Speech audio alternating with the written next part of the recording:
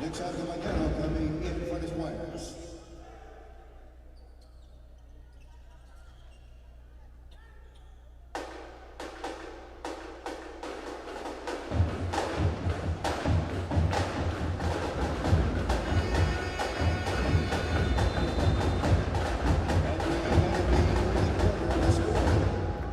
For the Letran Squires and 21 for the EAC Brigadiers.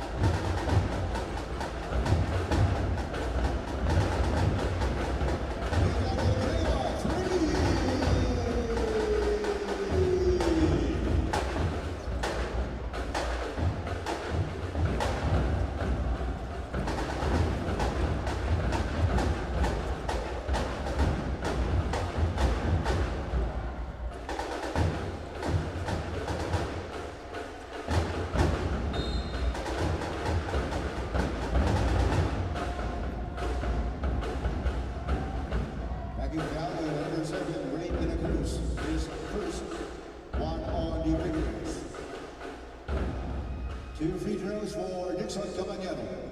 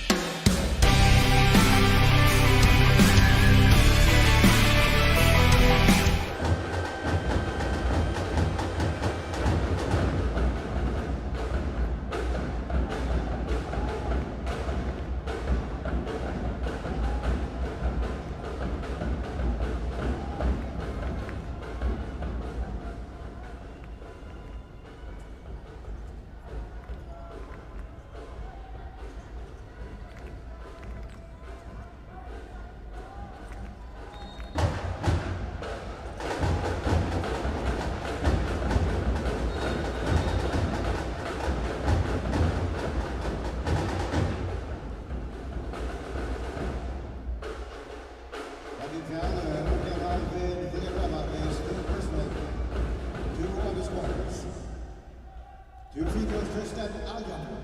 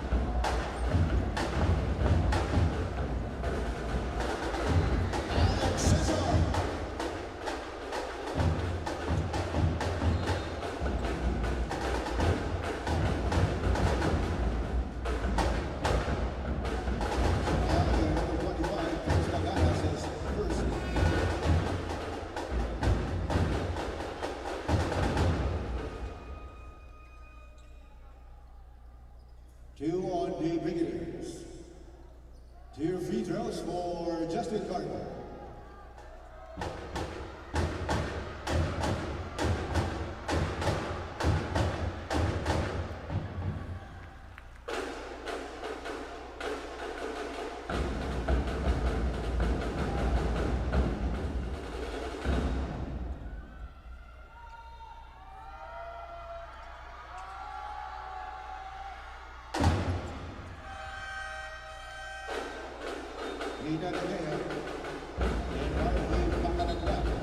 Coming in for the Spartans.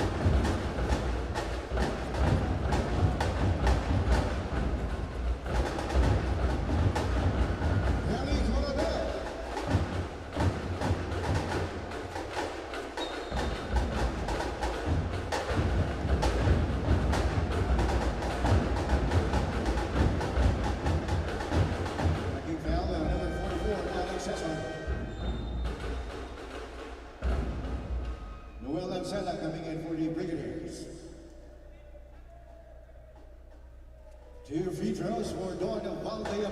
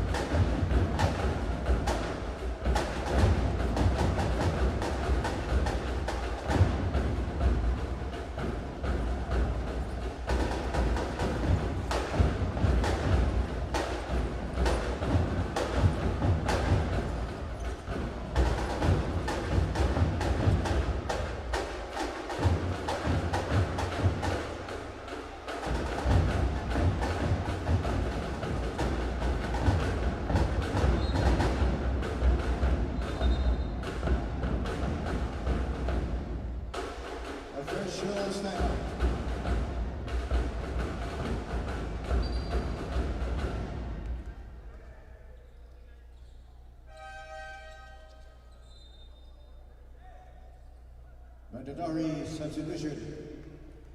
James Castro coming in for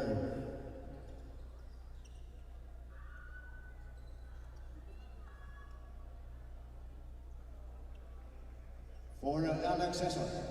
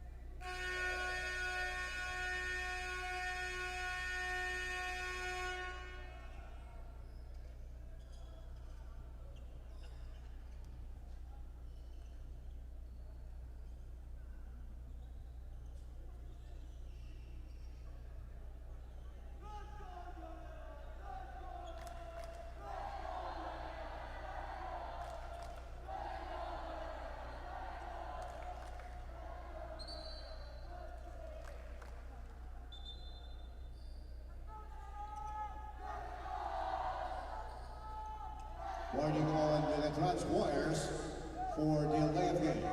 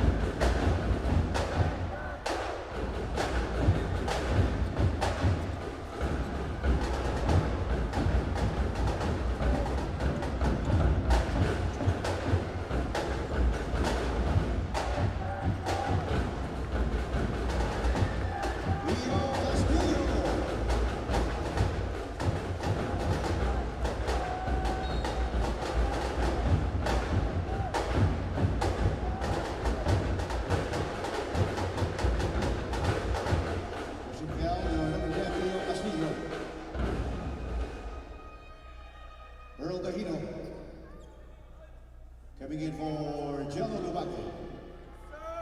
To free throws, Justin Cargo.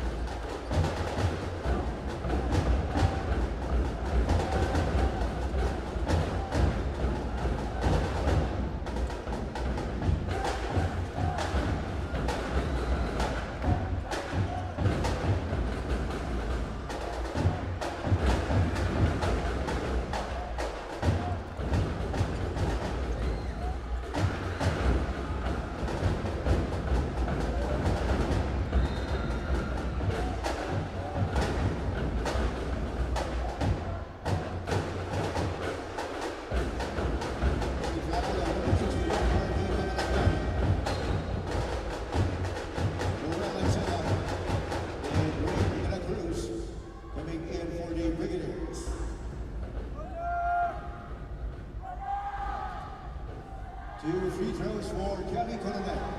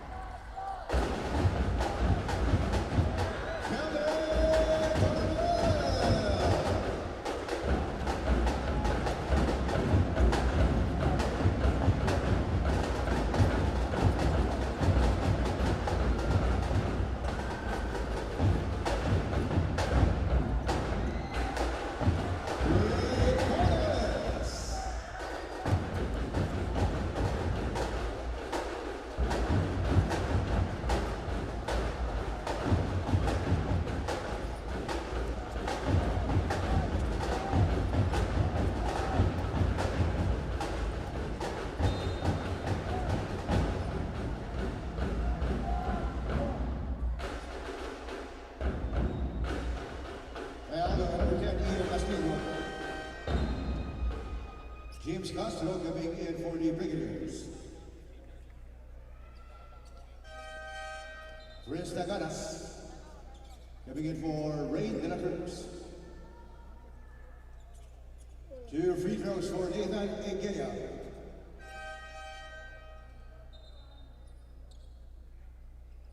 Alvin Villanueva coming in for the Squires.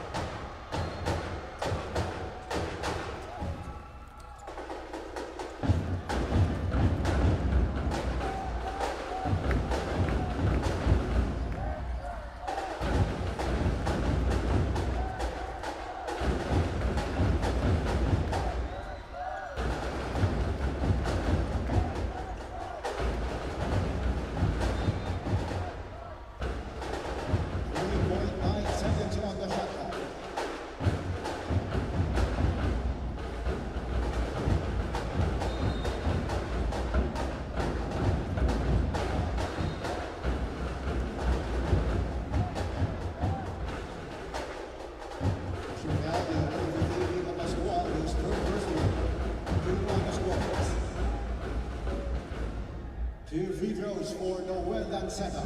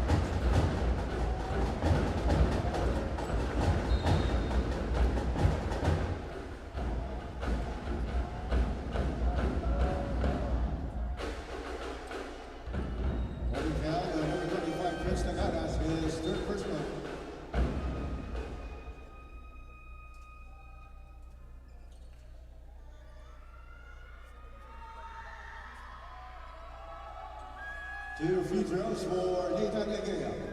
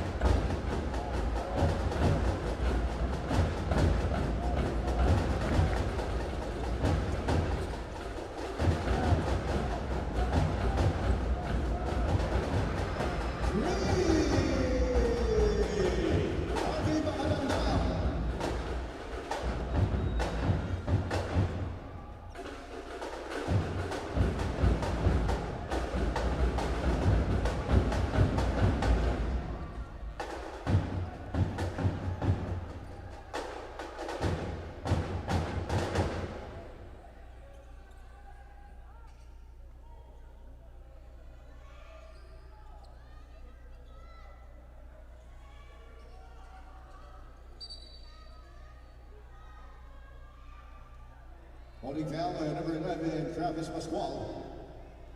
His second for the squares.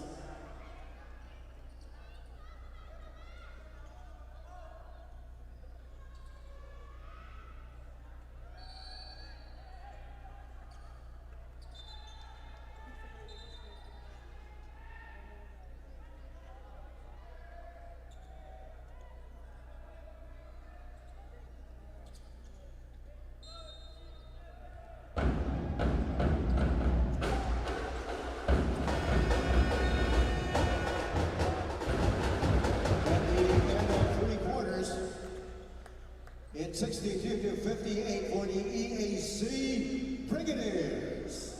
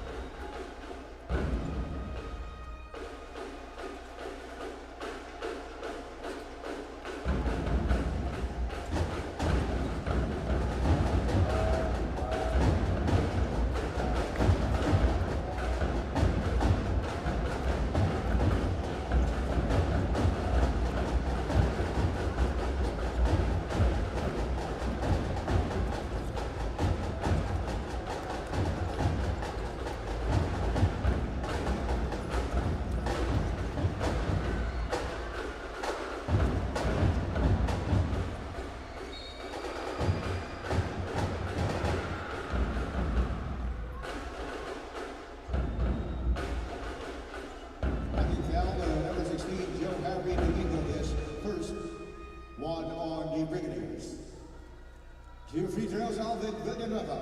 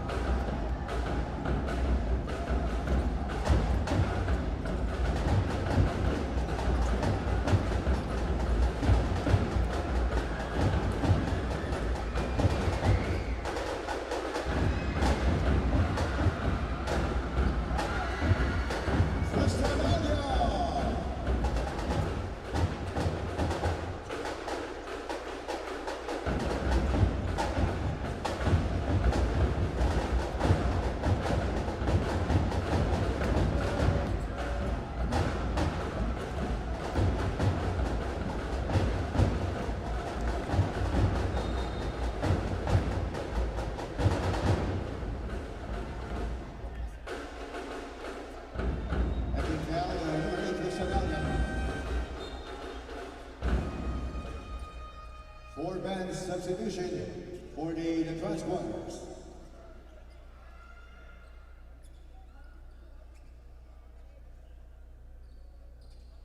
Two free throws for Harvey Makadanga.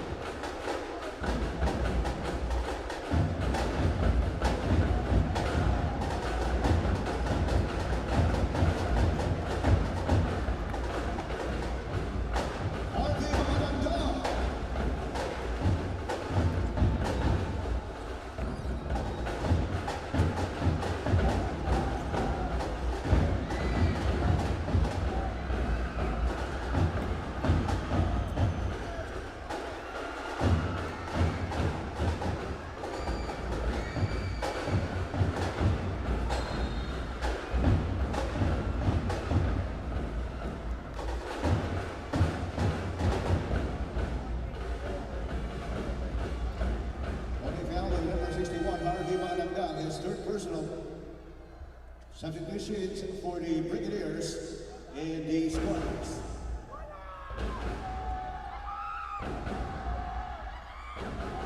Two free throws, Kyle.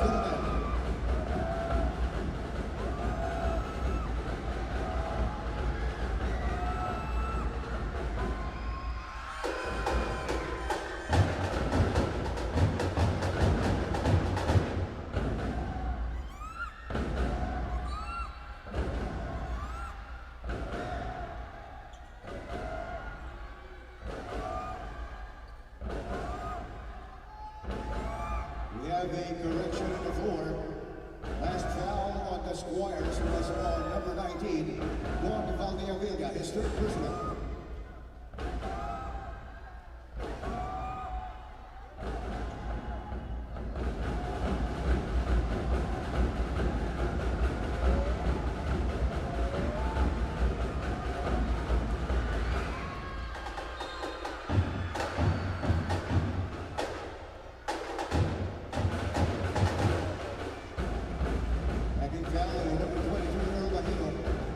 Second, two on the squares. Two free throws for Noel and Seta.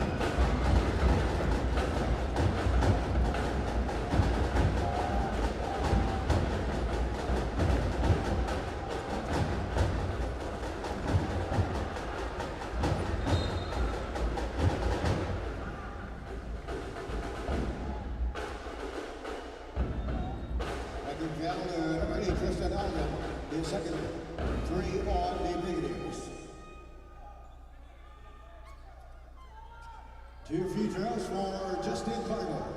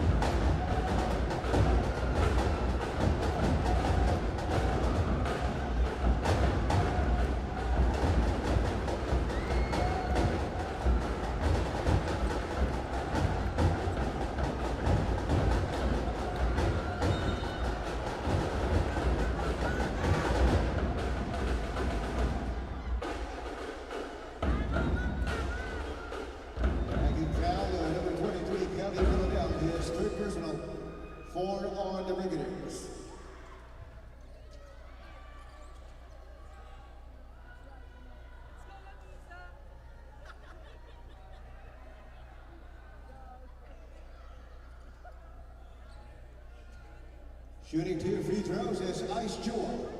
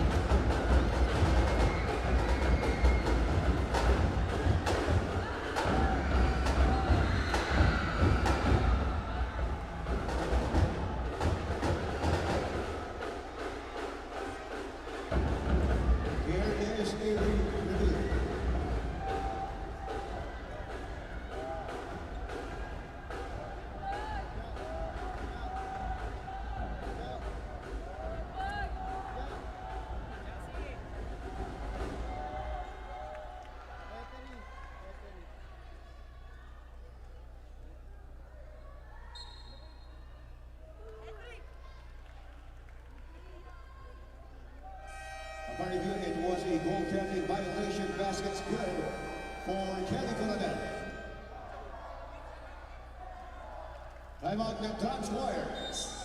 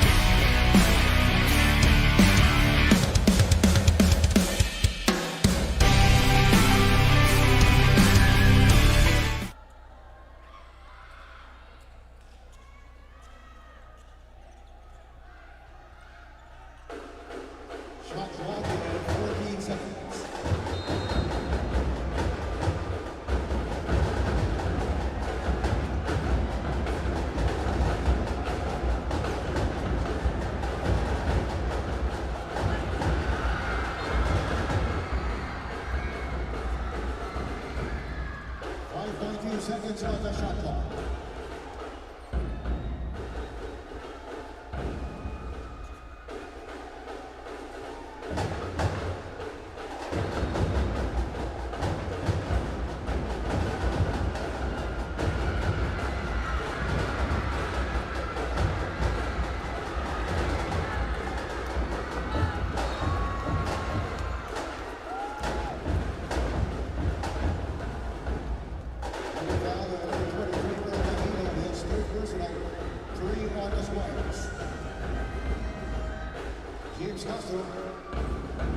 Coming in for Prince.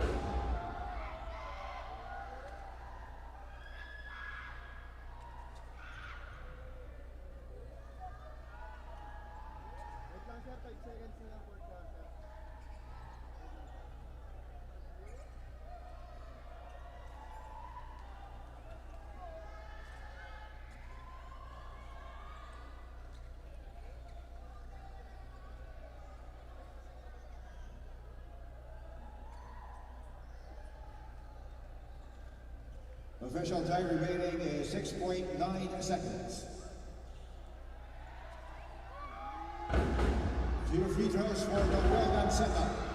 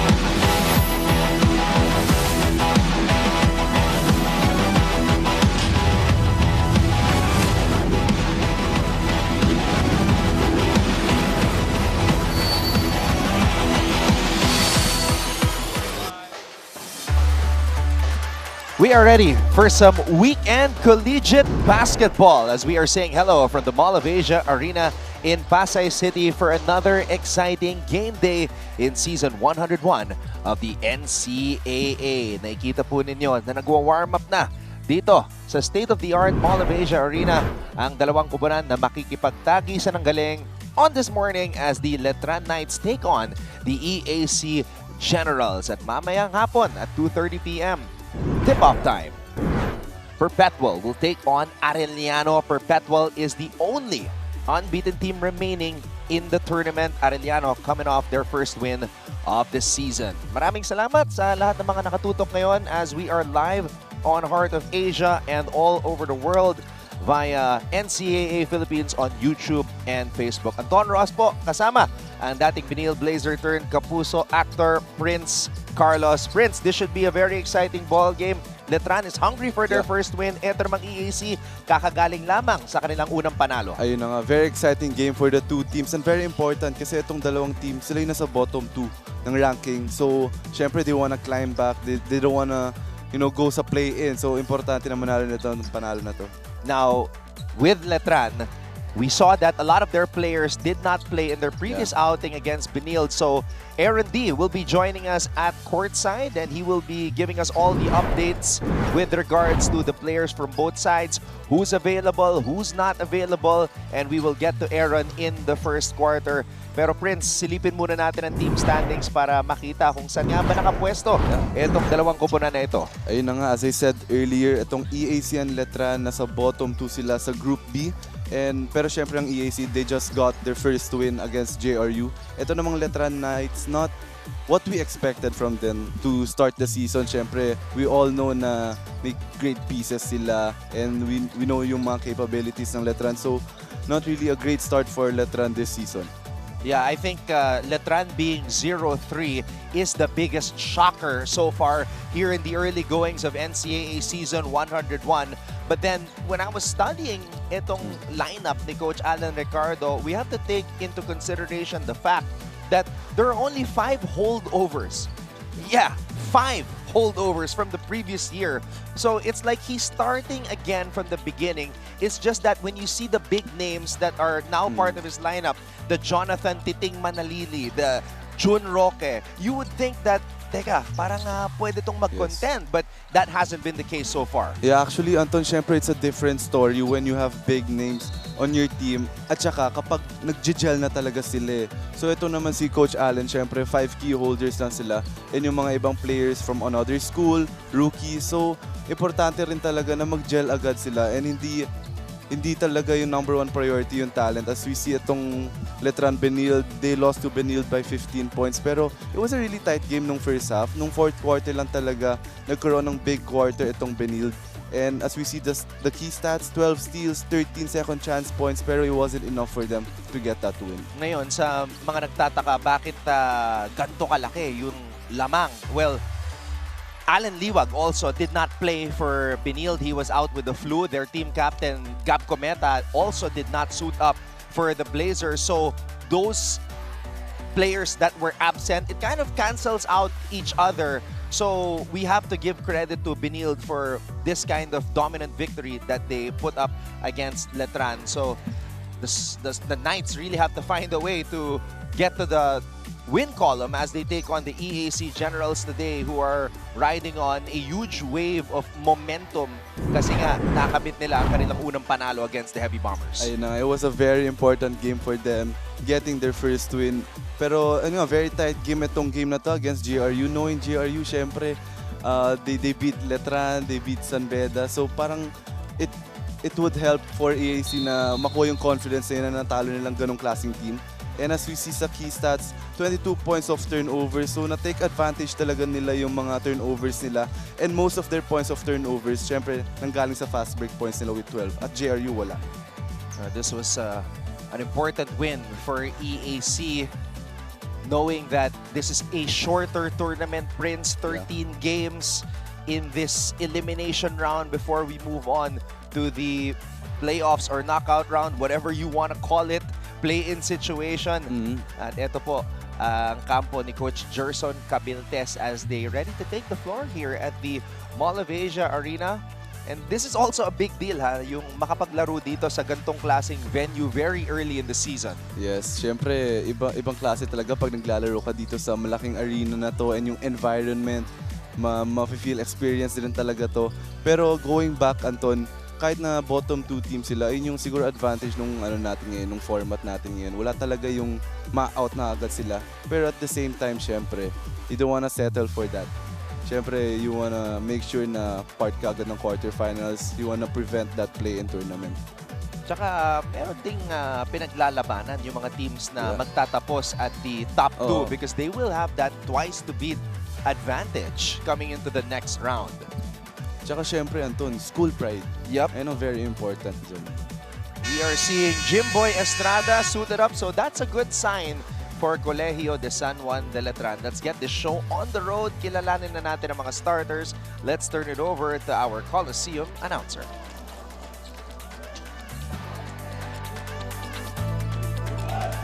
Magandang umaga mga kapuso! Mula sa Mall of Asia Arena, Pasay City, ito po ang inyong NCAA Season 101 Building Greatness Live ngayon sa Heart of Asia, Worldwide GMA News TV at may live streaming pa sa gmanetwork.com, NCAA Philippines website, YouTube, and Facebook. This is the first of our Saturday's doubleheader in Season 101 Seniors Basketball Eliminations of your NCAA. Let's first call out the starters of your Letran Knights. At guard number 1, Lord Gaban. At forward number 4, Kevin Santos. The other guard number 13, Moses Manalili. At center number 14, Aaron Buensalida. And the other forward number 77, Alex Gasengan. Your head coach is Alan Ricardo. Check out now the starters of your EAC Generals. At forward number 3, J. Roland Omandak. At guard number 14, Nicole Kinal. At center number 28, Jello Doristo. The other guard number 71, Aldeo Lucero. And the other forward number 81, Jude Bagay. Their head coach is Gerson Cabildes. Officiating this ball game, our crew chief, Aaron Cañete. Umpire 1, Let's take a look at the starting unit for Coach Alan Ricardo. You have Jonathan Manalili, Chad Gaman, Gazingan, Kevin Santos, and Buen Salida. At para naman sa kupunan ni Coach Gerson Cabiltes, you got Jude Bagay, Team Captain Nico Kinal, Lucero, Oman Omandak, and Jello Loristo. Our officials, Cañete, Baltazar, and Chico. It will be Loristo and Buen Salida jumping it up here at the Mall of Asia Arena in Pasay City. Knights versus the Generals, and we are officially underway. Titing Manalili has the basketball. Manalili, in his rookie year, number 4 in scoring, averaging 15.7 points per outing. Goes to the post up right away as Kevin Santos misses from the free throw line. Yeah, malaking bagay itong si Jonathan Manalili last game. As we witnessed si Manalili last game, he was cramping up na, and he played for 31 minutes, so that just shows na he went full force, he went 100% during that game. He laid it all out on the floor. He even tweaked his left ankle in a scary moment for the Knights, but glad to see he's okay. And even after that, naglaro pa rin siya eh. After niya sinap, nagpahinga lang siya ng konti, pinagpag lang. Pero bumalik pa rin siya. The fighting spirit of this guy. Buen Salida. Oh, called for steps there. The way Manalili looks and moves though, we know he sat out last year. Last year was supposed to be his rookie year. But he's always been like a mature presence on the court, even during the juniors year when they won the championship in season 99 and he was finals MVP. Very gifted player itong si Jonathan Manalili. And syempre, we can't disregard the fact na naglaro rin siya international na rin. Kahit hindi siya naglaro last year, nakapaglaro siya sa SGA. And syempre that gave him the exposure, experience, and for sure yung mga natutunan niya doon, dinadala niya ngayon sa season na to.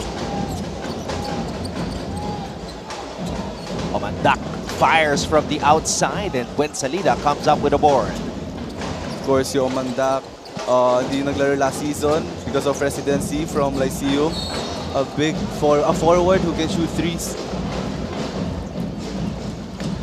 Manalili, who has been assertive on the scoring end sa pagsisimula ng laro na to, Prince. It looks like he's making a concentrated effort to set up his teammates. Yeah, and knowing Manalili, syempre, hindi lang naman siya all about points. All-around player talaga. Last game, almost triple-double nga. So, he really makes sure na involved talaga yung mga teammates niya. Let's try to find out what the teams have been working on coming into this game and who's available, who's not. Punta natin si Aaron D. Injuries, illnesses, and tough breaks. It's been that type of season for the Letran Knights. But this time, they're looking to bounce back after that tough loss against Benilde in their last one. According kay co-captain Deo Quahaw, it hasn't been the best of starts for them in this season. Mahirap pag may sakit at injury sabay-sabay, he said. Pero kaya namin ito. Malaki ang confidence ko sa team namin at buti na lang ganun yung format. Kahit slow start kami, may chance pa rin kami makapasok. Head coach Alan Ricardo echoes on that belief. The most important things are the vibes from the boys, he shared. Nandun pa rin ang tiwala nila sa akin, sa sistema. At kahit hindi maganda ang start namin, mahaba pa rin ito. Anything can happen with the new format. Letran is still missing the services of June Roque, Nat Montesilio, and Jos Poli in today's matchup. But through it all, the Knights may be short-handed, but never short on belief. Back to you guys, Anton and Prince. I like it. When you're navigating stormy weather, you know, you have to band together as brothers and, you know, maintain that trust in your captain. And that's good to hear na yung tiwala nandoon pa rin para kay Coach Alan Ricardo. Tsaka big factor din dito na meron kayong great pieces, packed yung lineup nyo kasi syempre pag may na-injure, meron papalit talaga.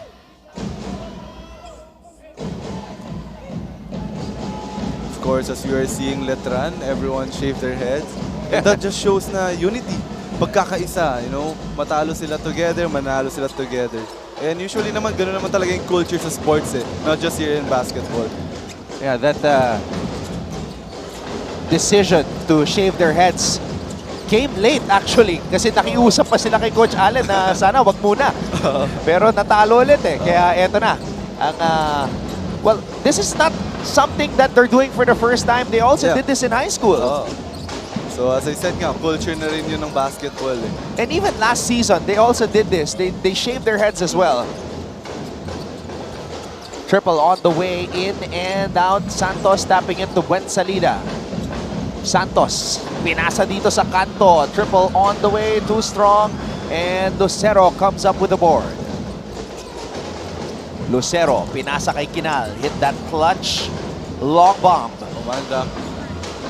And great find by the captain, Kinal. Nakita si Oman Omandak. Yep, yun na nga ba yung play ni Omandak talaga. That's how he plays. Sa top of the three-point line, yun talaga yung specialty niya. Gamad. Gazingan. Manalili pops out. Gazingan, napitawan ng bola. Pinasa dito kay Gazingan. Back-to-back misses for this guy. Lucero accelerates. Kinal, libre mula sa kanto. And Gazingan comes up with a board. Here comes Manalili. Manalili. Santos will head back to the line for two.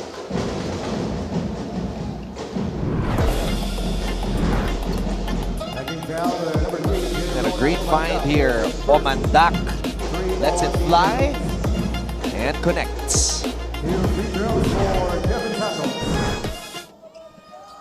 Very animated Coach Gerson Cabiltes, hoping that his team will start stacking wins early here in season 101.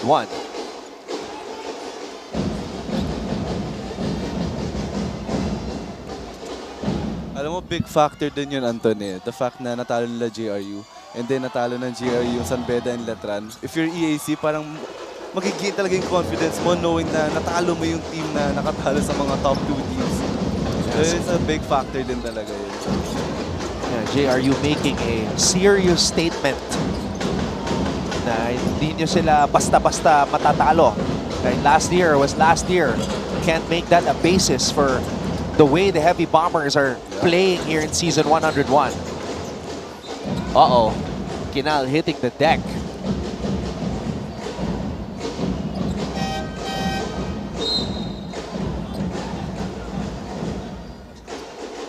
Kaya naman ngayon, papasok muna si Mark Denver Omega, team captain for the Knights.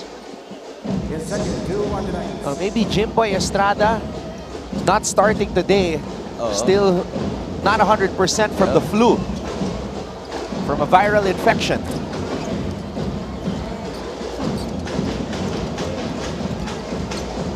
Lucero, dangerous pass. 10 seconds on the shot clock. 10 seconds to shoot.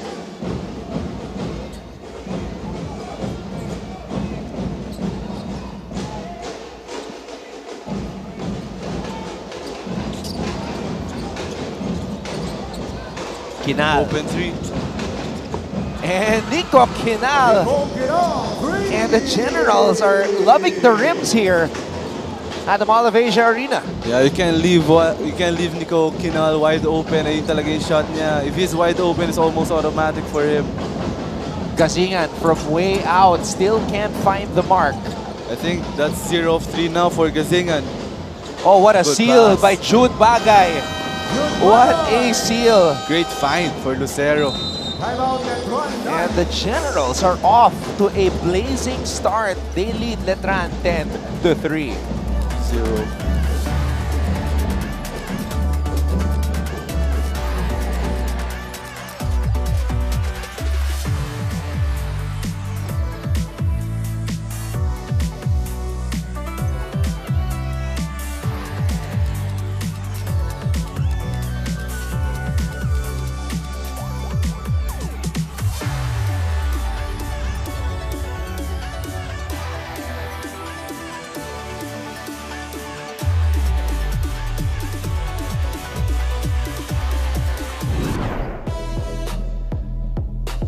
Jonathan Moses Titing Manalili, Season 99 Juniors Finals MVP and champion from the Letran Squires. We see the talent, we see the fearlessness, we see the potential. He is everything you want in a point guard, and the best is yet to come for this young man. Ito, kahit na rookie pa lang niya, parang the way he's playing, parang nasa prime na nga siya, Anton eh. At look at this stats, 23 points, 8 rebounds, 9 assists, and 31 minutes. So makikita talaga na siya talaga yung to map up last game, knowing na madaming nawala sa Letran, siya talaga nagbigay ng positive energy for Letran. Flirted with a triple-double. And very impressive in a lineup like this that he has emerged as their leading scorer in the early goings. The expectation was number 26 would be that guy, Jimboy Estrada. And speaking of Estrada, here he is. He's in the game right now along with another high-scoring guard, Deo Quahao, as Manalili scores. Oh! That was an elbow by Lucero. That's a no-no. You know, the way he attacked the basket, Anton, very composed. Alam na alam niya yung gagawin niya. In control siya with that floater.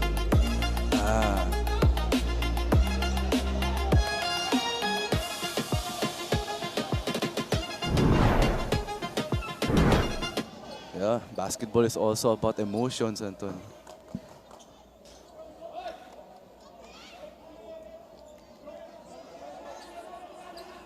We saw it, Prince, from our vantage point. There was a clear elbow swing there, right to the ribs of Manalili. Dinibdiban ni Manalili eh. Pero kasi usually yung bumabawi talaga yung nahuhuli and natatawagan talaga. So we really have to control your emotions.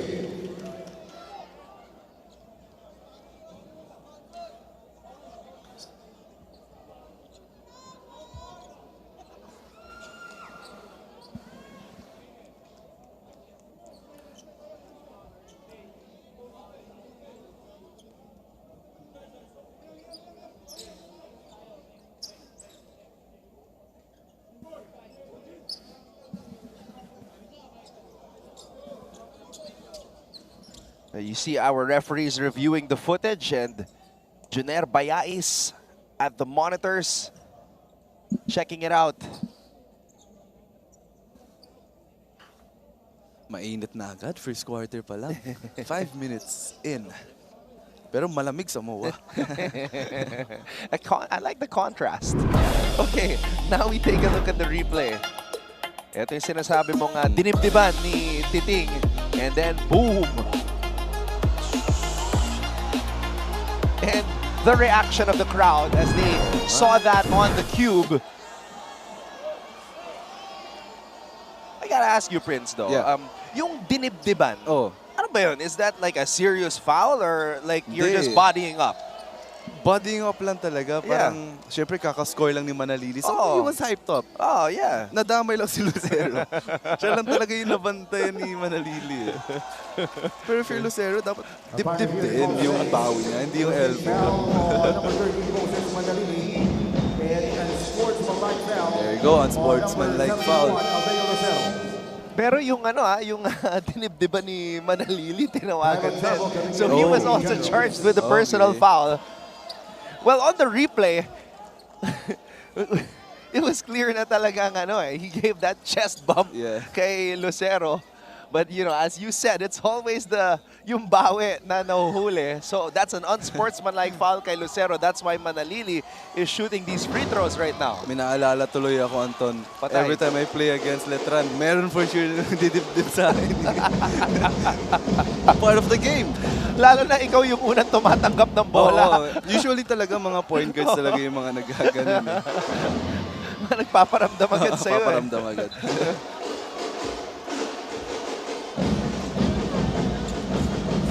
So Manalili with 4 points. Lucero checks out of the game. Kylo Chavo is now in for the Generals.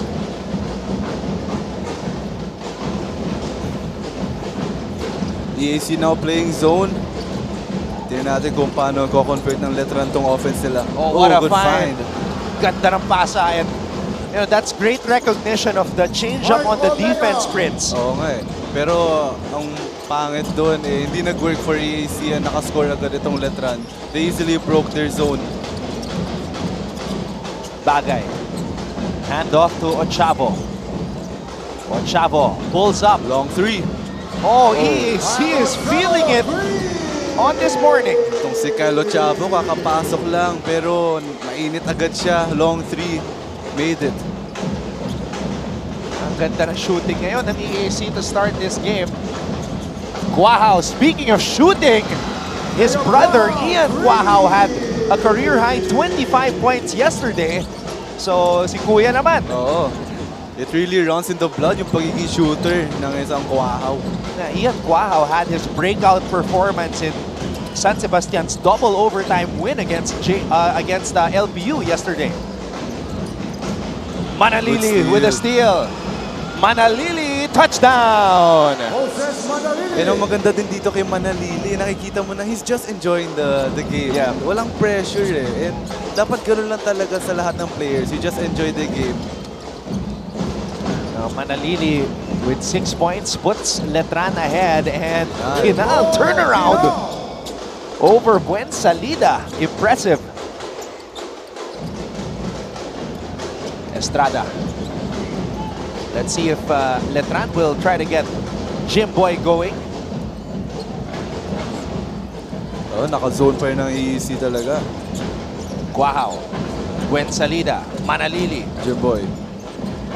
Estrada. Estrada misses. Manalili. Oh, What a showtime! pass. Ooh! Ooh. Oh, that's a shocking miss to me because Estrada, that's usually money. Yung mga bank shots ni Jimboy. Yeah, that's layup for him.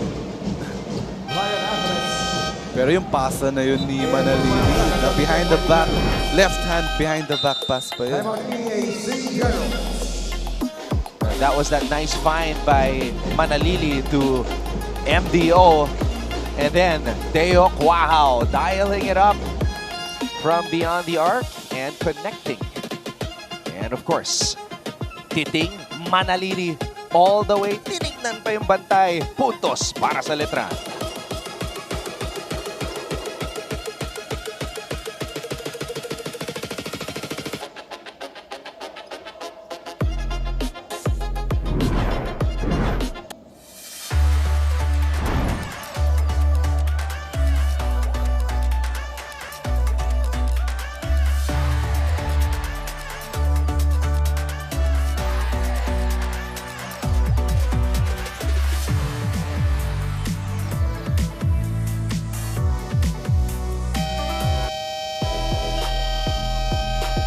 Wilmar Oftana.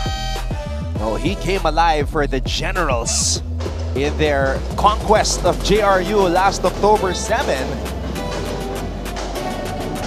There were 3 guys who scored in double digits in that game, Omandak, Kinal, and Oftana. Oftana top scored for EAC. Of course, veteran guy ng EAC, one of their main guys now.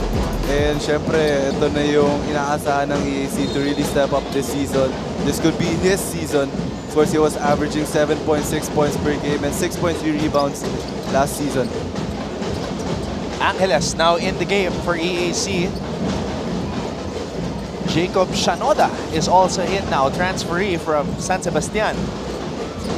Another 3-point bomb for EAC. That's what's keeping them alive in this game. Second triple now for Chavo and fourth triple for EAC. 4 out of 6 for the Generals.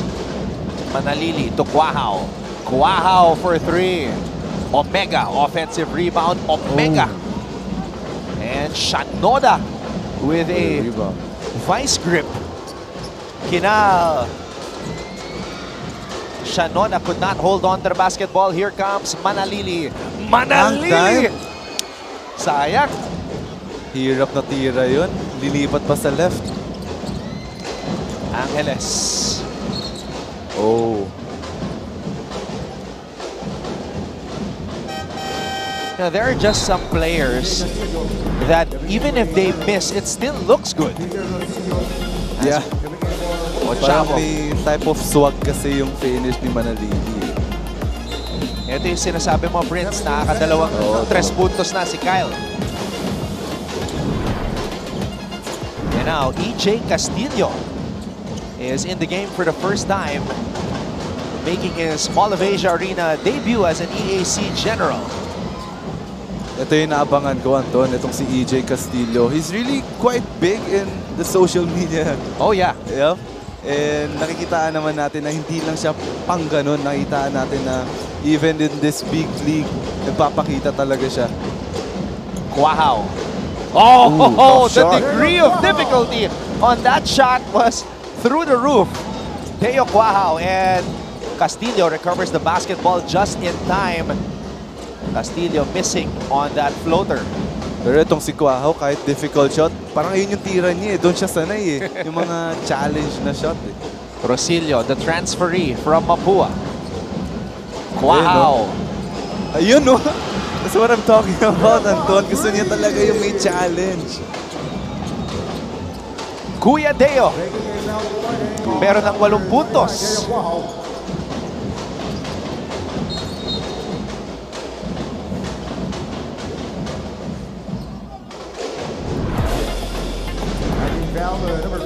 All right, Prince. Kindly break it down for us. Here we go. You know, pwede na niya tirahin yun. Hindi na niya kailangan pump fake. Pero because of that pump fake, mas lumapit yung defender. Which is, napapabor pa kay Vince Quahao. And ito naman yung 3 points niya. Medyo wala nga landing spot dun. So, possible pa matawagan ng foul. This is a good sign for the Knights. Kulang na lang magkaroon ng explosion itong si Jimboy Estrada. He's had his moments, but you know, maybe that viral infection is still bothering him a little bit. Oo, hindi pa siya ganun ka 100%. And ang hirap din maglaro kasi coming from a sickness eh. Siyempre, hindi ka ganun, yung body mo hindi ka ganun in shape. Tapos maglalaro ka agad. So, nangangapa pa yung katawan niya. Yeah, clearly yung bank shot niya kanina, that's not Jimboy Estrada. Tapeño. Tapeño to Jimboy. Jimboy from the baseline. There we go! Narinig ka, Anton. But it wasn't a back shot. Siyempre, ang hirap nun, corner 3. But it's a good sign for Estrada and for Letran. Just imagine if all the pieces that Coach Alan Ricardo and the Letran management put together come together. Yeah. It's gonna be some serious problems here. It's gonna be so hard to stop Letran pag ganun talaga nangyari. You know, coming into the game or season, Everybody was raving about how 2 free throws loaded for this Battle of roster Jumbo. was for the Knights. It just hasn't translated yet.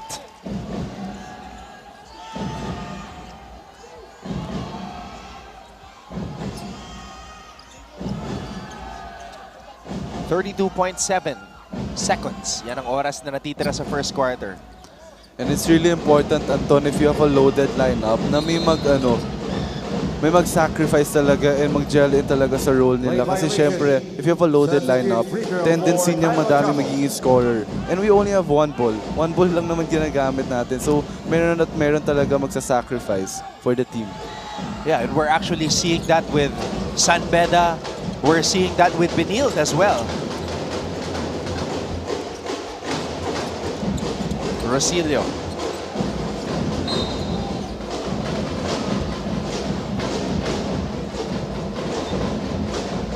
Rosilio is a guy that you played against, Prince, and also a very energetic and pesky point guard. Oh yeah, very pesky guard here. Defensively, ang hirap makatawid ng bola. If he's the one guarding you, and offensively talaga, may iwan ka niyan if you relax.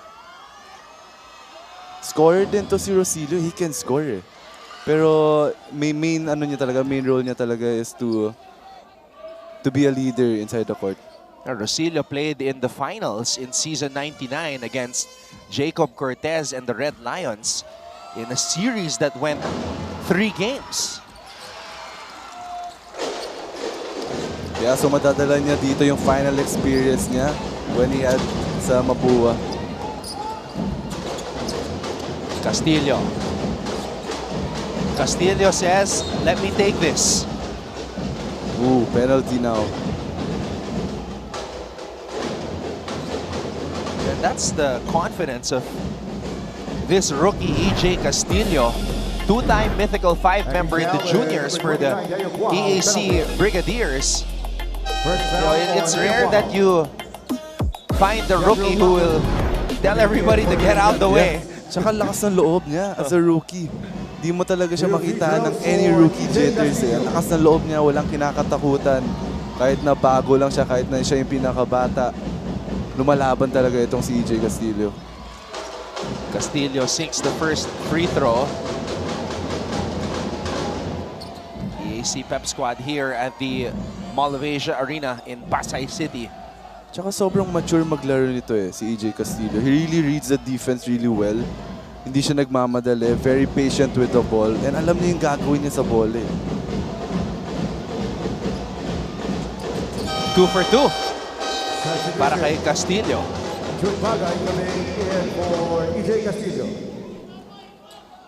So a defensive substitution here as Letran will try to end the first quarter with another basket.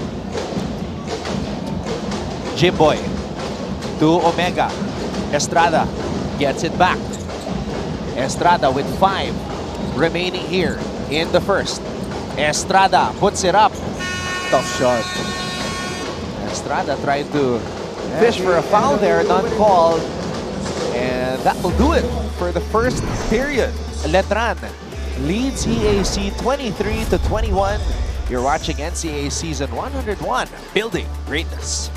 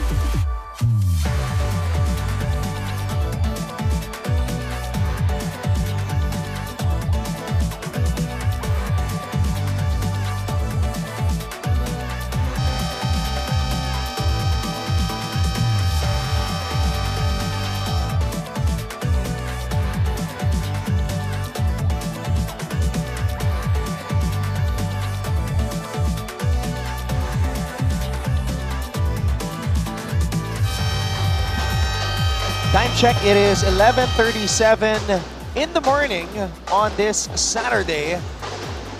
Ladies are out on the weekend, looking very nice as they enjoy this matchup. Hey, some familiar faces. San Sebastian legend Alin Bulanadi and Harvey Pagsanhan. Oh, Bulanadi, during his heyday here at the NCAA, was a bucket. Yeah. And unfortunate enough for me, nakabutan ko pa si Bulanadi during my rookie year. Castillo, the fundamentals of this kid, very impressive. And the way he uses his pivot, parang na-master niya na talaga yung move na yun, yung mga pivot niya, footwork. Rosilio versus Ochavo, two pesky guards going at it. Rosilio. Oh, what a pass. Si Omega yung hinihintay ko ngayon, Anton, this season na to have an explosive game. Para hindi pa natin siya nakikitaan. And knowing Omega, alam natin yung kakayanan niya sa Perpetual. So hinihintay natin na gawin niya yun dito sa Letran. Yeah, Omega is a beast on the boards. Oh. They want a push. It looks like there was a push. Di naka-take off na maayos si Omega doon. Si Ochavo yung... Matigas din si Ochavo eh. Maliit yan pero matigas. So even pati si Omega, nag-iba yung nag-iba yung direksyon ng katawan eh. Pero alam mo, Anton, yun yung pinakamahirap na defender. Yung maliit ka, na matigas, tapos mabilis. Mahirap ka talaga kasi you have to really go low para hindi ka maagawan ng bola. Oh, another one down. It's Deo Quahao.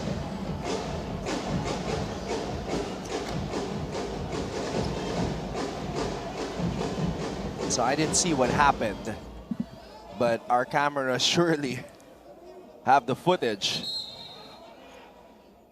And our referees, just like the elbow by Lucero, will review it. All players, please proceed to the shaded area in front of your respective benches.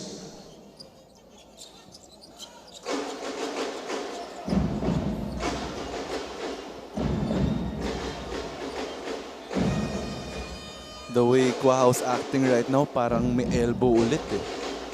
Pero let's see.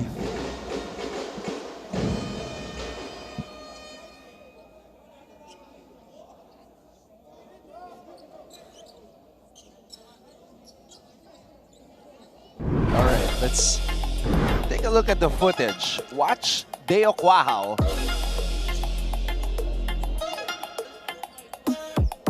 Teka, parang sarili niyang kakampi eh.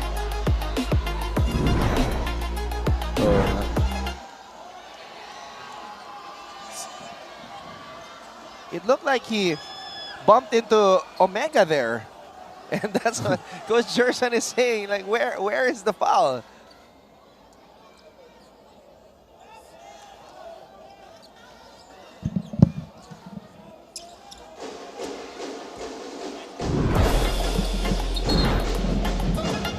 Alright, panoorin natin muli.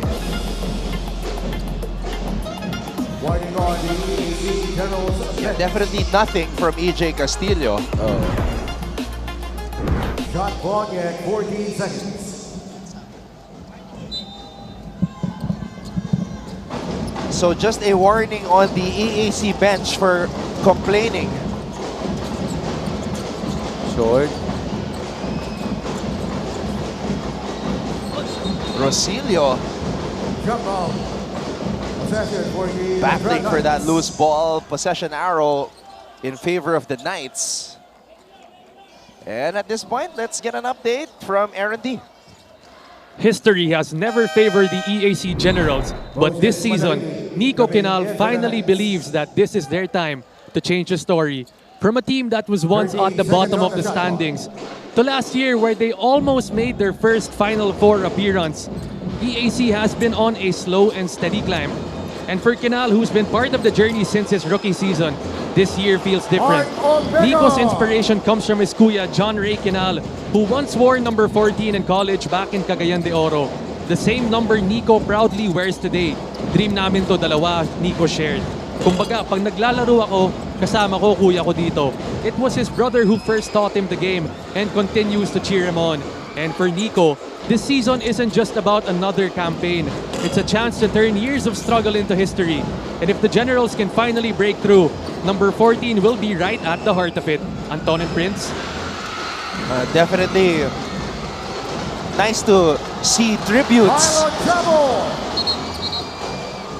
A great story there on the EAC captain, but another 9 on the floor. It's Omega. No.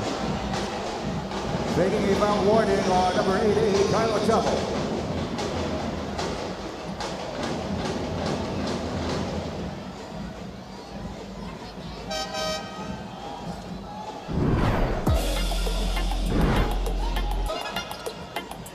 Let's try to see kung ano ba nangyari dito. Here's Estrada with the crossover and then Omega slipping.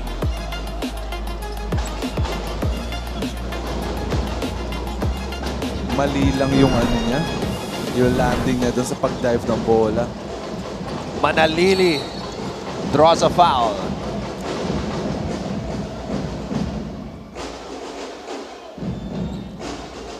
Taking foul at number 0, Brian Aquinas. Ito si Manalili, low-key athletic rin eh. No? Lagi siya nag-hang time eh. Pero parang hindi halata sa kanya eh. So, Manalili is listed at 6 feet tall.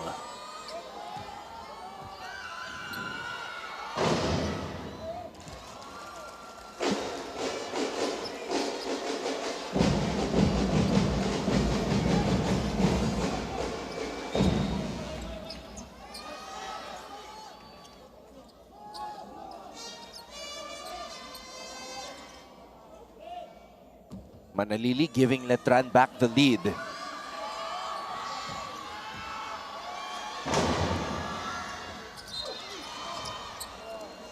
Lane violation.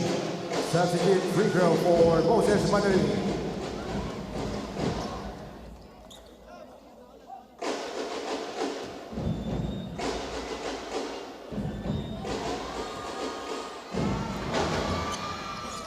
Oh, Manalili missing even on the mulligan. Yeah, miscommunication there for Ochavo and Oftana. 14 Careless seconds on the shot turnover.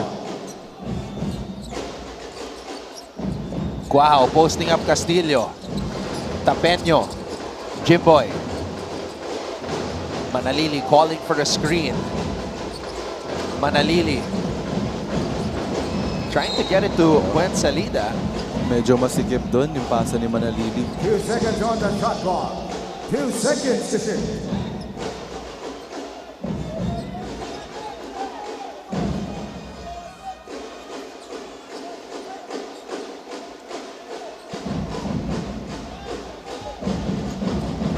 Salida has to fire. Great fire. Salida.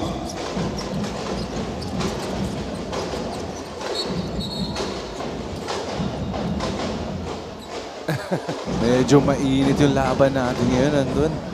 Doria and Very physical. Estrada getting into it. Actually, before that, si Castillo at saka si Cuahaw. Ngayon naman si Doria and Estrada. One on the night. Giallo Loristo coming in for the Generals.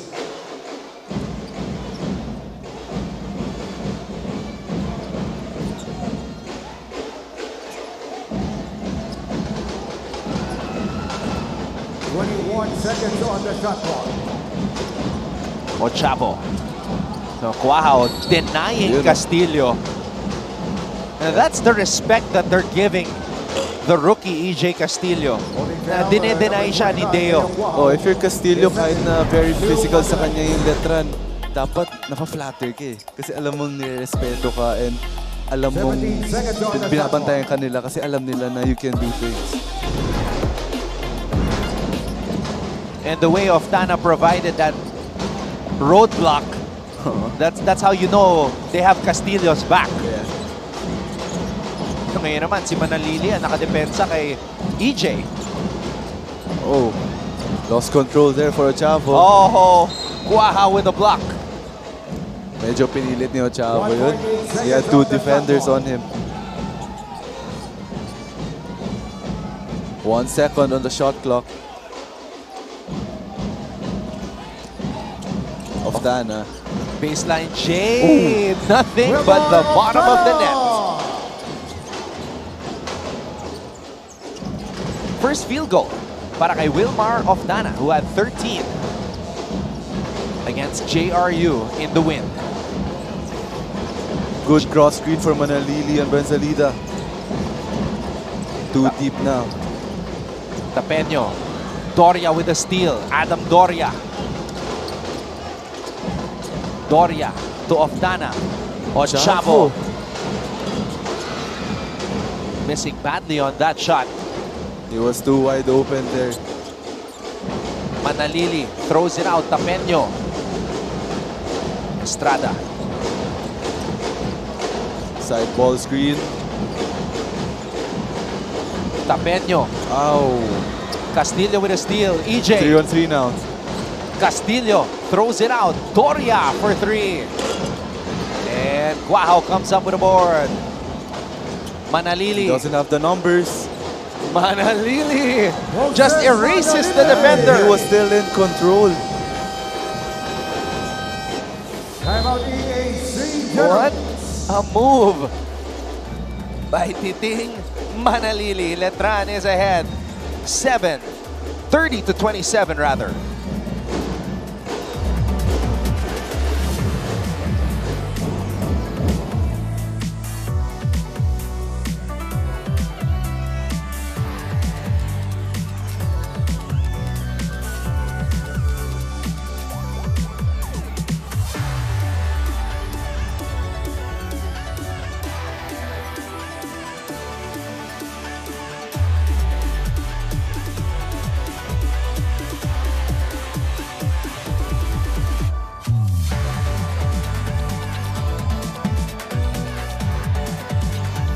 Yan po ang kampo ni Coach Allen Ricardo.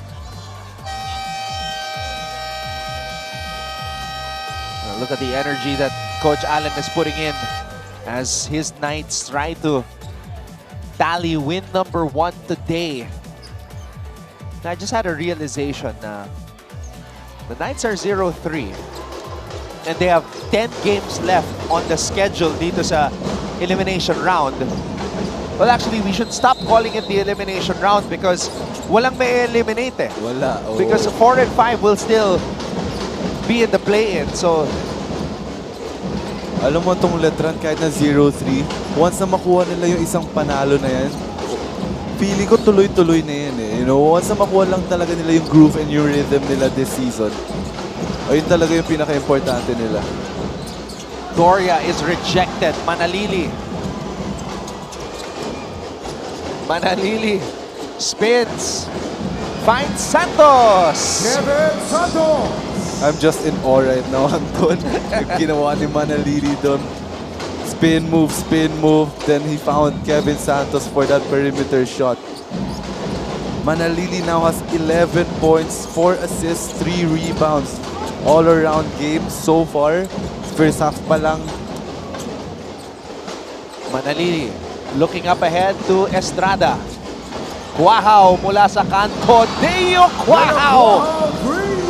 And now the Knights are feeling it. Yeah. It's a good momentum for Letran. This is one of the best stretches that we've seen from Letran this season. 4 seconds. Tolentino from the logo.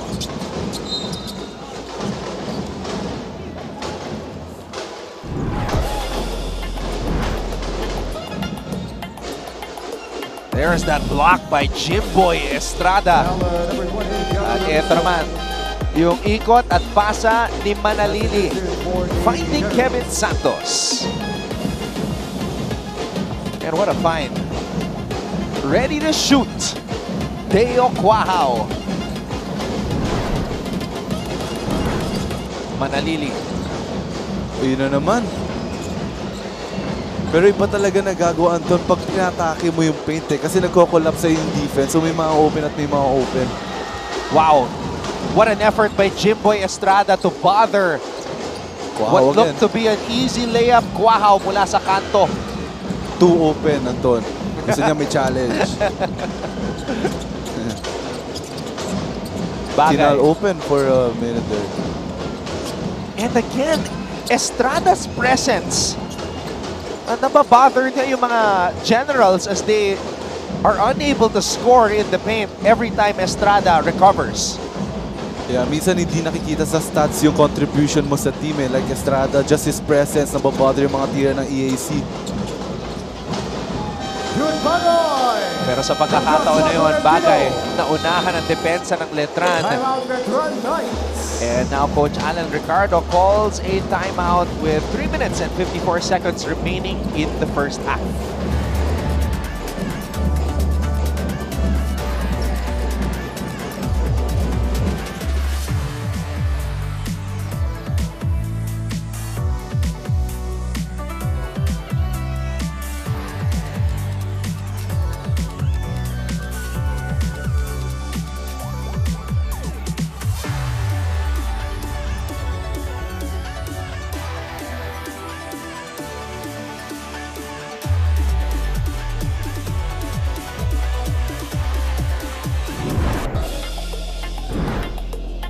Let's take a look at this last basket. Sa pagkakataon na yun, naunahan ni Jude Bagay ang depensa ng Letran.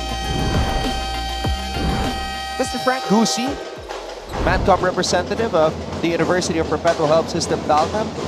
Father Vic Calvo of Colegio de San Juan de Letran.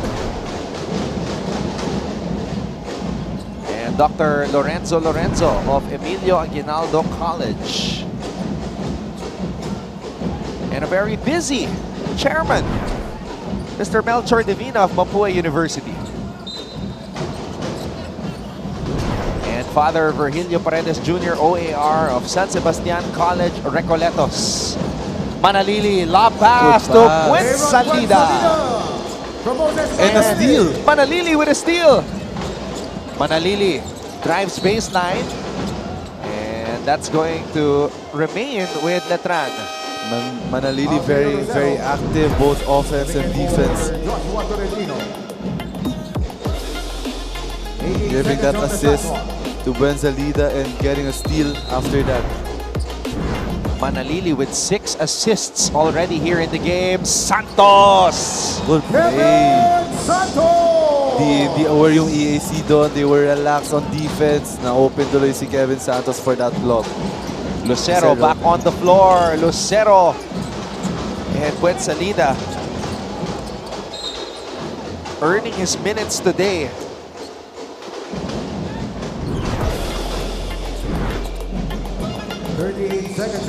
And look at the 6'6" big man from Masantol, Pampanga, Kevin Santos. Pero itong si Buenzalida, yun nga, sinabi mo, earning his minutes. Kasi may 7 rebounds na siya ngayon. So, ayun yung naging contribution niya ngayon sa Letran. Grabbing those boards.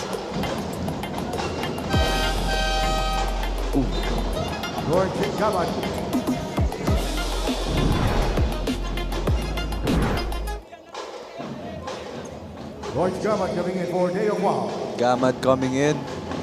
Another sharpshooter for Letran. He had 4 triples last game.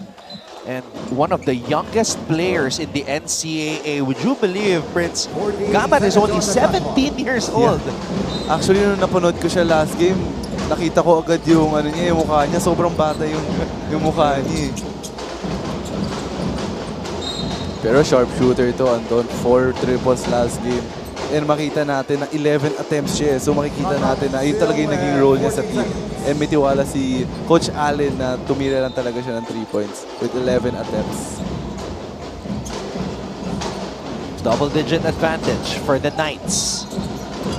And Lucero is able to draw a foul.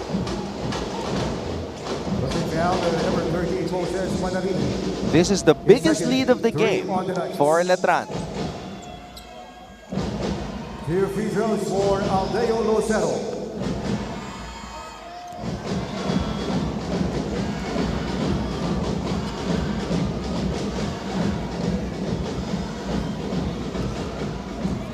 First free throw is good for Lucero.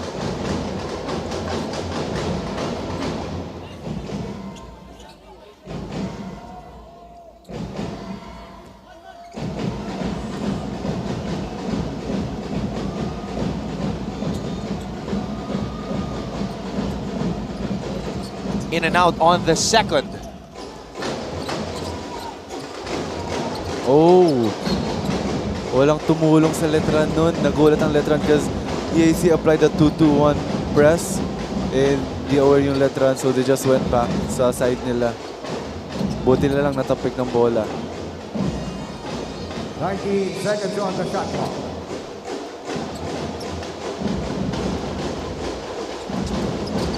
Gaman gives it back to Manalili. Manalili to Estrada. Binalik kay Manalili. Binalik kay Estrada. And Gaman comes up with the rebound and great effort from the Phil Canadian recruit who played for Top Flight Hoops Canada here in the NBTC.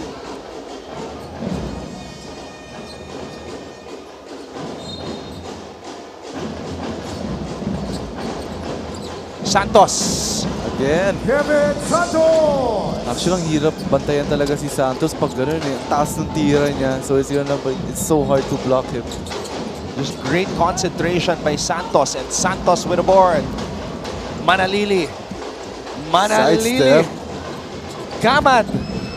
And Santos could not hold on to it. Bagay. 3-on-2 now. 4-on-2 now for EAC. Lucero to Kinal. Kinal knocks it down from the outside. Second triple na ni Kinal to. Estrada back to Manalili. Back to Estrada. Gaman with the board. Another rebound for Gaman. And another Fast uncontested fast break for EAC. Actually, yan yung 40 ng EAC, fast break points. Doon nakalamang sila last game sa JRU eh. Puro fast break points. So if they wanna get back sa game na to, they just have to outrun Letran. Manalili.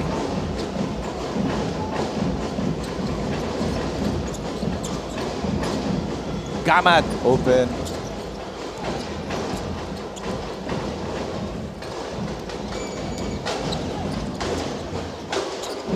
Oftana. Balik ang Eighth bola. rebound for Benzalida. Oh, Benzalida started today and has remained on the floor due to his effort. Good pass. Oh, Estrada missing on the alley-oop attempt. Another possession for Letran. Manalili. Manalili likes this matchup. No look. Santos fouled as he went up for that under goal stab. Foul number 81, Good Bagay, his first for RD General. Good find by Lucero. Coming in for Moses Manalili. Two free throws for Kevin Santos. Then on the other end, Jude Bagay scoring on the fast break. Santos sinks the free throw. Improving sa free throw itong si Kevin Santos. Usually kasi in the previous seasons, doon siya nagsa-struggle with free throws, with his finishing. Pero this season, parang nag-i-improve na siya. Santos now with 10 points. Make that 11. 2 of 2. Sweet touch.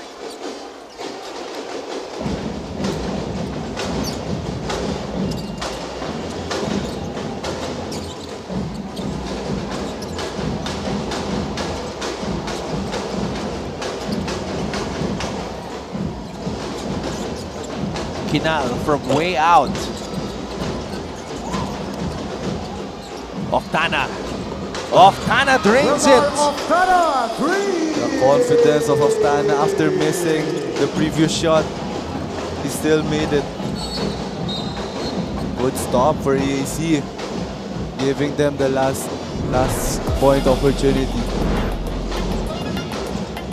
But look at the confidence of Wilmar Oftana on this shot attempt. And then the Generals forcing Letran to give the ball to Kevin Santos, who turned it over. 5 remaining here in the first half. Bagay, panibagong pagkakataon. Blocked by Buen Salida. Diyan po nagtatapos ang ating first half. The Letran Knights holding on to a 5-point advantage over EAC. You're watching NCAA Season 101, Building Greatness.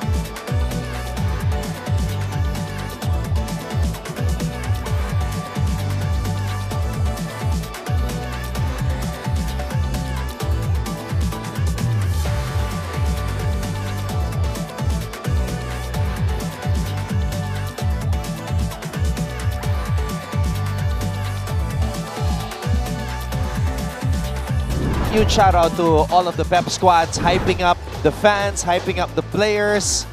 Much respect to everything that you guys do. Right now, it's the EAC Pep squad, the Mall of Asia Arena in Pasay City. Now we take a look at the highlights of this first period. Oman Dak draining the triple.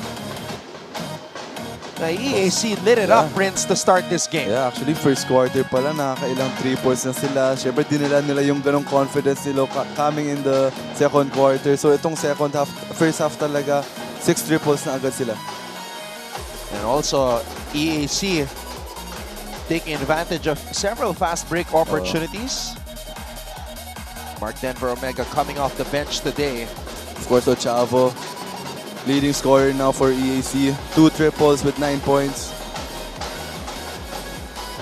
On the other hand, ito naman si Quahao for the Letran Knights with 11 points.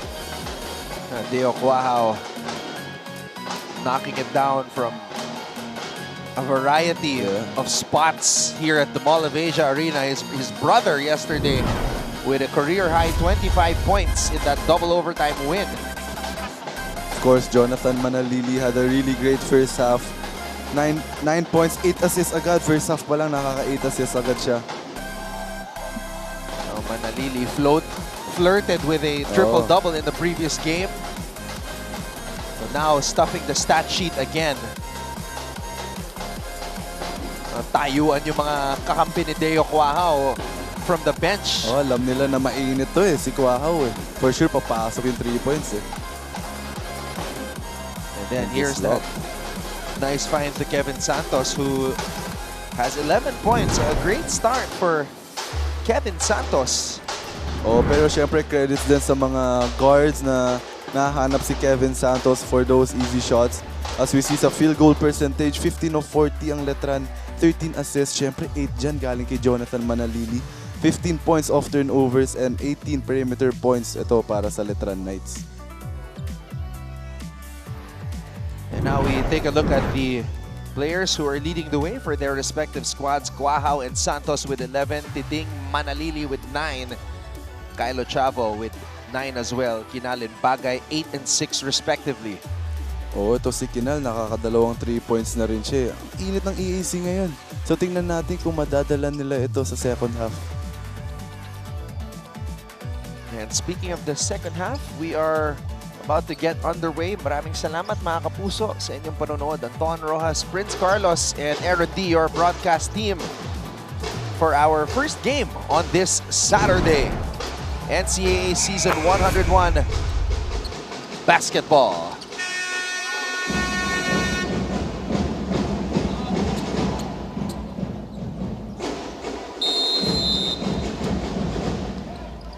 Third quarter. So it will be a Ochavo Kinal backcourt to start us off here in the third. Mismatch. Oh, wow. Jude Bagay. Great fundamentals on that move by Jude Bagay. Spin baseline and nice pull-up. Oh, what a catch. What a catch and finish by Kevin Santos. Maganda rin kasi pumwesto si Kevin Santos kaya niya nakukuha yung mga tira niya ngayon. And syempre credit sa mga pumapasa for recognizing their big man. That pass coming from Gwen Salida. Stepping. Di nakita ni Oftana, nakatapak na siya sa sideline. So another turnover for EAC.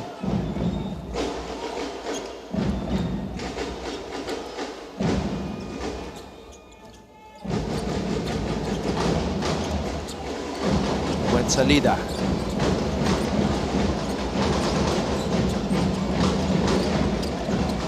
Manalili. Santos. Ayun, Gwen Salida from way out. Short.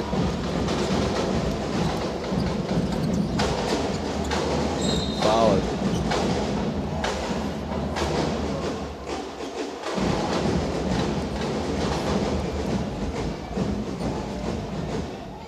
Holding foul, number 77, Alex Gazingan, his first one on the night. 19 seconds on the shot clock. Ochabo.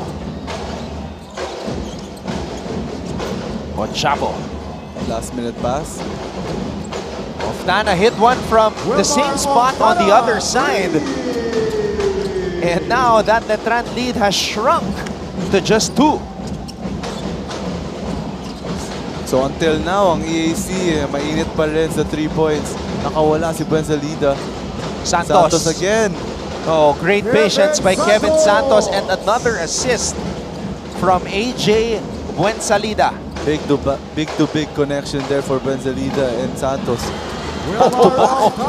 For Oftana. Third triple now for Oftana. Oh, Buensalida. Traveling.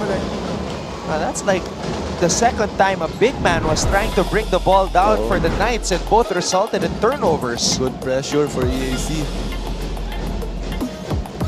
AJ Buensalida finding Kevin Santos. And then Oftana again connecting from the outside. You know, halos lahat ng points ni Kevin Santos, or actually lahat ng points ni Kevin Santos off the ball. Kinal. Quick trigger. And good effort for Oftana. box out ni Manalili yung tao niya. Kaya lang may nakaabang na Oftana. Luckily for Letran, they could not hold on to the loose ball. So Gazingan will check out. Estrada is back in. So you have a 5 of Manalili, Santos, Buensalida, Estrada, and Chad Gamad. Ochavo yung tumatao ngayon kay Manalili. Manalili to Buensalida. Oh, Loristo smothers him. Buensalida recovering and scoring on the under-goal stab. Itong AAC tumakbo agad. Oftana na naman. Wilmar Oftana with another one. And let's get an update at courtside from R&D. Inside the Letran huddle, Coach Alan Ricardo's message to his boys was firm and simple. Di natin dapat madaliin. His main focus was the three-point shooting of the EAC Generals and also to counter their zone press. A big performance once again para kay Wilmar Oftana, shooting 2 3-pointers early in the second half. As Coach Alan Ricardo reminded his guards to move the ball, stay patient and look for the best quality shot instead of rushing their offense. Above all, binanggit rin ni Coach Allen na a stronger sense of urgency on defense and effort on boards is needed. And before heading back to the court, Coach Alan Ricardo gathered his players one last time with a voice firm and his message clear, saying, "Atin na to." Anton and Prince? Crystal clear. Yeah. Instructions mula kay Coach Alan Ricardo. Ayun yung wear ni Coach Allen ngayon, yung 3 points ng EAC, pero mainit pa rin ang EAC ngayong second half. It seems that everything that the Knights are throwing at the Generals have a response. It's been that type of a battle, back and forth, effort on effort. Pero itong Letran, they're really sharing the ball well. First half pa lang, 13 assists na agad. Ngayon, 15 na. So, ini-involve talaga nila lahat. And nakikita nila yung mga best shot, possible best shot selection.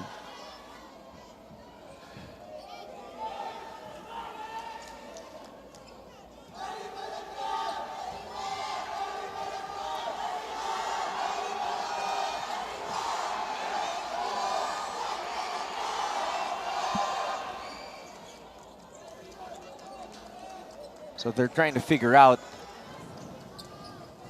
who will take possession here at this point of the game with 6 minutes and 29 seconds to go.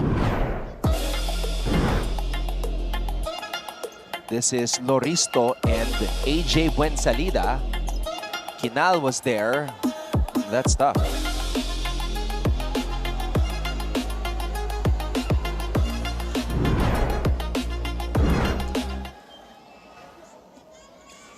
Buensalida pointing at Kinal na biglang pumasok sa eksena.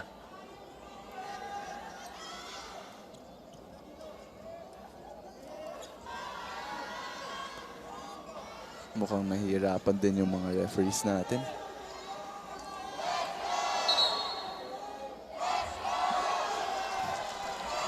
So it is Letran basketball. Last touch on Nico Quinal. Ball possession for the Letran Oh, full court pressure being employed here by EAC. Manalili. Breaking the press. Estrada. Gamad Oh. blocked by Loristo. Gamad from the corner, short.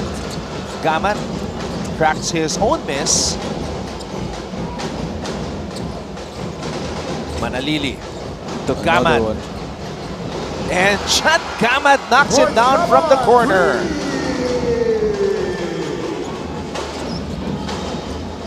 The 17-year-old making an impact.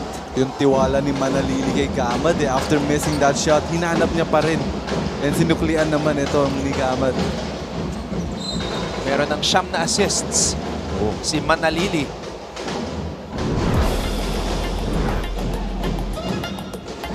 This was that block by Jello Loristo rising up. And defined by Manalili to the Phil Canadian rookie, 17-year-old Chad Gamad. Take a break. Back with more NCAA basketball after a few.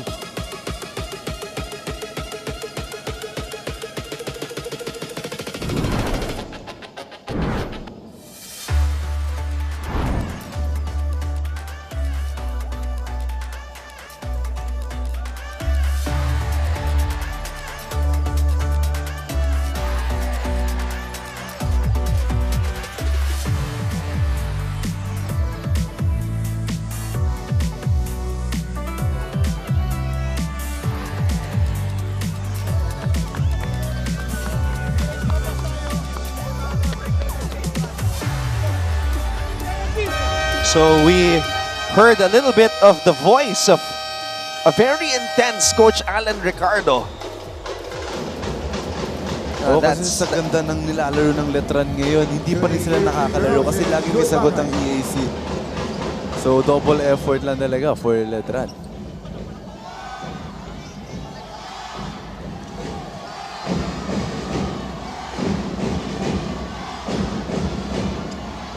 First free throw is good for Jude Bagay.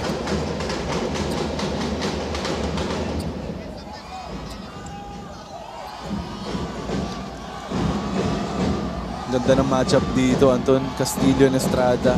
Same playing style, pareho perimeter game. Tingnan natin yung magiging matchup nila ngayon. Manalili. He's got Estrada on the corner. Naka-zone ng EAC. Gamad again! Back-to-back triples by Chat Gamad, and Manalili now has a double-double. His 10th assist in the game. Good recognition for Manalili. Nilolocate niya talaga yung shooters niya. Loristo.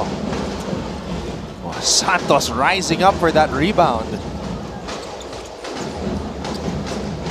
High ball screen. Rejecting the screen. Now he uses it. Good salida. Natapikan lang ng bola.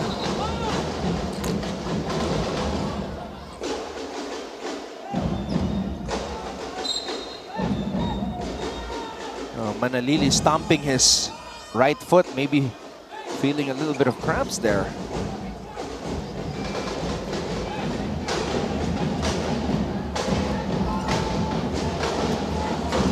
Chapo.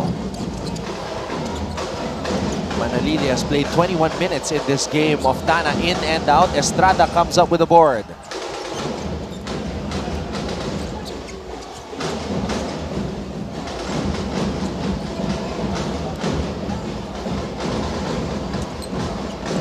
Gamad back to Manalili. Oh! Oh, nahawakan ni Ochavo. Yung jersey ni Gamad. Holding down the number 18 Tyler Chapel. Pero nakikita natin na hinahanap talaga nila itong si Gamad kasi mainit siya ngayon. And Aldeo Lucero coming in for the Generals.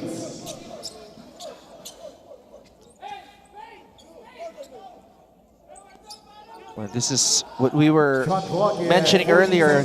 Double-double na itong si Manalili. 12 points, 10 assists.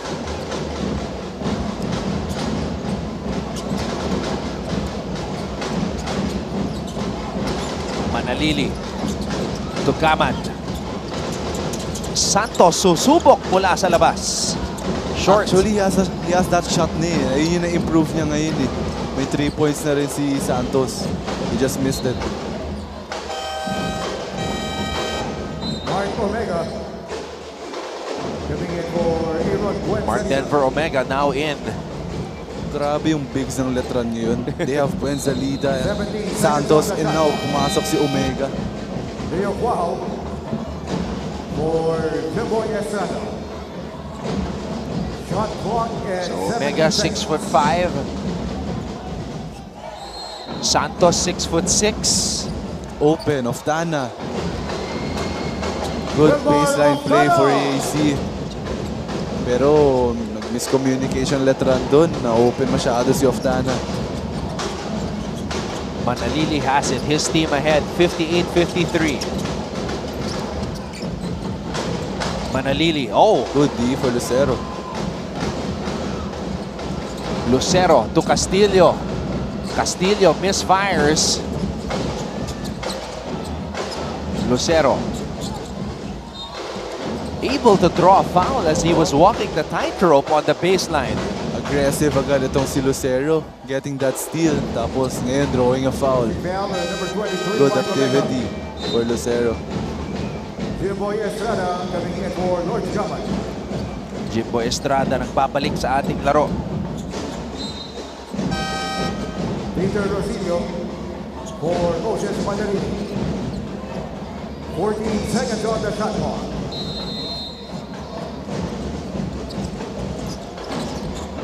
Castillo fakes, steps back, gives it to Omandak. Omandak from way out. And Guahao comes up with a board. Rosillo to Estrada. Ooh. Estrada! Lucero. Castillo saves it. And Lucero will head to the line for two. Good awareness for Lucero. Alam niyang na-foul siya. So tinira niya agad para act of shooting. 2 free throws for him. Brian Angeles is Christian Oda coming in for the Generals. 2 free throws for Aldeo Lucero. General staying with it.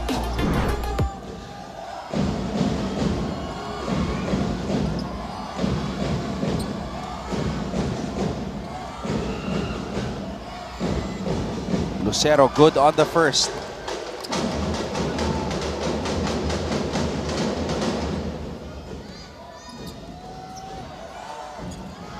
Aldeo Lucero, 4 points in the game.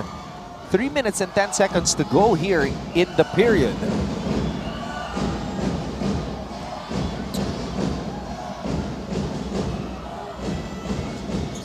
In and out, Omega with the board.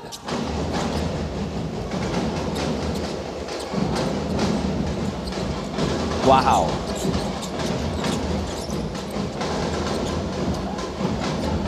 Estrada. 9 on the shot clock. Jimboy. Rosillo. 2 on the shot clock. Wow, from way out. And it's going to be EAC ball. Medyo quiet pa nga talaga ngayon si Estrada. Shanoda. Angeles. Long ball! Grabe yung confidence ng EAC sa mga 3 points nila ngayon. Kahit na maaga pa sa shot clock, tinitira pa rin talaga nila agad yung mga 3 points nila. Sana lang ang lamang ng Letran. Estrada, baseline jumper. Jimboy, missing. Omega trying to power his way up, bothered by Shanoda. He was asking for a foul there. Pero walang tinawagan. At may pagkakataon ngayon ng EAC na makuha ang lamang. Guahao racing up ahead. Napitawan ang bola. Missed fast break opportunity there for Letran. Castillo. Oh, mismatch here. Mismatch here. Castillo breaking down the defense. EJ Castillo Shanoda. short. Shanoda gives the lead to EAC. And that's his game, getting offensive rebounds. Last game, he had 7 offensive rebounds itong si Shanoda. Kahit na wala siyang masyadong points, ayun yung nakakontribute niya sa team, getting the boards. Generals now ahead. Guahao launches. Had a good line, just too strong.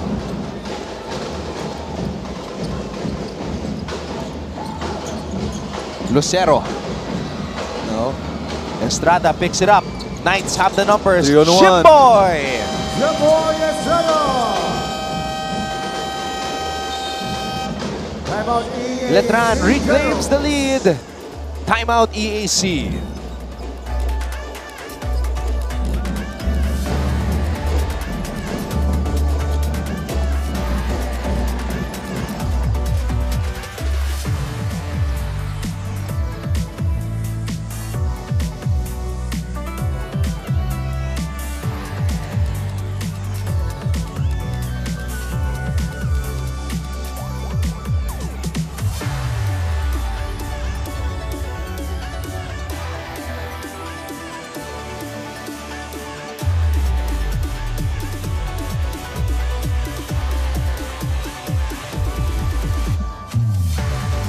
Letran looking for their first win of the season. Mr. Paul Supan flashing that confident smile. He is very happy right now as JRU picked up a huge win against San Beda yesterday. Another happy man, Mr. Dax Castellano of De La Salle College of St. Benilde.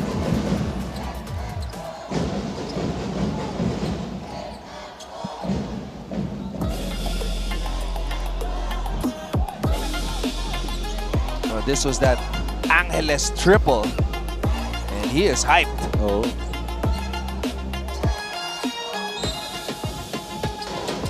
Wala nag-box out ng kay Shanoda. Lahat nakatingin lang sa bola eh.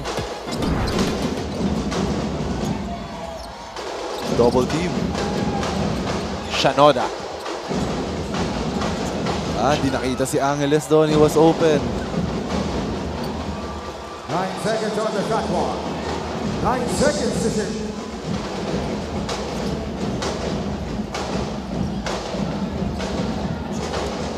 Under a minute to go here in the third.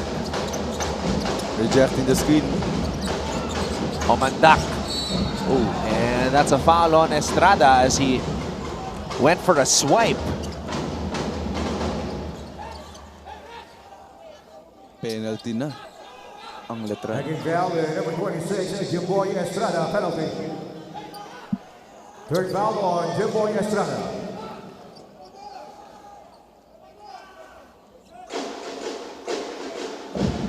Two free throws for J. Roman Omandak. So Omandak with a chance to give his team back the lead here. Good on the first.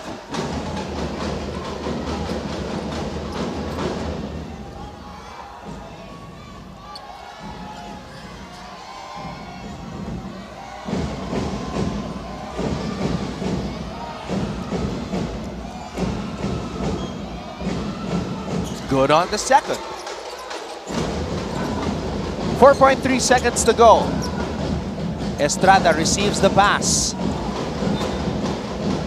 Grabe yung quick trap ng EAC doon. Letran wasn't expecting that.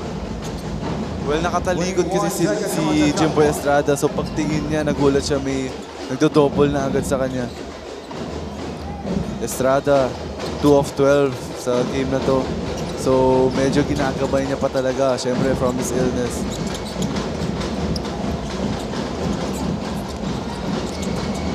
Step Wow. In and out. Rosillo is down. Angeles is running. Angeles. Nabitawan ang bola. Rosillo is still down. Official timeout. And he is writhing in pain. Parang hinahawakan niya yung tuhod niya.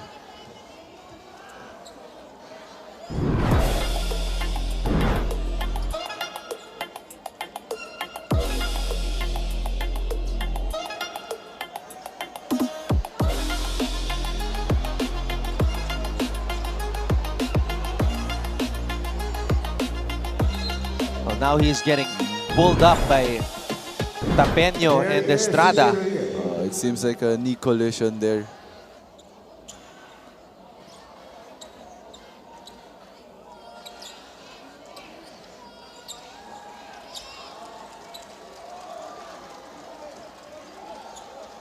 Well, that's a good sign. He's able to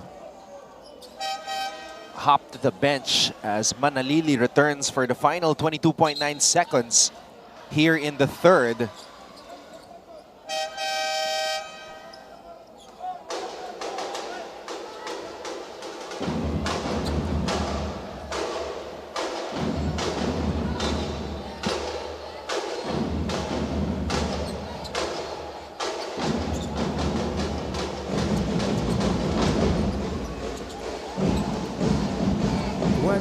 Seconds on the shot clock.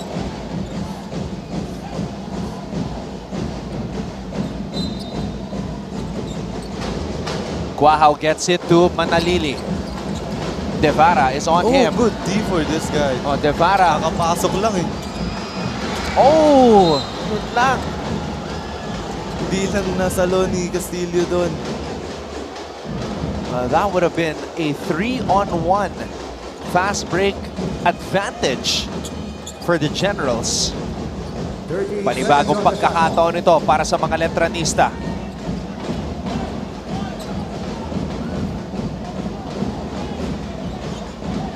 Meron kang Estrada, Guahao, Omega, Tapeño at Manalili sa loob.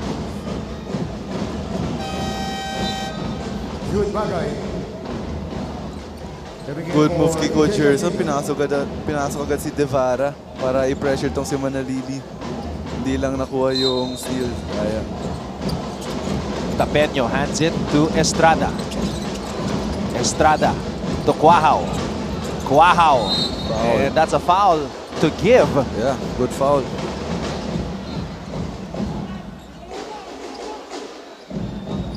They still have 2 more fouls to give.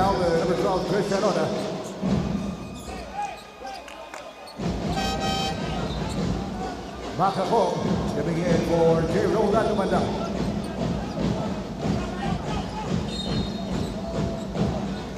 Manalili gets it to Deo. Deo steps back for 3. Deo Guahao with a long-range connection. And more importantly, he gives the Knights back the lead. 63-61 is our official tally as we head to the fourth.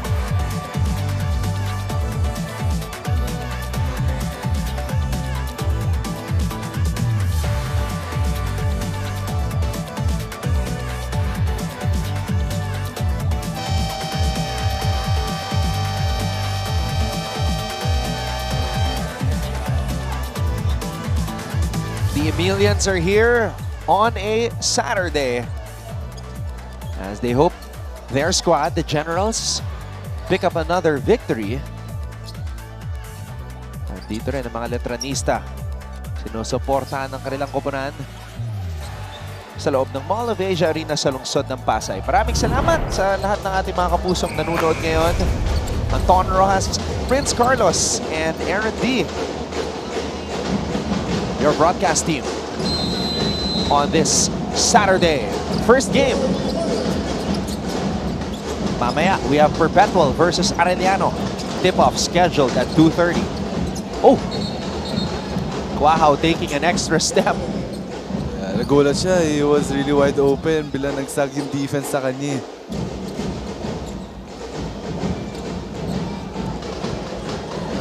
Close encounter between Letran and EAC. Letran, in the first half, they held a 10-point advantage actually.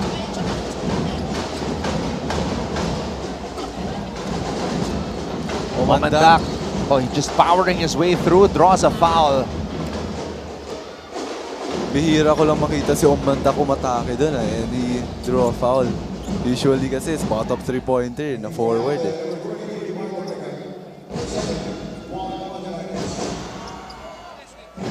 Two females, J. Roland, Omandak.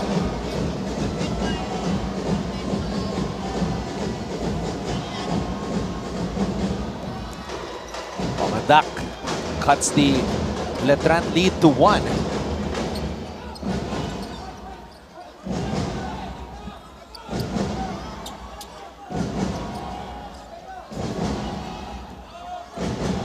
I'll correct myself. Letran's biggest lead was actually 11.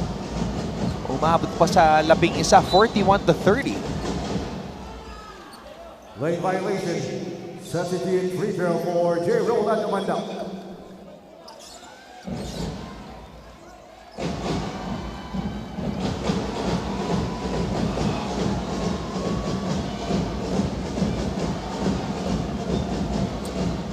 Omega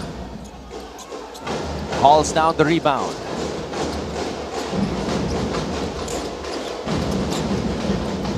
Manalili today, 12 points, 11 rebounds, 5 assists. 12 points, 11 assists, 5 rebounds, and 2 steals. Quahao steps back for 3. Teo Quahao is on point. Doon niya nakukuha yung rhythm niya sa defense na binibigay sa kanya ng EAC And he loves that step back. Lucero. Posting up Manalili. Angeles. Castillo. And if EJ Castillo can heat up, that could be a very positive development for EAC. Lucero. Angeles. Oh, out of control there. Pero good intention sana. Hindi lang niya na-control yung bola.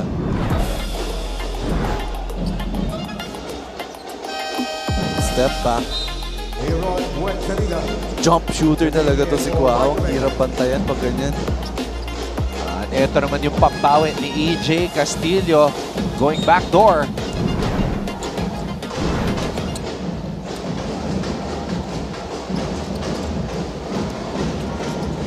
Letran holding on.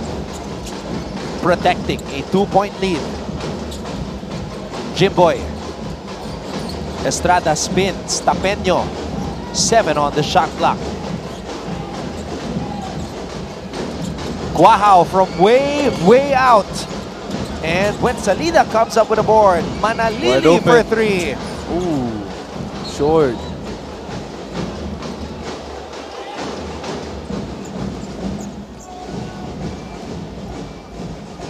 Minsan ganun talaga pag sobrang wide open ka eh. Tendency kasi tamang iniisip. You have a lot of time to think about your shot. So, naging factor yun sa miss sometimes. Mismatch. He wants a clear out. Lucero going deep in his bag. Angeles steps back. Short.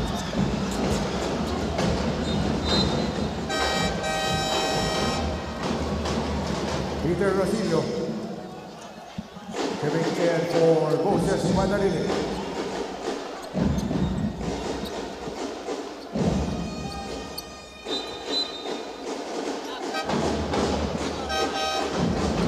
Jude Bagay for Ryan Angeles. Bagay coming in for Angeles.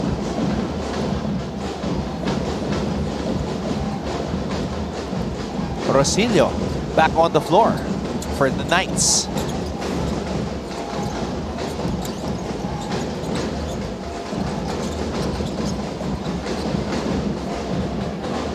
Estrada calling for a screen. He wants a clear out. Gusto niya ISO. Guahao again. Deo Guahao off the glass.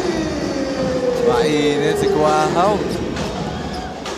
And he's asking for a foul as well. 5 of 10, 50%. 20 points today for Deo Guahao. Shanoda underneath.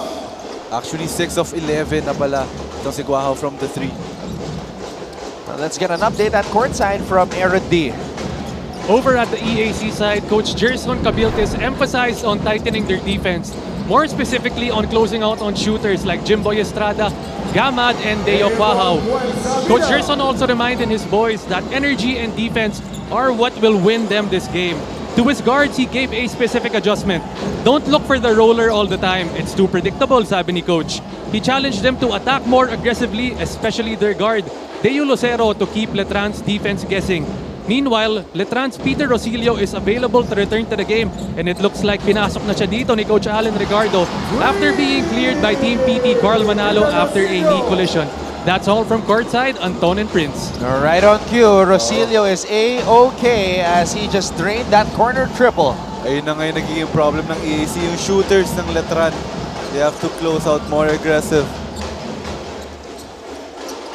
All of a sudden, Prince, 8 na ang lamang ng Letran. Dahil sa mga shooters ng Letran. And good defense here for Lucero. Forcing a backcourt on Rosilio, and you can see that Rosilio's walking gingerly from that Charlie horse earlier. Di talaga 100% pa. Iba talaga pag shooter eh. Deo Guahao. Not really sure if he called back on that, but they'll take it. And Rosilio with that corner 3. Almost a steal for Manalili. 10 seconds on the shot clock. 10 seconds to shoot.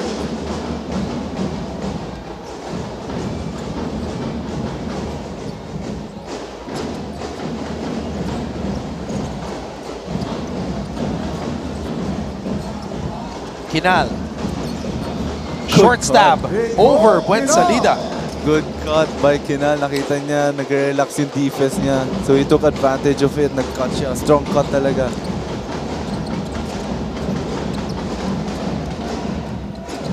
Tapeño.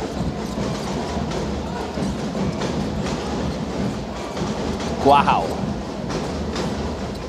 Deo Guahao, 20 points today.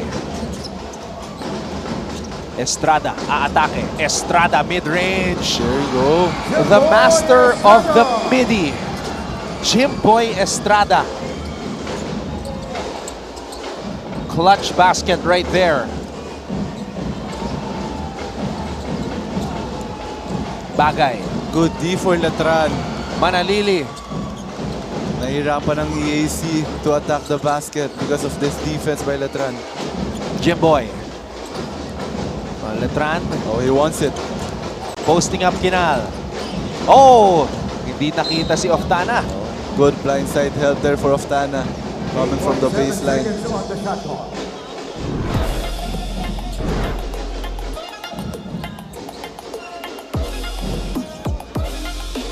This is a crucial possession for the Knights as they have a chance to create more separation here.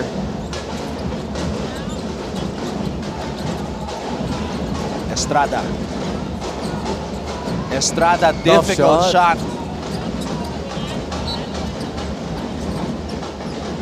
Letran, the only team yet to taste victory in Group B.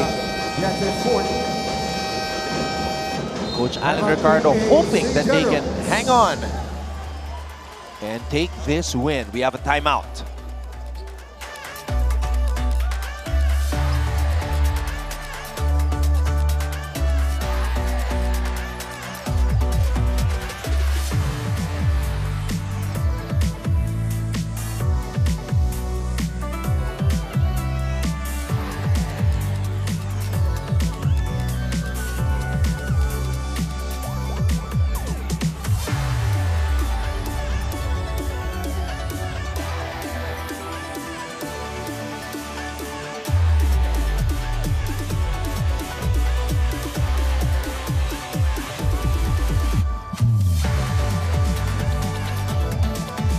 the Letran Knights. Could this be the day that they finally pick up their first win of NCAA Season 101 and start to see what everybody was expecting and hoping for this community? Letran community believing that this is a contender, this roster that they have. Or baka parang ito yung team na nakakatakot na maging last place eh. Imagine, you have the twice to beat advantage and you're going against Letran. Hirap nun. Dr. Alan Paul Laiko, PhD, Mancom representative from LPU. Omandak. Ball will stay with the AC. Crucial possession for them.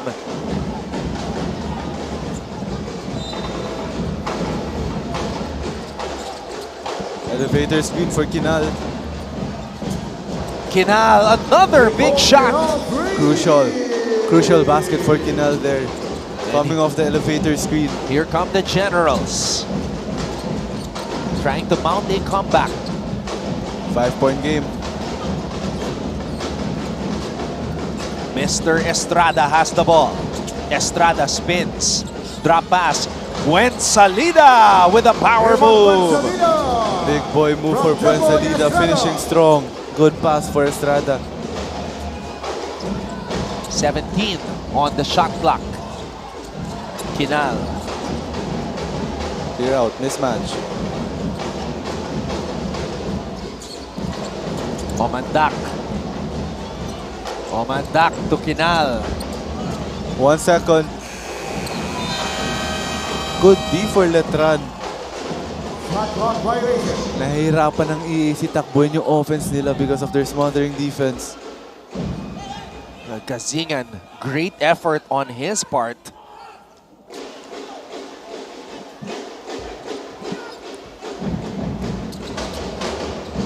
Job's not quite finished yet. They have to play until the final second ticks off. Estrada. Quahao for 3. No, Oftana with the board. And here comes Ochavo. Ochavo to Kinal. Kinal to Oftana. And that's a foul.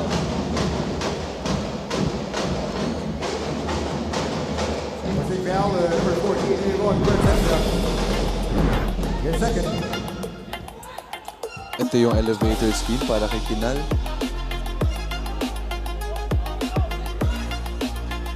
Three on the Knights. 14 seconds on the shot clock. And AJ Buensalida powering up on that shot. 78-71. Omandak on the move. Omandak one-handed floater. Bodies on the floor and EAC could not hold on to it. Sunod-sunod yung stops ng Letran.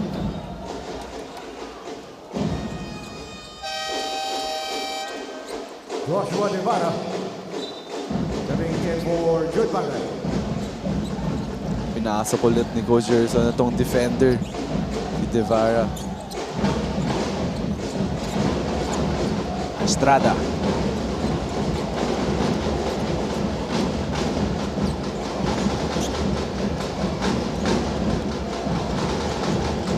Estrada to Quahao. Back to Jimboy. Buensalida. And that's a foul as Buensalida went up for the pass.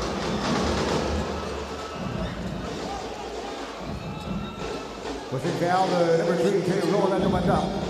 His second. One on the Generals. Wow. 2 minutes! These last 2 minutes, kay Jimboy talaga sila pumupunta.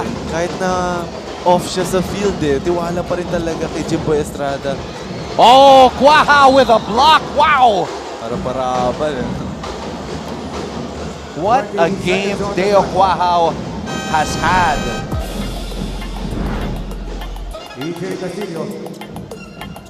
Good Look at team for this. Ochavo.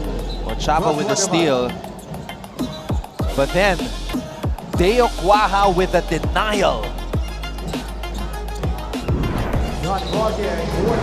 Erasing that three-point attempt by Oftana. And it's those kinds of plays that will win you games if you're Letran.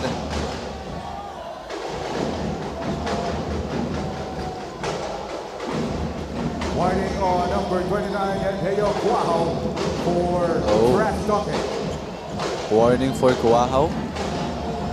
20 seconds on the shot clock.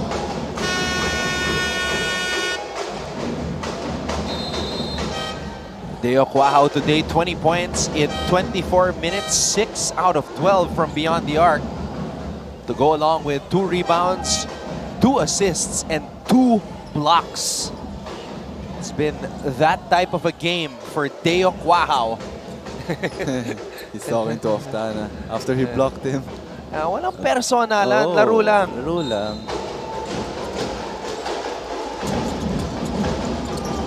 Oh, look at this defense. Oh! Grabe yung naging adjustments ng Letran for this quarter. Sorry mistake there by EAC. Oh no. And Coach Gerson Cabiltes is livid. He feels that as Manalili was backing down, his elbow and forearm hit above the shoulder of Kyle Ochavo.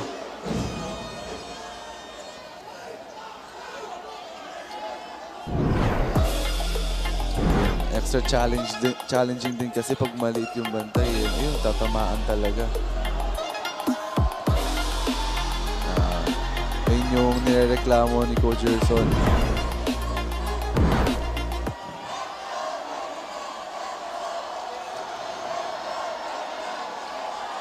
We will have a review.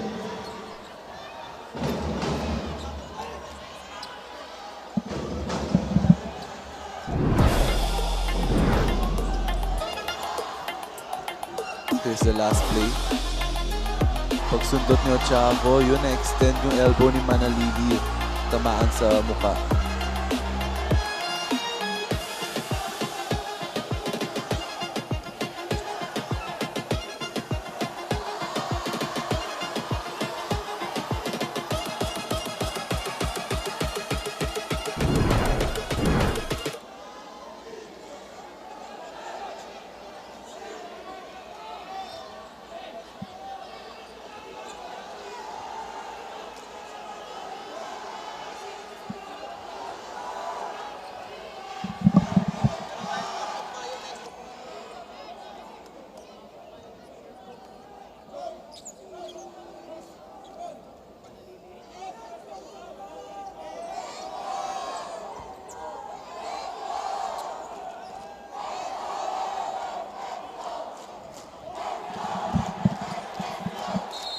So we've just got word from our referees.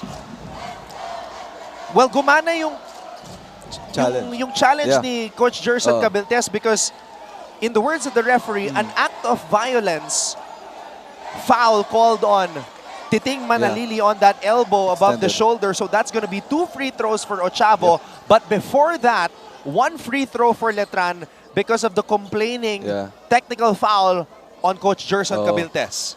So parang napaganda pa yung technical niya.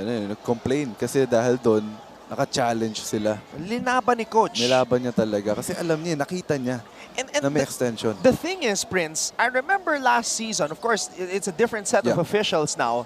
Last season kasi, anything above the shoulder was an automatic unsportsmanlike. Ayun na nga, kaya pinaglaban niya talaga kasi tinamaan talaga sa mukha itong si Ochavo dahil na-extend talaga ng elbow itong si Manalili.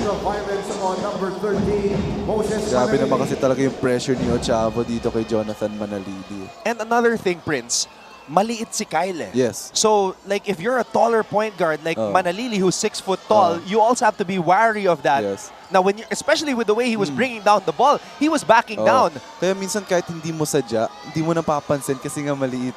So hindi mo napapansin. Usually kasi pag ine-elbow mo, sa katawan yan eh. Pero since nga smaller defender, yun, natamaan sa mukha. Na talagang linaban ni Coach Gerson Cabiltes.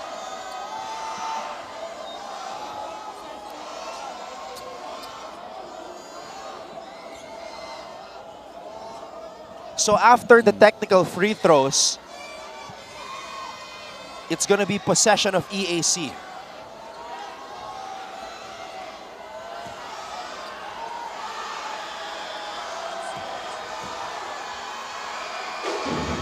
Or Letran. Letran, yes. Kasi sila yung may bola.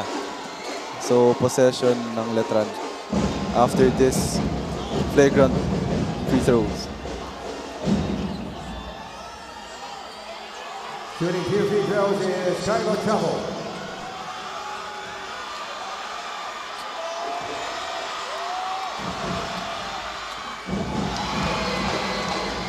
Crucial free throws here for Chavo.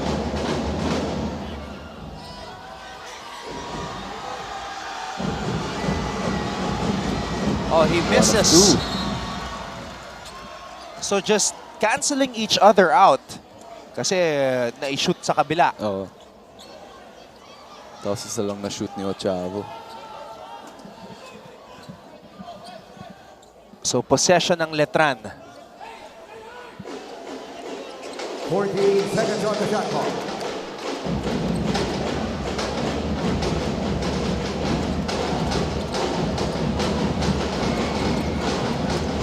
Wow. Double, quick double kay Kuahaw. That's ginanahan yung mga generals dito, but the Knights are milking the clock. Oh. Yeah, they're looking for that quick foul kasi nga one team foul pa lang. So baka kakailanganin nila yung penalty sa dulo ng game.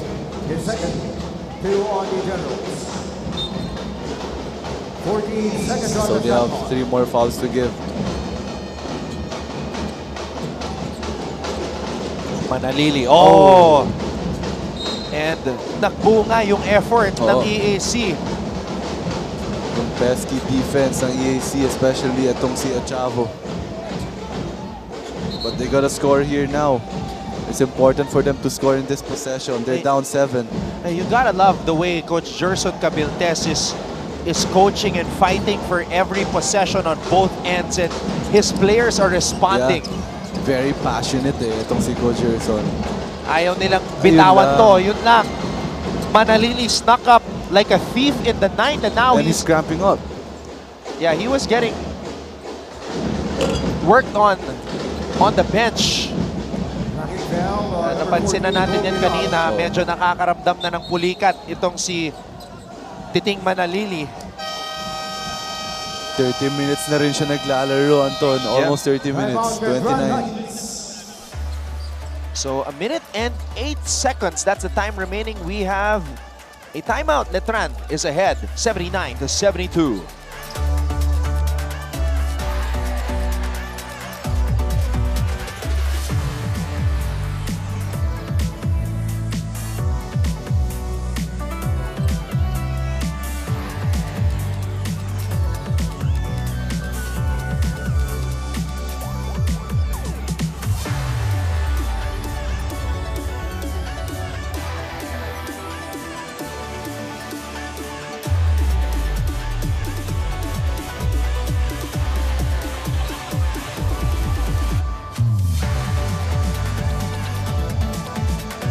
The Letran community hoping to celebrate their first win of NCAA Season 101.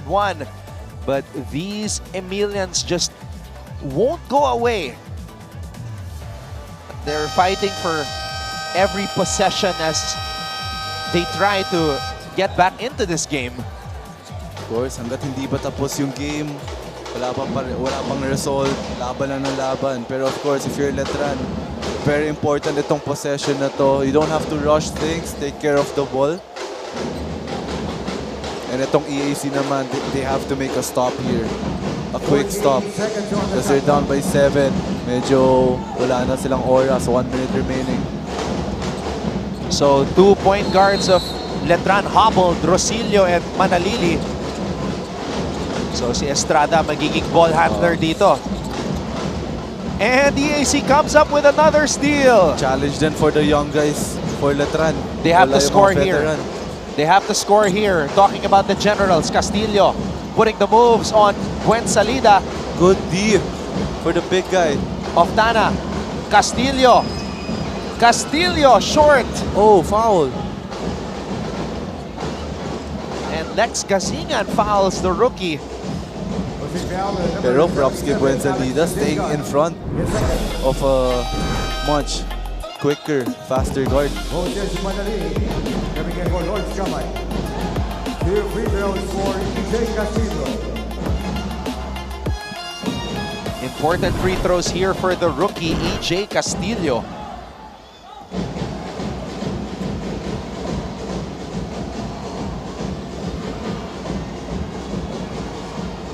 Oh, Short on the first. Prior to that miss, EJ was 2 for 2.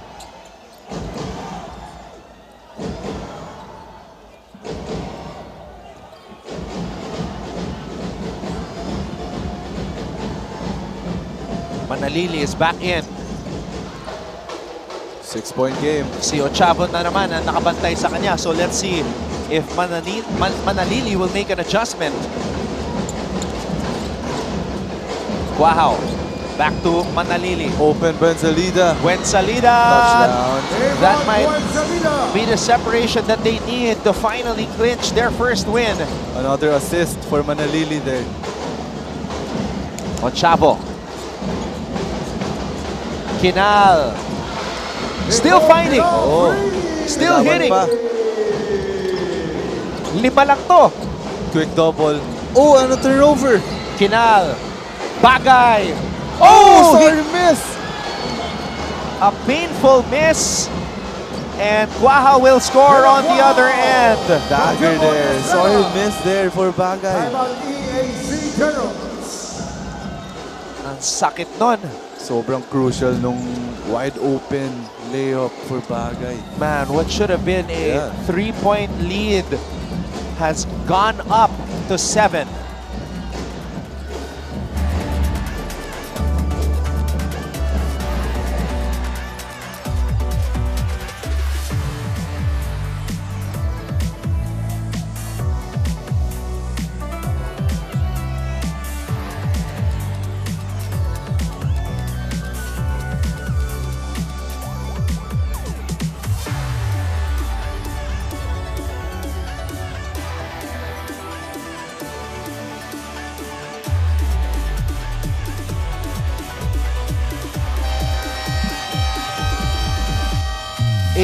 .6. That is the time remaining in regulation. Look at this heave by Manalili finding AJ Buensalida.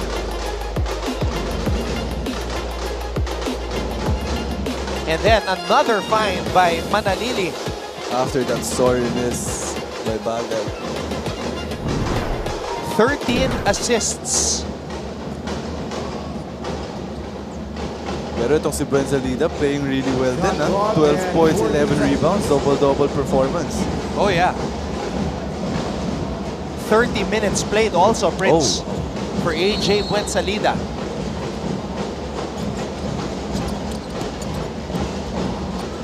Castillo has to throw it in. Kina launches. Can't get the lucky bounce. And that's going to be a foul on Manalili. Manalili giving Ochavo a hug from behind. And those two guys have been battling all game long. They respect each other. Kaya payakap na lang si Manalili. I mean, Ochavo, the smallest guy on the floor amongst the threes, getting the rebound. Yeah, but the biggest heart.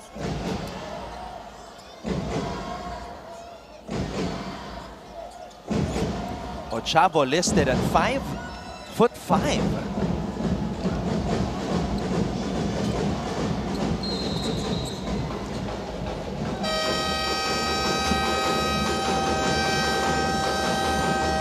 Timeout for Letran. Good bagay coming in for the Generals. Gusto talaga i-make sure ni Coach Allen no, na ma-execute nila itong last play. And they have to take care of the ball. Kasi may chance pang EAC, 12 seconds, 2 possession game. So they have to take care of the ball.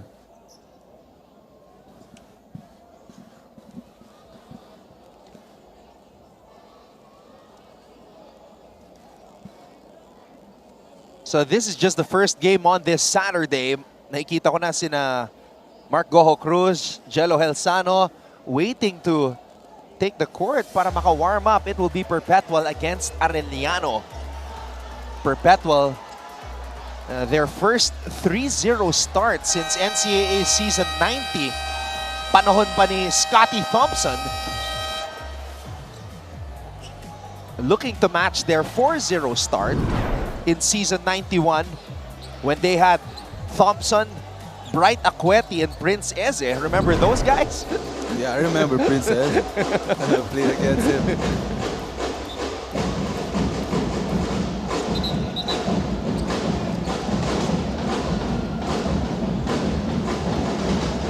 A familiar line play by Coach Alan Ricardo.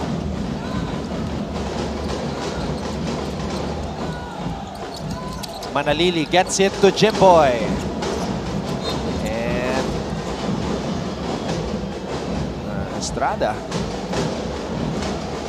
Parang may kalmot daw si Estrada. Nahawakan siya ng mga EAC players. Tumagos sa jersey. Number 81, good bagay. His third personal, 3 on the Generals. Ay, di pa penalty ang EAC. So mauubusan pa ng oras dito.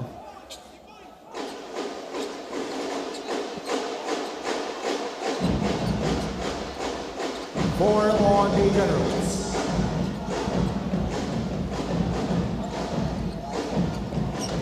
Estrada.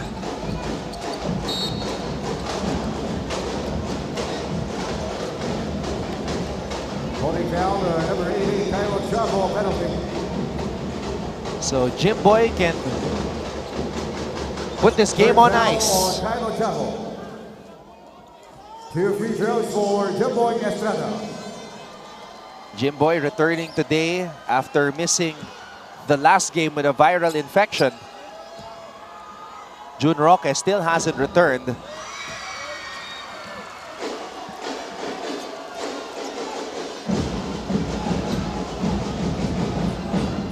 Four nights in double figures. Cuaja with 23, Santos with 15, Manalili and Buensalida with 12 each. Jimboy today with 8 points. And it stays at 8 after that miss. Bagay drains the jumper and that will do it. Yeah. The Letran Knights, after 40 minutes, bakbakan basketball, they win against EAC. Yeah, they should alarm the other teams. Nakakuha na ng panalo. Na-feel na nila yung panalo this season for the Letran Knights. Oh, what a they gotta be ready for them. what a past 2 days it has been for the Cuajo brothers. Yesterday, Ian Cuajo with a career high 25 points. Ngayon naman si Deo Cuajo with 23 points, 2 rebounds, 2 assists, and 2 blocks. First win of the season for the Letran Knights. Final score 84-80.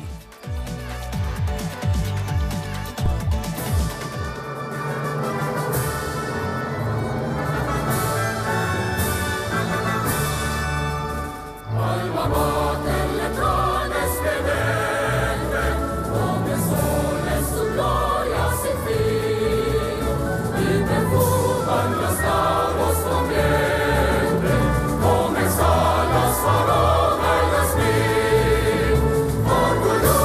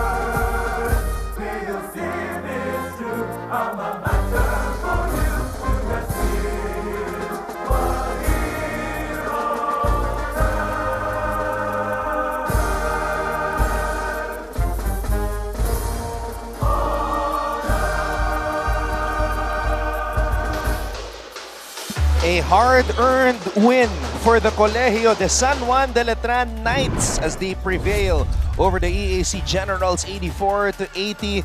We will take a quick break at sa aming pagbabalik, makakausap namin ni Prince Carlos, ang winning coach ng Letran Knights na si Coach Alan Ricardo. Don't go away.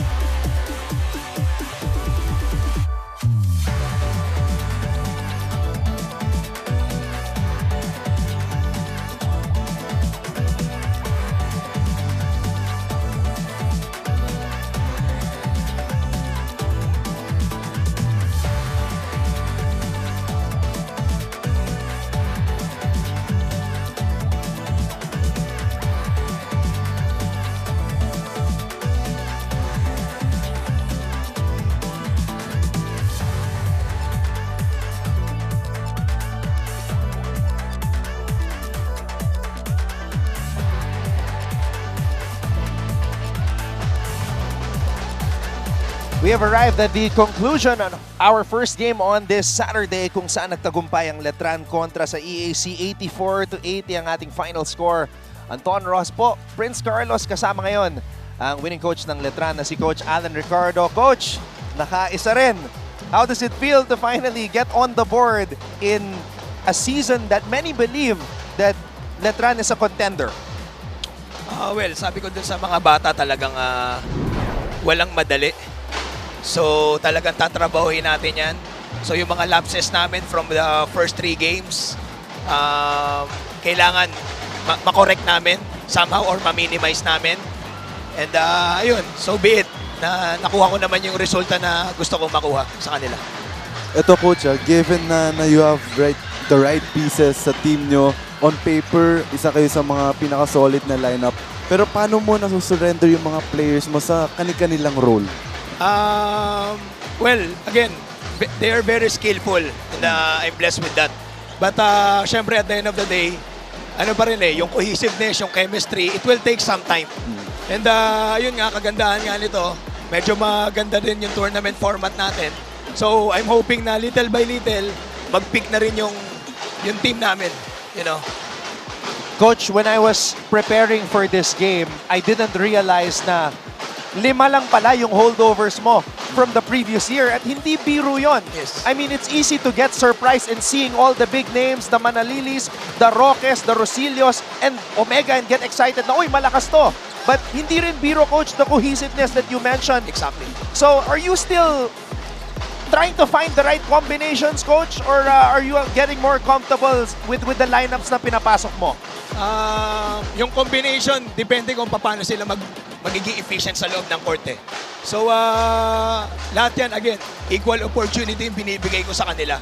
And, ayun, kung may maganda namang game, supportahan lang naman sila sa isa't isa. Deo Quajao, Coach, coming up big. Sabi nga ni Prince kanina, parang mas gusto ni Deo yung may nagcha-challenge sa kanya eh. Exactly. Yun talaga yung trademark niya. Pag hindi mo challenge, hindi siya shoot eh.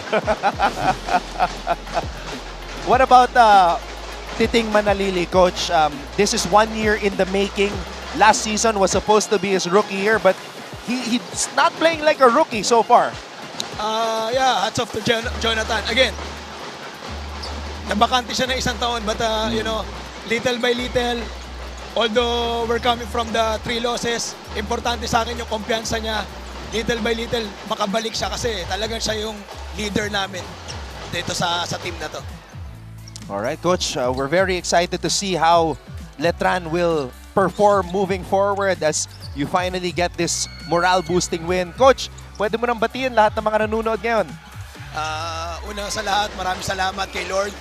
Binigay niya itong panalo na to. Pangalawa, sa family ko na nanonood. And pangatlo, sa Letran community na walang sawang sumuporta sa amin. At gabayan niyo pa po kami sa mga, or panoodin niyo pa po kami sa mga susunod naming laro. Suportahan niyo pa po kami. At maraming salamat po.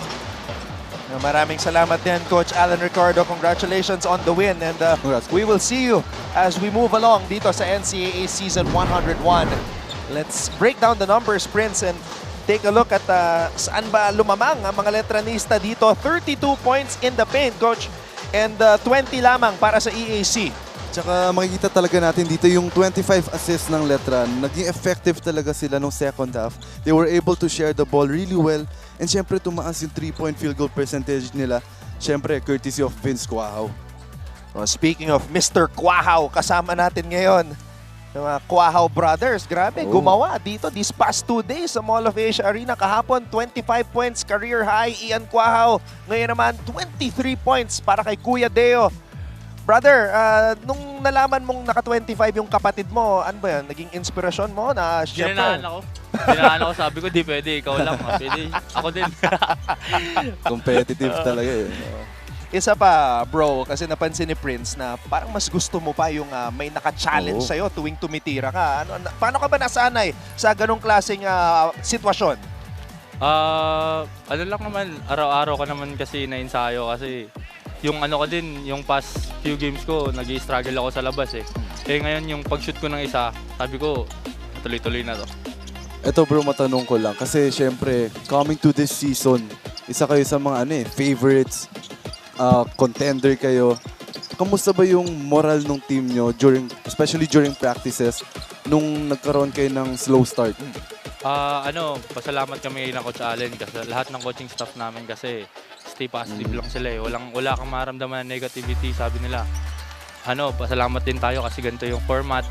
Binibigyan tayo ng tsansa. Kumbaga, mahirap din yung nanalo ka sa una tapos pag sa dulo, matalo-talo ka na. So, binibigyan lang kami ng challenges ng Panginoon kaya kailangan namin i-solve. Ilan ba kayong graduating players ngayon dito sa Letran? Sa amin, 3. Si Mark, si June, tsaka ako. So, may sense of urgency din, Prince, knowing na, syempre, ito yung last year nila, kailangan mag-exit sila ng maganda. Maganda. For the team din. Oo. Tama. So, Deo, moving forward, ngayon, nakuha nyo na ang inyong unang panalo. Ano sa tingin mo yung magiging effect nito para sa Knights sa mga susunod yung laban? Siyempre, malaking tulong sa amin itong panalo na to. Malaking-malaki talaga kasi sabi ko sa kanila, sabi namin sa teammate namin na isang panalo lang, tuloy-tuloy na tayo. Makukuha na natin yung paano tayo manalo. Minsan ganun Prince, no? You just need that one win to start everything. Tsaka nakikitaan ko sa Letran, binibigyan din talaga ng mga opportunities yung mga rookies, yung mga baguhan. Siyempre, ikaw as a veteran, as a leader, paano mo naman motivate yung mga young guns nyo? Dinadaan lang namin sa extra palagi kasi kahit magmintis ka ng 10, 15 dyan, basta nag-extra ka, may karapatan ka tumira. Deo, baka meron kang gustong batiin. Maraming nanonood ngayon. Shoutout sa pamilya ko, sa ate ko sa France na di na kami nag-uusap kasi di ako na-replyan sila kasi yun nga talo. Ayoko muna makipag-usap. Usap na tayo. Pwede na. Ang papa ko sa Davao. Tsaka kinukumusta ko lang yung mga tao sa Davao na nalindulan. Ayan, Deo Quahaw, big game today. 23 points para pangunahan ang atake ng Letran in their first win of the season. Deo, congratulations on the win. Thank you. See you next game. Deo Quahaw here with us on the panel as the Knights get their first win dito sa Group B, Prince. Ayan na, nakaisa na itong kumparan ni Coach Alan Ricardo. Ayun na nga, as I said earlier, once na makuha talaga ng Letran, yung feeling na manalo this season, parang it's gonna be scary for the other teams kasi alam nila yung capabilities ng Letran, and knowing Letran, parang hindi sila yung last place na Letran alam mo yun, malakas na last place to Dude, so it's gonna be challenging for the higher ranking teams. You know what's crazy about this year's format? Wala kasing may eliminate because of the play-in. So imagine if you're in a play-in, or yun nga, even though you have a twice to beat, tapos gantong klaseng kupunan yung mga kaharap mo, hindi sure ball yan You know, you have to earn it. You have to work for it. And that's what makes it exciting this season. Kasi unpredictable talaga. Comparing it to siguro mga previous seasons na may idea na tayo kung sino, ito papasok to Final Four, Finals. Ito talaga hindi natin masasabi. Yeah, you just echoed what our chairman, Mr. Melchor Divina, explained during the press conference. If in past years, pag papunta na tayo sa dulo ng elimination round, alam mo na more or less, sino papasok sa Final Four. until the very end. It's gonna be edge of your seat basketball even as we move past the preliminary round. Tsaka siguro yun din yung objective eh. Kaya meron tayong bagong format para mas switch up, mas maging exciting, mas maging challenging. Para rin sa mga manonood. Now, speaking of exciting and challenging, etong susunod na bakbakan, Perpetual at Arellano. Tip-off scheduled at 2:30 p.m. This should be a good one. Patrick Sleet and the Altas with a 3-0 unblemished record take on Coach Chico Manabat and his team. Ganado rin si Coach Chico because they also got their first win of the season. And as I said earlier, Arellano, pwede maging dark horse yan. Oh yeah. And of course, Perpetual undefeated. So it's gonna be an exciting game. Yeah, so stay tuned for that. We will see you guys again at 2:30 p.m. Brother, great Brother. working with you again.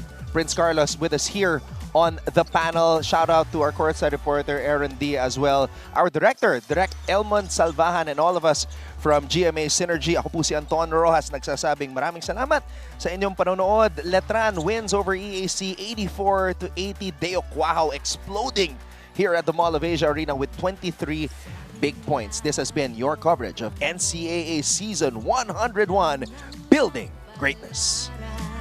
Sa iyong kamay ang bukas, magtiwala lang kaibigan. Matalo man o magwagi, stay humble but always proud. Malayo ang mararating if you've got your feet on the ground. Ito na ang biggest game ng iyong buhay. Together we'll be flying high. This is our league, this is our moment. Sa puso mo, the sky is the limit. Tara na, magsama-sama, dahil together we own the future. This is our league, this is our moment. Sa puso mo, the sky is the limit. Tara na, magsama-sama.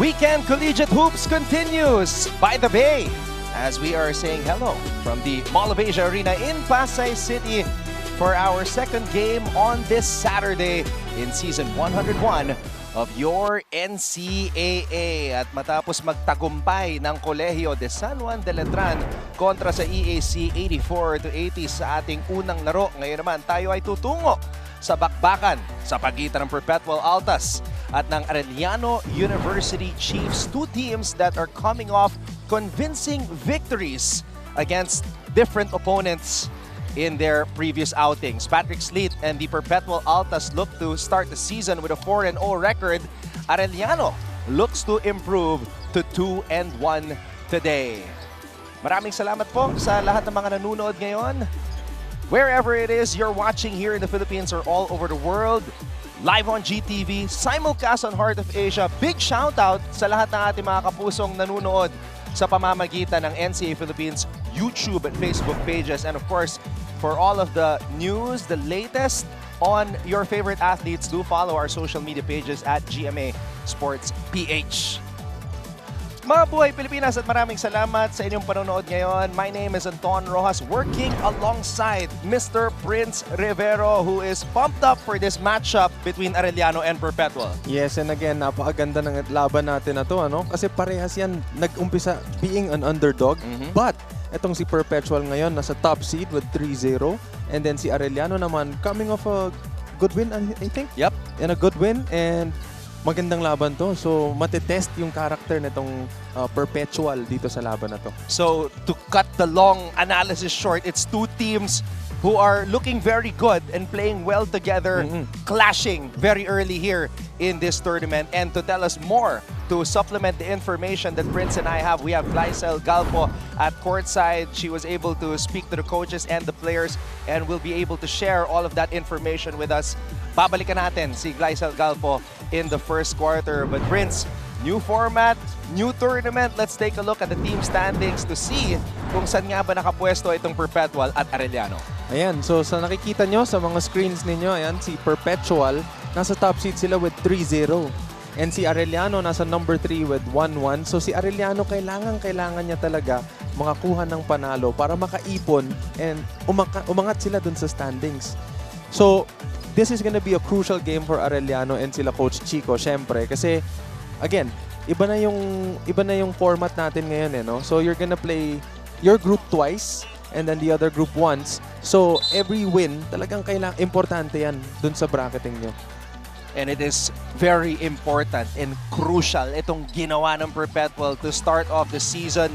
Winning their first 3 games, it was the first time, or this is the first time since 2014, Season 90, that Perpetual is starting the tournament with a 3-0 record. Panahon pa ni Scotty Thompson yan. And the last game, hindi biro yung kanilang ginawa against the defending champions. Yes, and pinakita na ata nila yung kanilang alas. Ano? Kung paano at kung kanino sila magre-rely pagdating dun sa diinan ng laban. So, Coach Olsen has weapons. Meron siyang MGC, the super sophomore Mark Goho Cruz, JP Boral, one of his 3 captains, another player who has shown tremendous improvement. Jericho Nunez, their starting center. He has improved so much.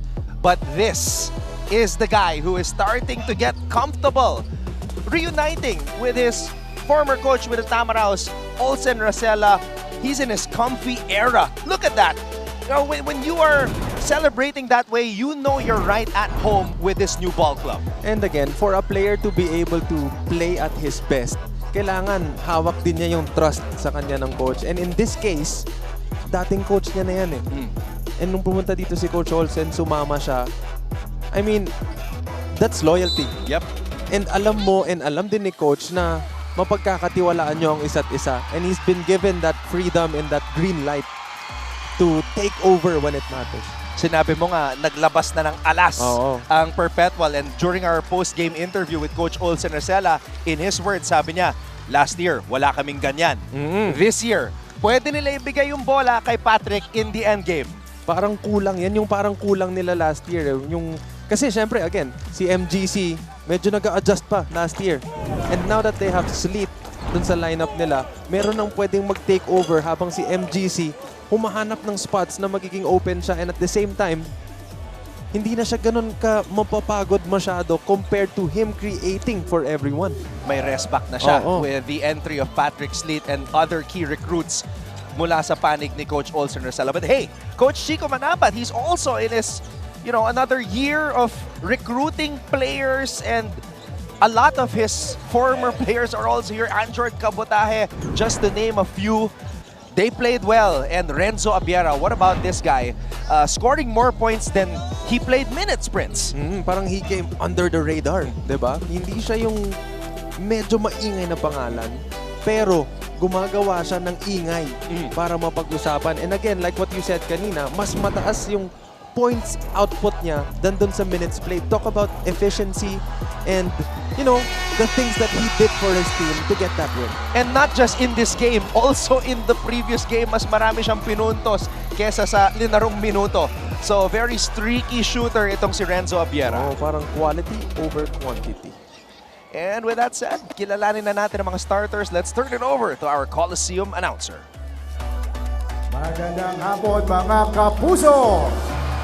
Mula sa Mall of Asia Arena, Pasay City, ito po ang inyong NCAA Season 101, Building Greatness, live ngayon sa GTV at simulcast sa Heart of Asia, Worldwide GMA News TV at by live streaming pa sa gmanetwork.com, NCAA Philippines website, YouTube at Facebook. We continue on with the elimination round and today's main game in Season 101 Seniors Basketball of your NCAA. Let's first meet the starting five of your Perpetual Health Altus. At guard number 9, Sean Orgo. At forward number 10, Patrick Sleet. The other forward number 14, John Abbas. The other guard number 19, Mark Goho Cruz. And at center number 21, J. Rico Nunez. Their head coach is Olsen Rosella. Here now is the starting lineup of your Arellano Chiefs. At guard number 1, Timak Omotan. At center number 4, Coach Olsen Rosella sticking with the same starting five that he has went with here in the early goings of Season 101. And if it ain't broke, why fix it? Very dominating performance against the defending champions. So he goes with the same unit. Ito naman, mga mauna para sa kupunan ni Coach Chico Manabat. Timak Ongotan is back in the lineup. He did not see action in the previous game for Arellano. So that's a good sign. Lumakas palalo itong Chiefs at Santos, Ferrer at Danas ang ating referee trio for today's game. Oh, what a beautiful sight. Collegiate hoops at one of the best venues for any sport or event, the Mall of Asia Arena here in Pasay City. Oh, and bago mag-umpisa, shoutout muna ako. Kasi dati kong coach yan, si Coach Olsen and Coach Chico. Parehas, nakakuha ako ng championship with Coach Olsen sa RB team and Coach Chico and Coach Jeff naman sa other tournament when I was in high school. Perfect game for you to cover. Yes. As, you have a little insight on the coaching style and ways of Coach Chico Manabat and Coach Olsen Rosella. Here we go. Kamay, pinigay dito kay Vinoya. Maverick hands it off to Basti Valencia. Interesting matchup here. Sleet against Valencia. Kamay, short. Good box out by Abis. Ito na si Orgo.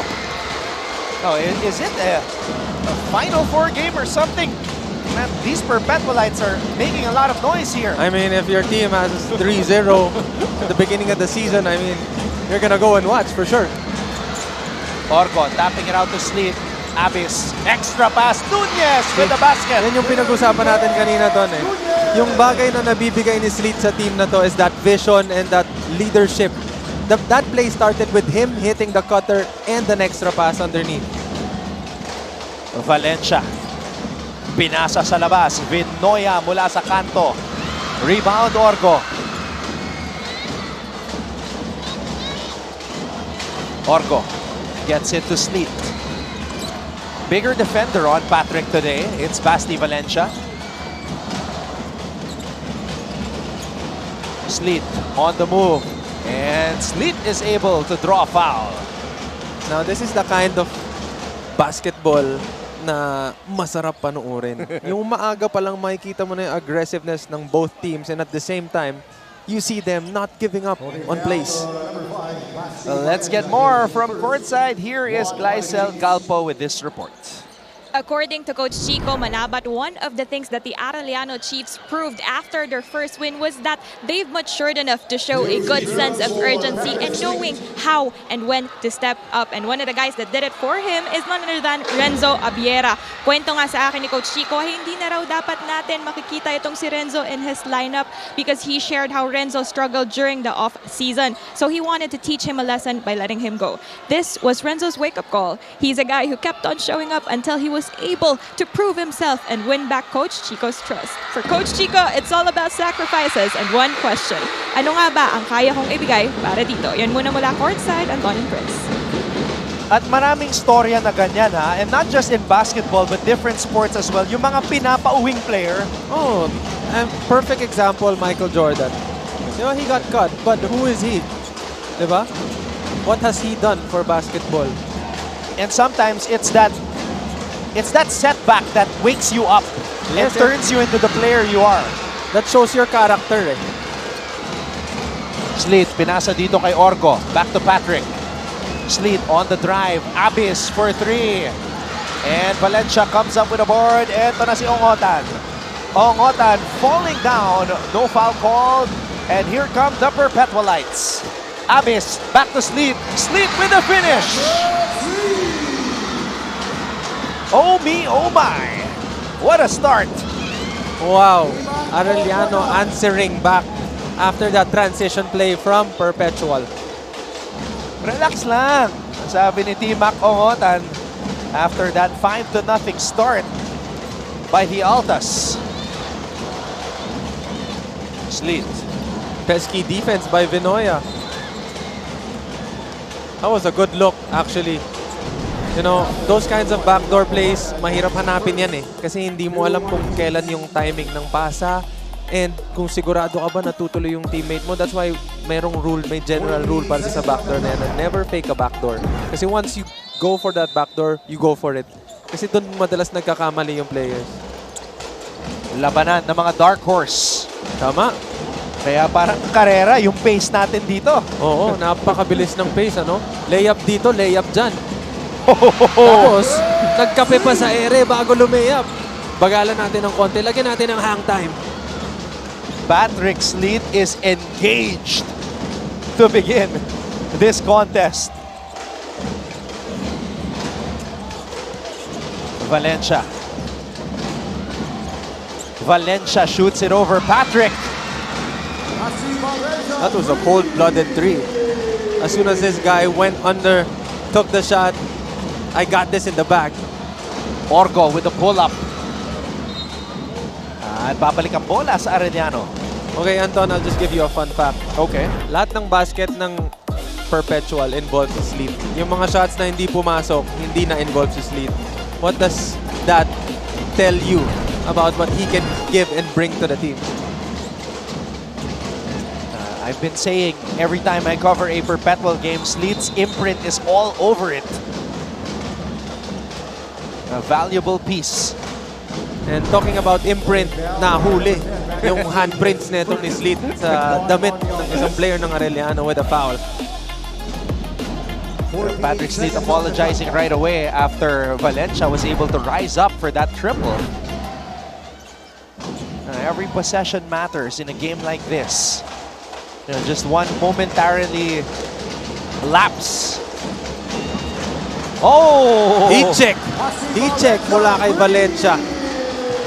Back-to-back triples for Basti Valencia. Sleet accelerates. Abyss unable to tip it in. Ongotan with a burst of speed. What a response by Arellano.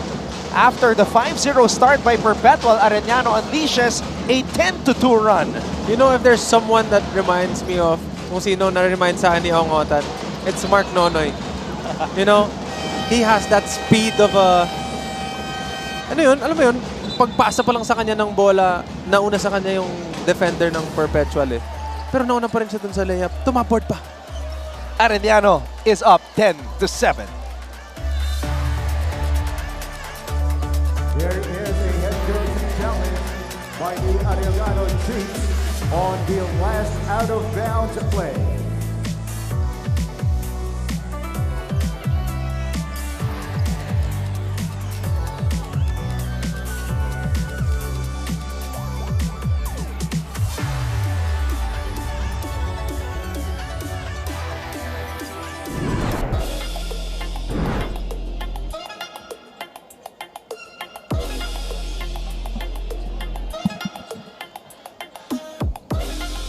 Let's take a look at this last sequence right here. Goho Cruz to Rosella.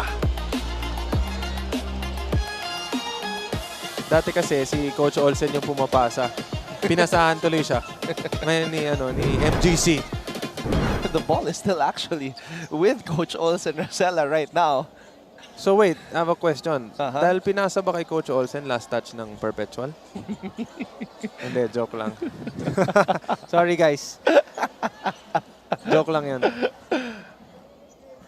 But the pressure though, the pressure that Arellano is employing here. Yeah, I mean, look, it's a 8-0 run. Back-to-back 3 points by Valencia and then Ongotan layup.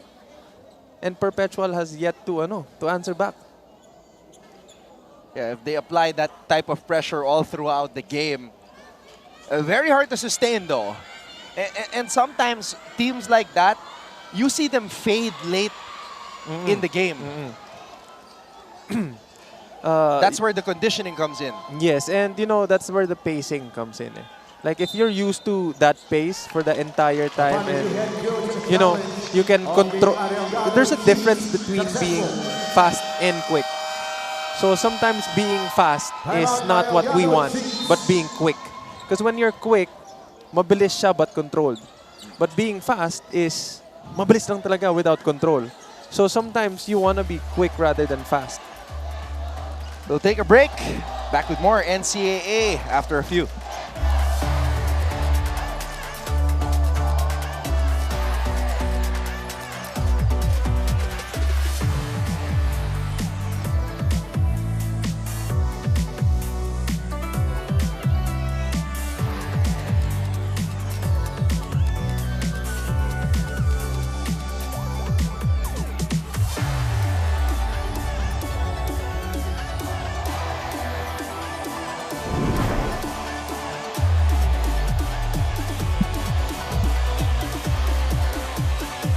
So let's review our tournament format. We call this the group stage.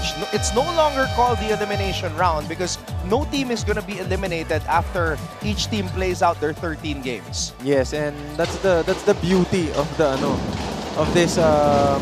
bracketing system, But you get to play against the teams on your bracket twice, so you have a chance to get back at them if they win against you on the first time around. Diyan papasok yung mga scouting reports. Yun yung advantage ng may maayos kang scouting reports and maayos na coaching staff na if you win and then you win the second time around, it means hindi sila nakapag-adjust dun sa ginawa ninyong preparation for them. Ongotan. Inside pass, CJ Libang.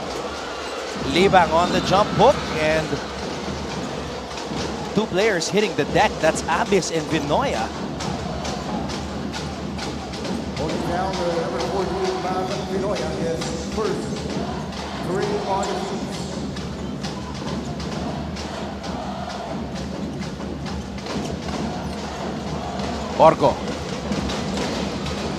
Orgo. Pull-up does not work.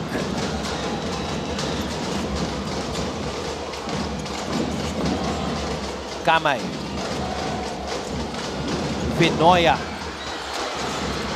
Vinoya, second serving. Nunez comes up with a board. That was a good move actually, That fake handoff and then went straight to the basket. He just wasn't able to finish. Sleet to Goho Cruz. Abyss. Back to Mark. Mark. Sleet from the corner. And an offensive rebound for MGC. Sleet on the drive. Nunez unable to put it up and in. Nabitin eh. Nauna yung talon eh. Nung pababa na siya, tsaka niya na na-attempt yung tira na yun. Vinoya. 3-on-1 fast break. Abyss. Goho Cruz with the finish. Plus the foul. Okay, so right after that timeout kanina ng Arellano, there's something na nag-iba with Perpetual, and I think that's their defense.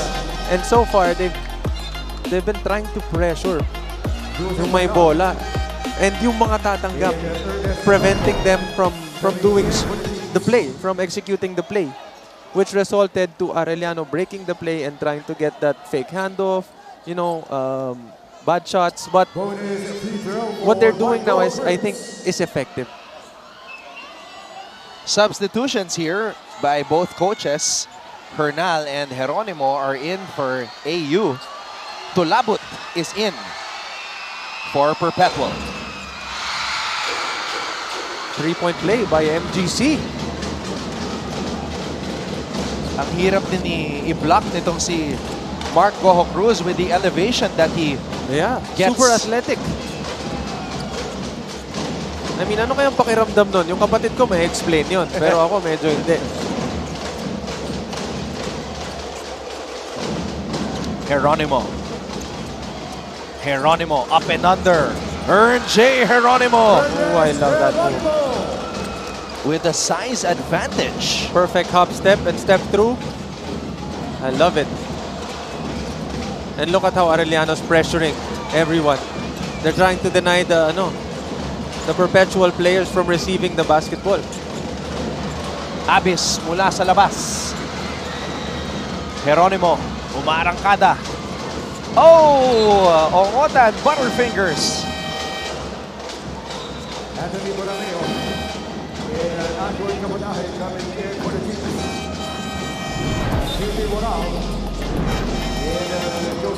And here's that move that you were talking about, up and under. Yep. That was a perfect move. Ayan, so paglabas nila Ongotan, you can see Coach Chico telling them and making sure they know na they did a great job. So quality minutes para sa kanila dito sa start ng ating first quarter. Arellano up by 2, 12 to 10. Orgo. Maglupay is now in for Perpetual, as is Cabotaje for Arellano. Stepping on the sideline was Sean Orgo. And now Coach Olsen looks to his bench, Prince. Yeah, and that's what you get. I mean, when you pressure the basketball and then the players that are going to receive the ball, chances are they're going to make mistakes. And in that case, Perpetual stepped on the line.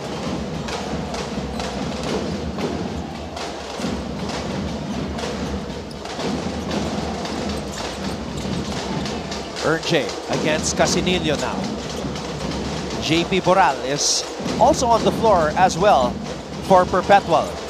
Cabotaje. Cabotaje with a floater, and Jordan Cabotaje gets on the board.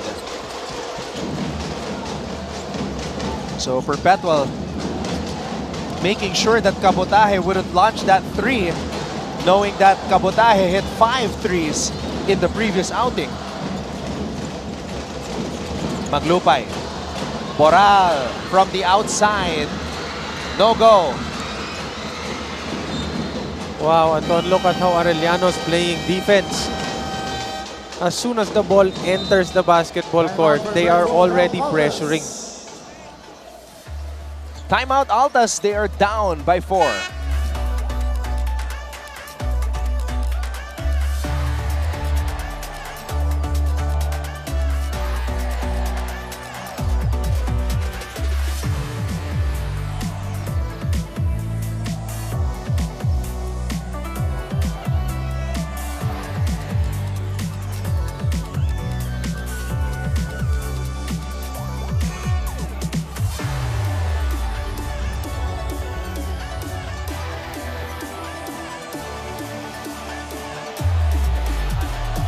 A sea of Perpetualites here at the Mall of Asia Arena in Pasay City, and we'd like to give a greeting to Dr. Brigadier General Antonio Tamayo, Chairman of the Board and CEO of the University of Perpetual Health System Dalta, and Dr. Anthony Tamayo, President of the University of Perpetual Health System Dalta.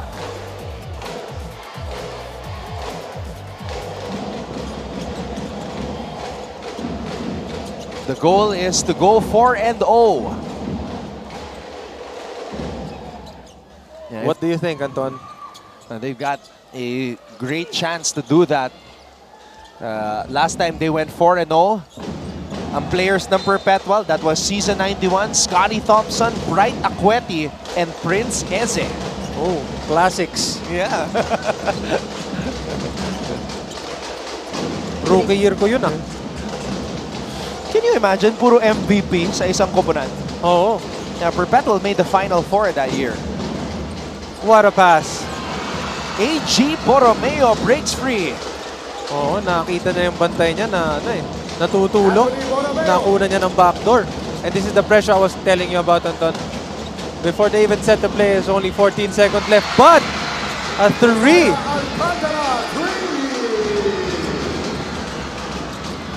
Alcantara. Fresh legs pa yan. He's had his moments this season for Perpetual. Kabotahe on the pull-up. Foul. Nakita yung kapit netong ni Boral.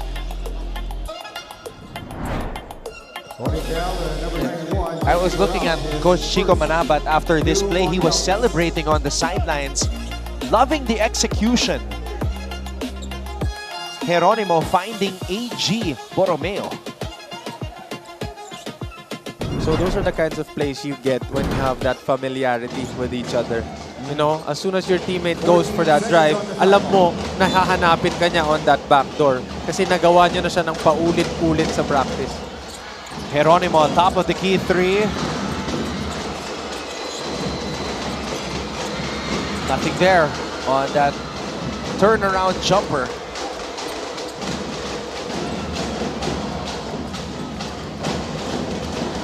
Maglupay. Boral. Boral. Maglupay. Blocked by Hernal.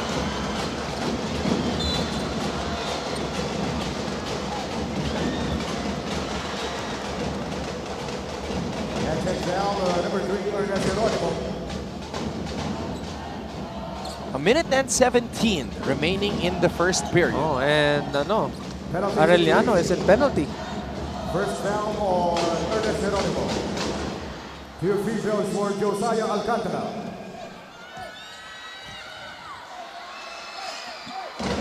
First free throw is up and in for Josiah Alcantara. Oh, Alcantara making sure na his presence is felt. Alcantara, 4 points, 4 rebounds, and 4 assists in just 13 minutes of action against Mapua. And right now, he already has 4 points. And those numbers that he put up, those were impactful stats na pinasok niya in that win against the defending champions.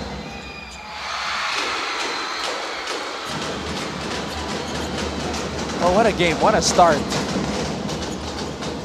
Two teams just going at it.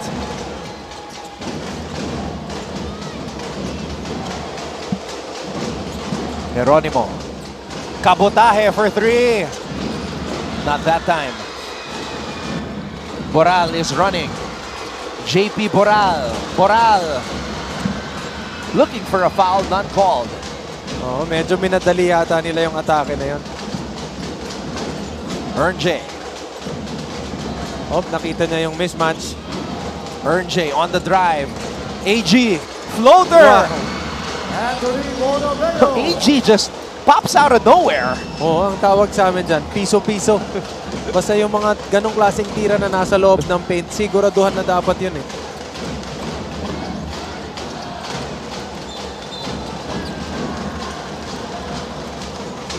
Offensive foul. And another fun fact, Anton. Dati hindi ako naniniwala dun sa mga yung sinasabi na, may basketball gods, ganito, ganyan. Sabi ko, hindi, swerte tsaka malas lang yan. Kasi kung nagtrabaho ka, siswertein ka. Pag hindi, mamalasin ka. Pero over the years, na-realize ko din na yung mas nagtatrabaho, yung mas nagpuput ng effort, especially on defense, nire-reward yan ng mga basketball gods. Alam mo yun? Hindi nila papabayaan na napagod ka para sa wala. Geronimo. 9 seconds remaining here in the first period. Borromeo. Renzo Abiera on the floor for the first time. Abiera puts it up. No go. And that will do it for what has been a high-octane first quarter between the two teams that were recognized as dark horses here in NCAA Season 101. Arellano leads Perpetual 18-15.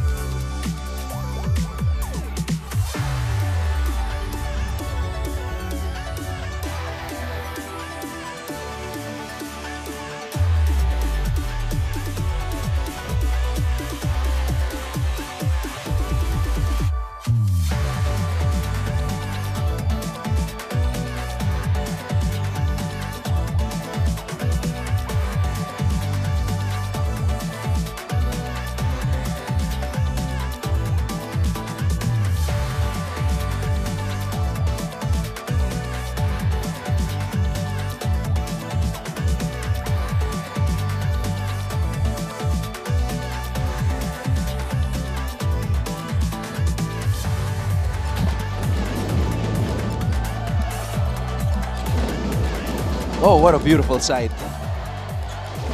Look at that crowd.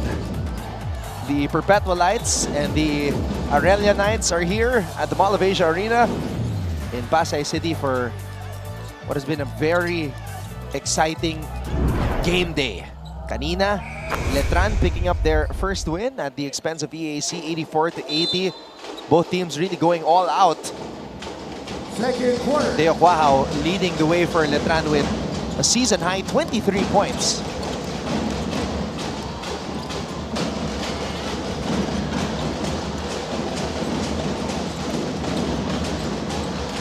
Boral. Short stab is good for JP Boral. Again, ulitin ko yung sinabi ko kanina, no? Lahat halos ng point netong Perpetual, as in pinaghirapan nila. Dahil lang yan dun sa pressure defense ng Arellano.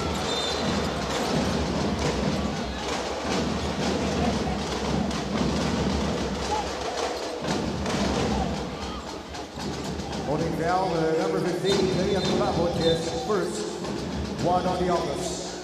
Ooh, things are getting chippy. 40 seconds on the shot clock.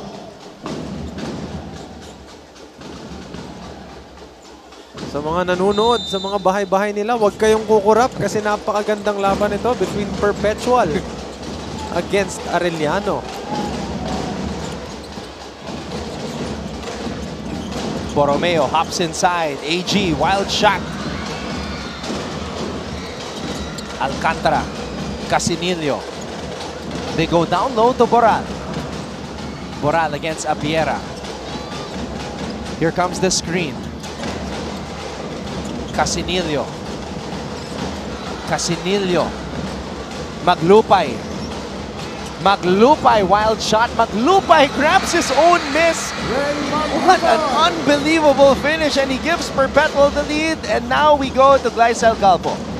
Anton and Prince, like you guys mentioned earlier, for Marco Cruz, Patrick Sleet is the missing piece that completed their unit. Ani niya, ito raw ang hinahanap nila last season because most of them were team players while he describes Sleet as a vocal leader on and off the court. Malaking bahagi raw itong si Patrick sa kumpiyansa ng kanilang kupunan, lalo na he is a player who's always ready to create for his teammates. Coach Olsen concurs with this, saying that one of the Alta's biggest development is their stronger camaraderie and chemistry. Pero dagdag niya, he still feels that their performance is not enough to solidify them as Final Four contenders. So let's see how this game will play out for them. Anton and Prince?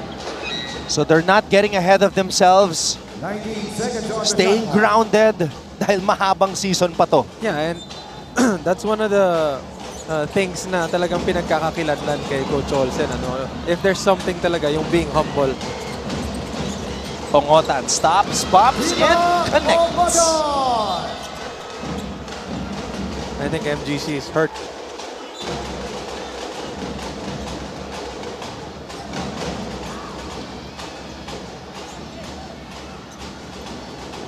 Official timeout. Let's take a closer look at what may have happened here.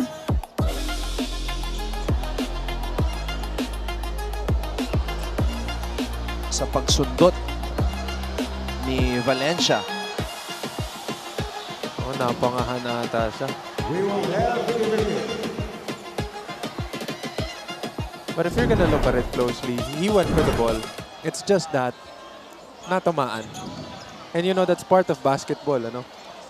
As long as hindi mo siya sinasadya, I mean, it's a play na yung no malice. And that's part of basketball. And it happens.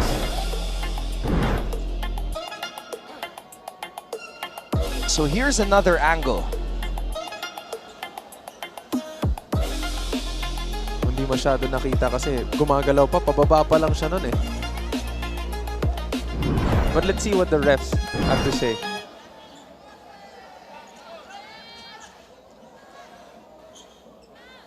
Referee going right over to Coach Olsen Rosella.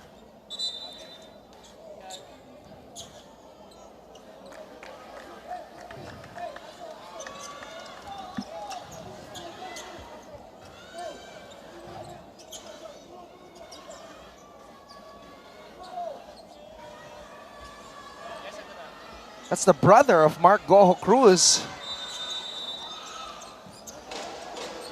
Supporting him as they try to go for that 4-0 record. Oh, that was a tough shot. Sidestep and the floater. Balikan lamang sa Perpetual after that first field goal by Casinillo. T-Mac. Casinillo, Gojo Cruz, back to Casinillo! Puntos para sa Perpetual! Parang ano, no? Parang may switch na pinindot dito sa Perpetual. Yung energy level nila parang binaliktad. Napunta naman sa kanila yung ano, yung lead. Ganda ng pasahan. Gojo Cruz, tiwala dito kay Casinillo, and Casinillo, di naman siya pinahiya. Finishing under duress. And if there's something na hindi natin lahat napansin, ano, mas naging aggressive yung transition plays na itong Perpetual compared to Arellano dito sa second quarter. Especially nung umpisa ng second quarter. And that's one of the reasons kung bakit nakuha nila yung kalamangan.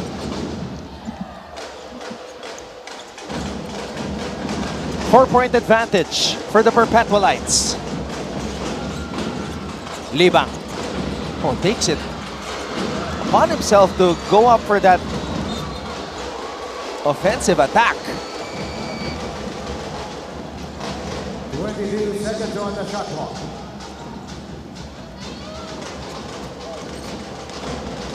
Gojo Cruz.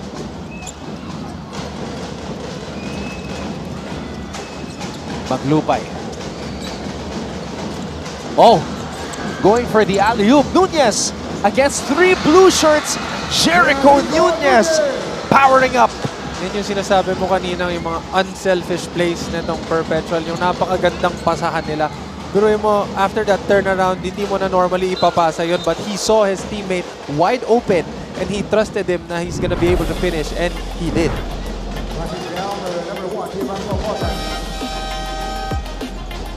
Pangalawang pasa na maganda ni ano, Maglupay yun. Tsaka ang ganda ng naging desisyon ni Maglupay doon. Hindi niya pinilit. Oo. Yung alley-oop. Hindi niya pinilit yung alley-oop. Binaba niya sa sahig. He tried to break the ball out, but he saw his teammate wide open underneath, asking for the ball, and he was able to convert. Orgo gets into Goho Cruz. Nunez. Back to MGC. Goho Cruz. Boral thought about it. Makes his decision. Ayun, nakita ng referee yung yung hawak. Holding down number 9, Yuan Kamay. John Abis coming in for JP Boral. Abis nagbabalik sa ating laro. 14 seconds Sub on the muna clock. si JP Boral.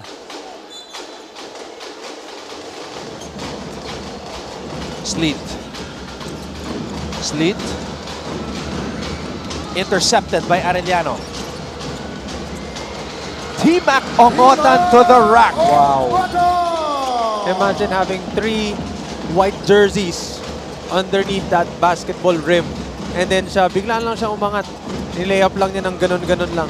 I mean, T-Mac. Orgo. Orgo. No foul called. Coach Olsen is asking for a foul as well. Kamay. Here come the Altas. Sleet to MGC. Back to Sleet. Sleet will head to the line for 2.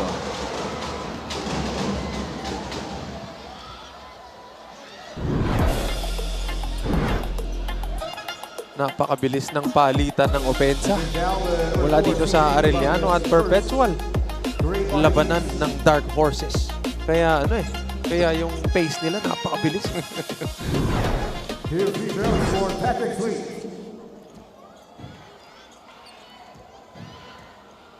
Patrick Sleet.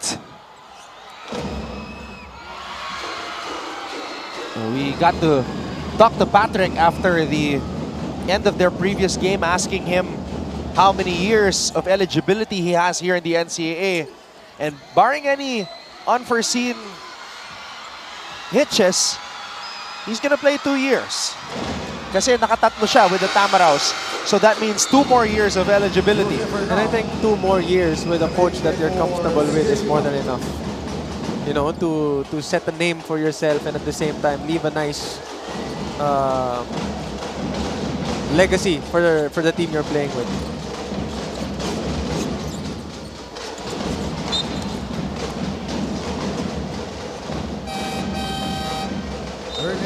Imagine having a point guard as big as Sleet na kaya maglaro ng 1, 2, 3, and 4. Tapos pume-pressure siya sa mga point guards ng kalaban with that reach. Tapos yung haba lang ng lengths ng kamay niya. Paano mo ipapasa ng maayos, di ba? Sleet listed at 6'2". Valencia, nabitawan ng bola. But there was a lot of contact there as he went up. Holding down number 42, Joseph Bernal is first.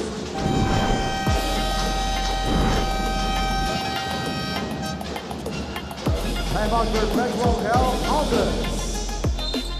Napakahirap score dito sa laban na to.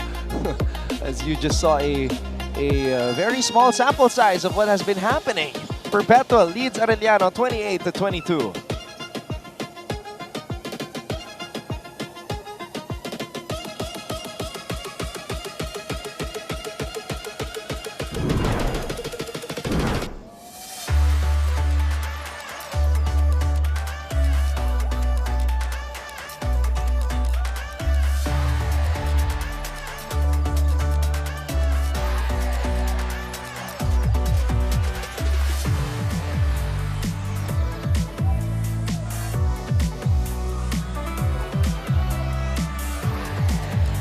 You are looking at the Altas Angels. And it seems that every game day, dumadami yung Altas Angels. I mean, if your team is 3-0, diba? Siyempre yung mga supporters mo, papasok yan. Lalo na, if maganda ang lalaroin nila ngayon and ma-extend pa nila yon ng 4-0 and sa tingin mo, tulad ng sabi mo kanina, parang padagdag ng padagdag. But, if yung Arellano ang mananalo, baka sa kanila dumagdag. Diba? Ano ba ang counterpart ng Chiefs? Oo nga, no? Diba? Ano ba? Ano nga ba? So, yung ALTAS kasi, ALTA is the acronym of Antonio Laperal Tamayo. Oh, so that's like their own thing. Okay. Yeah, kaya ALTAS ang moniker ng Perpetual. Okay. Ngayon ko lang nalaman yun Pero alam ko na ALTAS sila ever since. Yeah. Hindi ko lang alam na acronym pala siya. Yep. Goho Cruz, top of the key, 3. Hernal comes up with a board. Here comes RJ Geronimo. Too much momentum on that downhill drive. I think they called another foul on Nunez. Which is gonna be tough para dito sa Perpetual kasi kailangan nilang ingatan yung mga fouls ng bigs.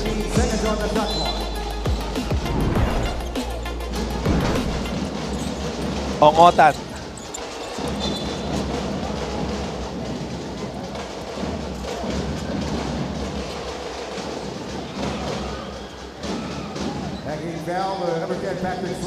Back-to-back foul para sa Perpetual.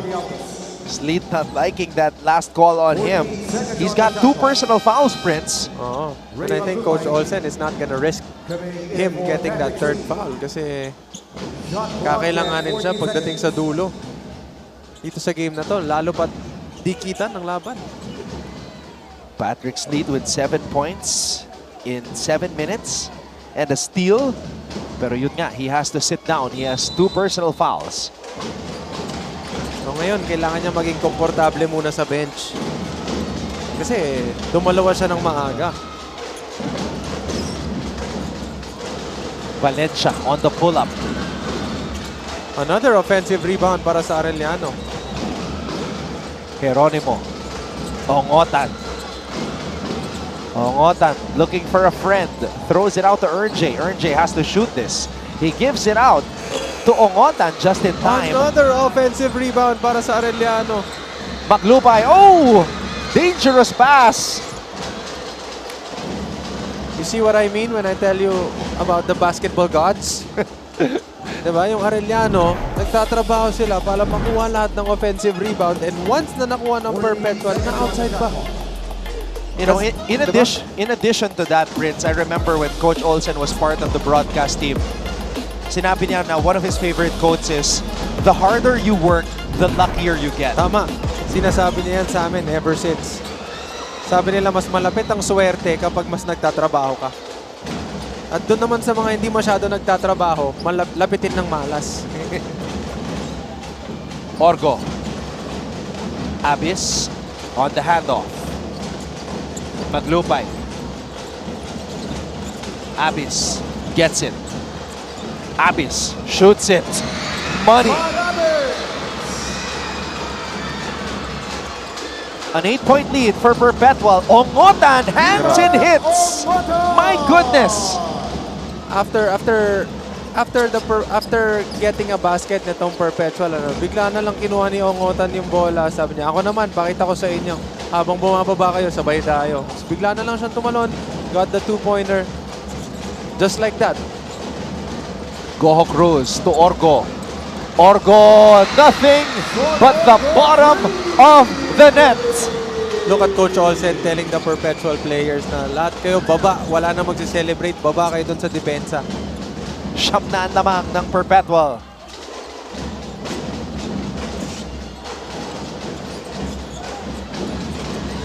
And for the past 3 games, this is how Perpetual, how they get away with the win, Dahan-dahan, unti-unti, 1 possession by 1 possession, magugulat ka na lang, yung dalawang lamang nila, 4 na, 6 na, 9 na, tapos hindi ka na makabangon.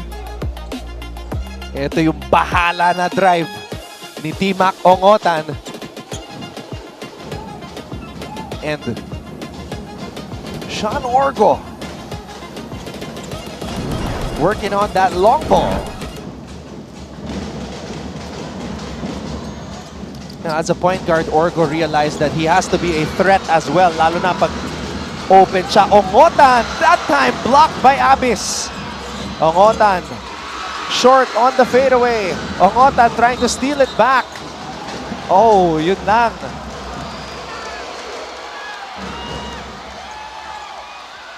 It happened right in front of one of our referees.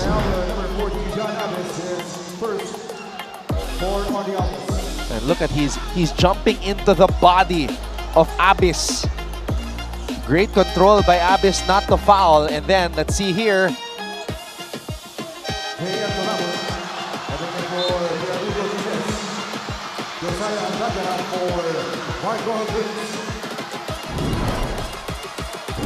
Smart play by Ongotan. Got away with it. Borromeo. Ongotan.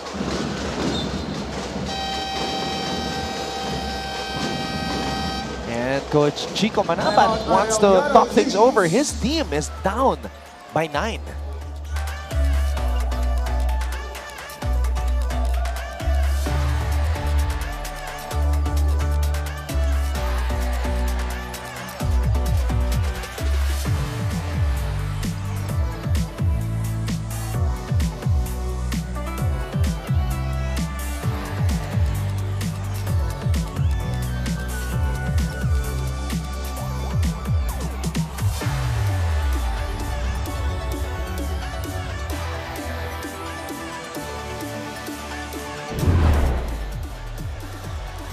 Father Vic Calvo Jr., OP, Mancom representative of Colegio de San Juan de Letran.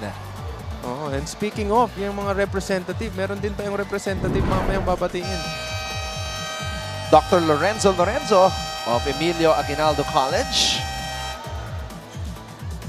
Oh, ayan. Yung representative, oh. Mr. Frank Gusi of the University of Perpetual Health System, Delta. And of course, the very dapper Mr. Paul Supan of JRU. 7.7 seconds on the shot clock. So who's the representative? Yung representative natin. Mamaya. Sir, Dax. Coach Dax Castellano of the College of St. Benilde. Ayo binibitin nyo kami Mr. Melchor Divina of Mapua University.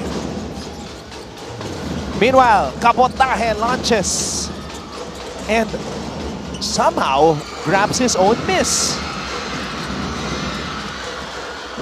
Libang. Wow, this Arellano, guys. Oh!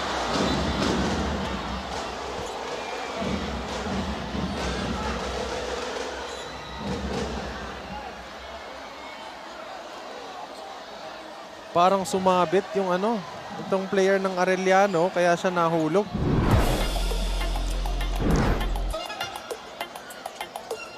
There's the teardrop by AG Borromeo. Oh, man.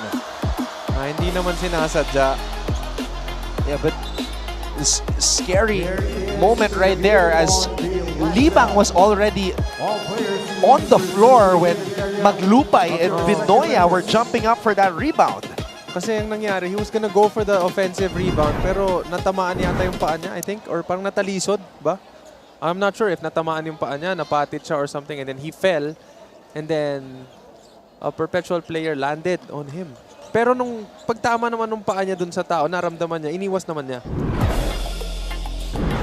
We're just thankful that nothing happened, nothing serious.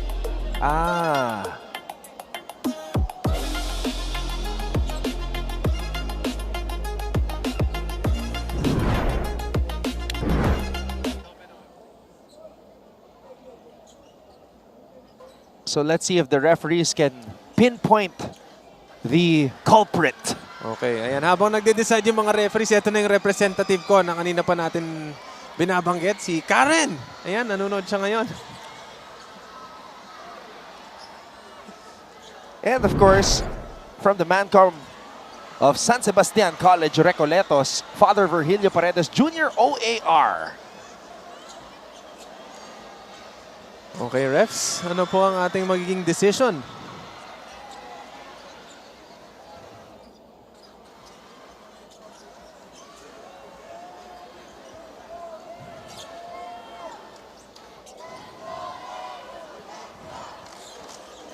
This is interesting. Kasi tayo, we're not the referees, we're the commentators, but we can pinpoint the source of how that domino situation happened. Number 3, Josiah Alcantara. His second. JP Boral. Coming in for the Altas. So the referee saw the same thing you did. Alcantara with the push. And again, like what I said kanina, there are things in basketball that's part of basketball. If there's no malice, but if there's something na, alam mo yun, sinadya. Okay, watch out for Alcantara here. Number 3. Boom.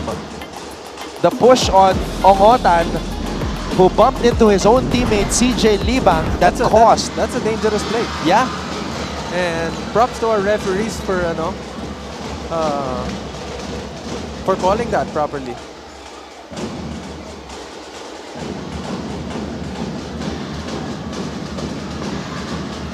Okay, Alcantara nodded his head while he was talking to the referee. Aminado na siya. Coming in for John Arnold. Hindi lang niya in-expect na ganun yung pwedeng mangyari dun sa tulak na yun. Now he realizes the danger. Arellano sees the retain of ball possession. 14 seconds on the shot clock. 7-point lead for the Altas. Borromeo.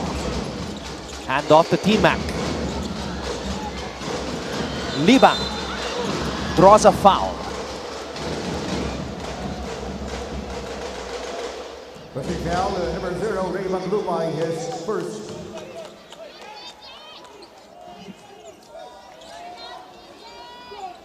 Two free throws for CJ Libang.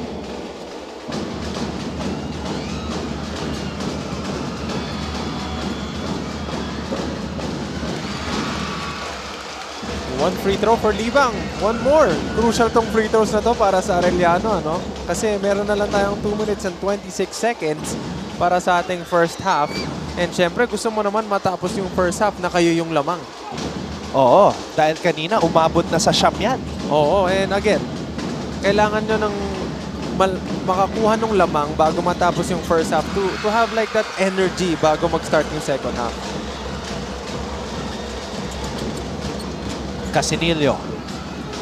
Sabi niya kay Alcantara, kaya ko to. Gets the ball across. Casinillo kontra Borromeo. Casinillo spinning out of control, a collision. Maglupay and Vidnoya.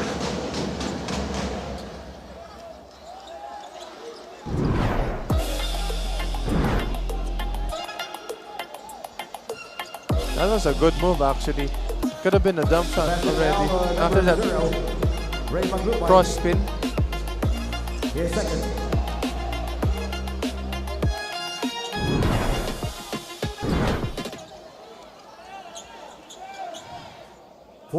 Seconds on the shot clock. Approaching the final 2 minutes here in the first half. 33 Perpetual, 28 Arellano. Vidnoya. Ongotan. Kabotahe from way out. And Maglupay. Oh! Nagmadali. Libang. Wow! Oh! That was a nice move. Fundamentally sound move. Going old school there with that two-step and jump hook. Boral will head back to the line for 2. Perpetual still up by 3. Basic. Binasican ni CJ Libang. Napailang pa eh. Parang, whoops, wala na pala akong bantay. Nilibang ko lang kayo. Nawala na ako.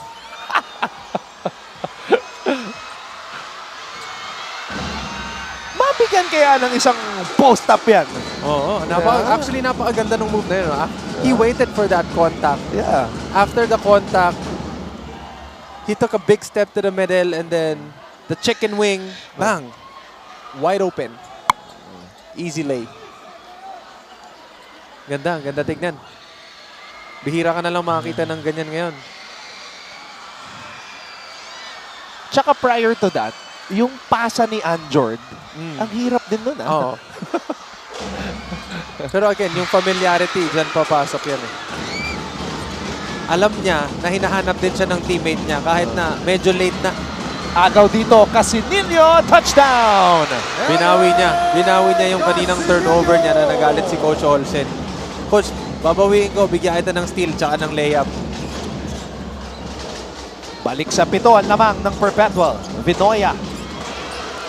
A steal by Alcantara and Sumeñas. Oh, good decision. Good decision. Nakita nila si Coach Olsen na Sumeñas na slow down. Kasi lamang sila eh. Oh! What?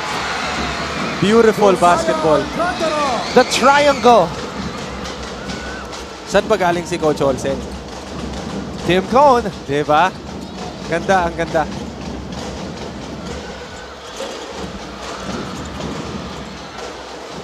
Vinoya has been off this first half. Boral. Oh, Borromeo hitting the deck. Alcantara. Oh, trying to get it to Tolabot. Libang! Ang bilis. If you don't sprint back down, Arellano will make you pay. Last shot. Alcantara. And that's a foul on T-Mac Ongotan. Ooh, that was a thin line. That could have been an offensive, that could have been a defensive foul, but a defensive foul was called. Third foul on T-Mac Ongotan. Ganda. Na-imagine mo yung team mo na sinabi mo lang recently na ito yung hinahanap namin eh, Patrick Sleet. Yung makakatulong sa amin kasi nakokontrol niya yung game, yung pace, and napakaganda ng vision niya. Pero dalawa yung fouls niya agad eh. And then nakaupo siya sa bench. Tapos yung team mo na walang Patrick Sleet, ganyan pa rin yung nilalaro. Nagsishare ng basketball, ang ganda ng pasahan, sumusunod sa sistema.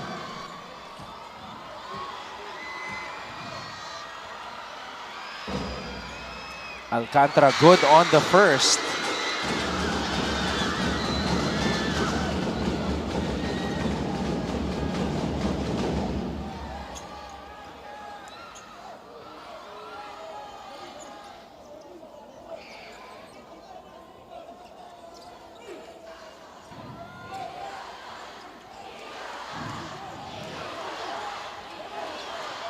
So we're seeing a new player for the first time here from Perpetual.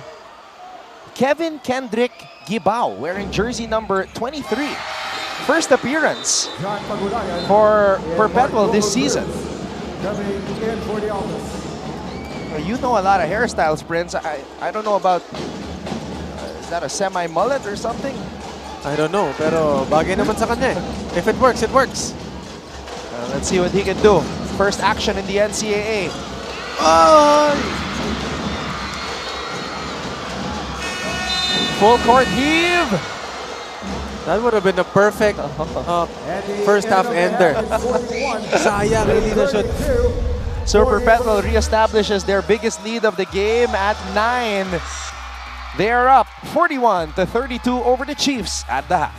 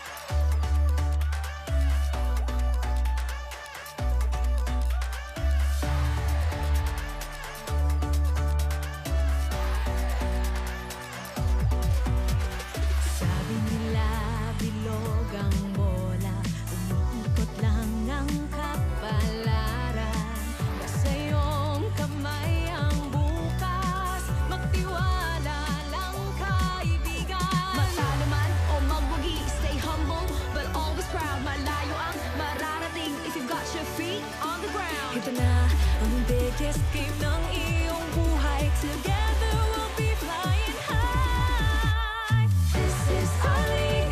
This is a moment. Sa puso mo, the sky is the limit. Tara na, magsama-sama. Dahil together, we own the future. This is our league. This is a moment. Sa puso mo, the sky is the limit. Tara na, magsama-sama. Dahil together, we own the future. Kaya natin kabaelan tayo daytoy. Kaya natin ini, kaya ta ini. Kaya natin kabaelan tayo daytoy. Kaya natin ini. We own the future.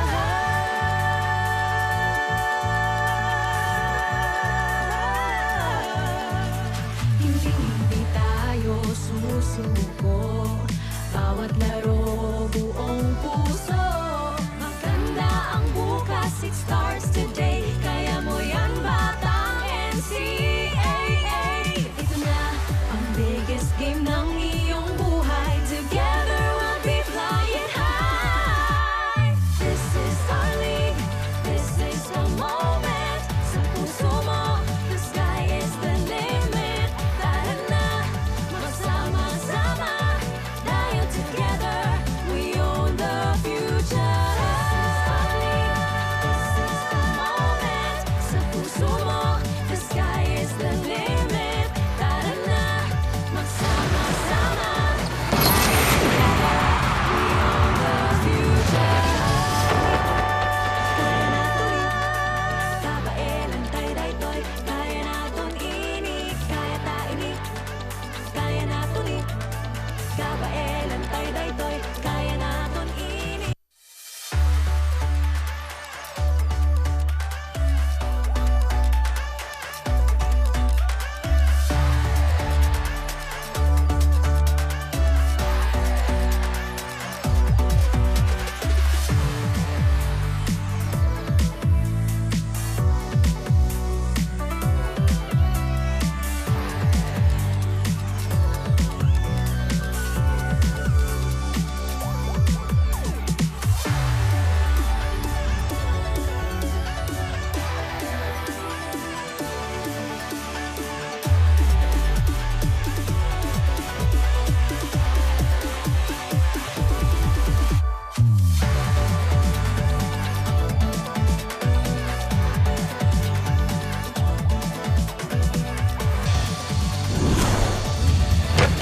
Big reason why the Perpetualites always come in droves to whatever venue the basketball team or the volleyball team is playing at is because of the award-winning, championship collecting Altas Perp squad.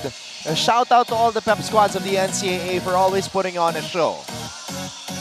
And speaking of putting on a show, both the Chiefs and the Altas have provided us with some high-octane basketball action in the first half. Oh, battle of the dark horses yan eh. Napakabilis ng kanilang pace, ano? From beginning up to the end of second quarter, makikita mo sa kanila kung gaano sila ka-aggressive dun sa transition, especially in getting those offensive rebounds. Take note, Anton, Arellano has 12 offensive rebounds for the first half. And Perpetual naman, they have 12 free throw attempts. Ibig sabihin, that's how aggressive they are in attacking the lanes. And in contrast to that, Arellano just 4 out of 4.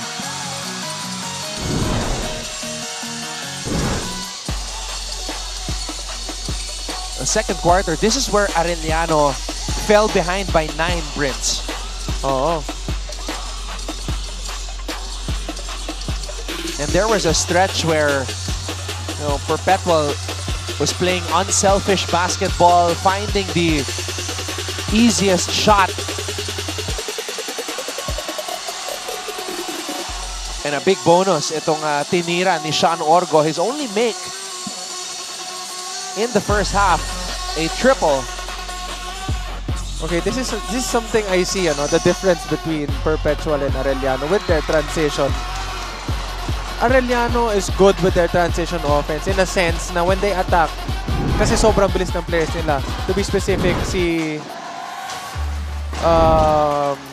T-Mac. Ongotan. Si Ongotan. To be specific, si T-Mac umaatake sa transition and all the way he can take it on his own. But the thing is, with this Perpetual team, when they go for transition, most of the time it's 2 against 1, 3 against 2. And they make sure na yung teammates sila involved pa din, even in transition.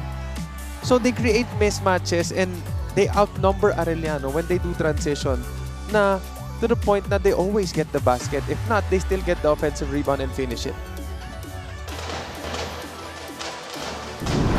And now we take a look at the leading scorers. You just mentioned his name, T-Mac. Oh, T-Mac Ongotan has been aggressive both on offense and on defense. And speaking of offense, yung offense niya is more on the transition side where pagka tira pa lang ng Perpetual or whenever they make a basket or whenever they miss a shot, he's already there asking for the ball and then looking to run and make sure na i-involve yung depensa nitong Perpetual. And now he has 12 points just because of his aggressiveness on offense. Samantala, Alcantara leading the way for the Perpetualites. This is the first time that he's actually led Perpetual in scoring at the end of the first half. Oh, and some of the players nitong Arellano, hindi pa nagki-click. Yung mga players nila na consistent for the past 2 games nila, hindi pa pumuputok.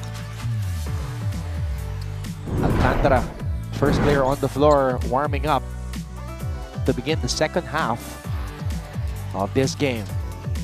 Maraming salamat muli mga kapuso sa inyong patuloy na pagsubaybay dito sa ating live coverage. We are live on GTV, simulcast on Heart of Asia. In our first game today, Letran notched their first win of the season at the expense of EAC. The final score was 84-80. Titing Manalili had a double-double, 13 assists, 12 points, and 5 rebounds. Deo Quahao top scored with 23. Oh, medyo ilang games na nilang inaantay itong panalo na to, Kasi after ng first game nila, nabanggit nila na magpapakalbo na dapat sila. But they attended their second game na intact pa yung mga buhok nila and then they lost. And then going into third game, nagpakalbo na sila. And still, kinulang pa rin sila. But now I'm happy na nakuha na nila yung first win nila and as per Deo Quahao kanina, eto na yun. Ito na yung simula and yung mga fans ng Letran dyan na nanunood, quote-unquote natin, i-quote natin si Deo Quahao, na pag nanalo tayo ng isa, tuloy-tuloy na yan. So, meron tayong ine-expect galing dito sa Letran. Second half officially underway. Anton Rojas, Prince Rivero, and Lysel Galpo, your courtside reporter. Broadcast trio for today. Libang CJ. CJ Libang from Basi He's had some instances in this game kung saan libreng-libre siya, Prince, sa ilalim. Oo. But inaantay ko pa rin na uminit or makuha yung rhythm nito ni Benoya and ni Anjord Cabotaje. Kasi the past few games, sila talaga yung nagkiklik para dito sa Arellano and sila yung umiinit and nag-i-initiate ng play para dito sa Chiefs. Valencia. Abiera. Back to Basti. Basti on the pull-up. Oh, Vinoya picks up the loose ball. Ito yung sinasabi mo, offensive rebounding for Arellano. Oo, pero si Libang yung tumupik para mapunta kay Vinoya yung bola. Again, yan yung sipag na pinapakita ng Arellano. Lamang man yung Perpetual ng, ilan ba to? 7, 9 kanina, down to 7 na lang ngayon.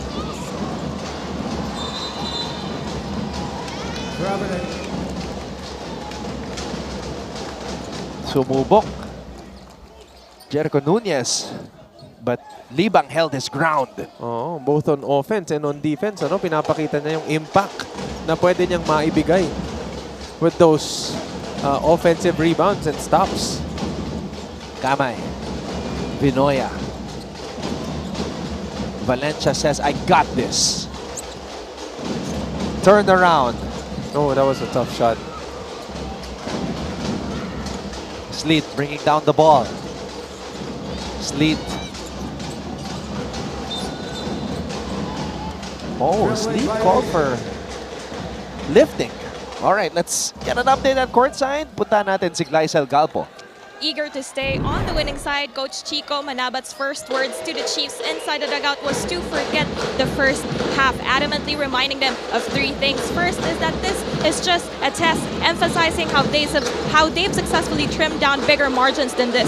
Second is for them to talk more and communicate so that they can be more connected inside the court. And last is for them to share the ball but be confident enough in finishing the plays and executions. Dagdag niya, we have the third and fourth quarter. Dito tayo malakas, so be ready. Anton and Prince.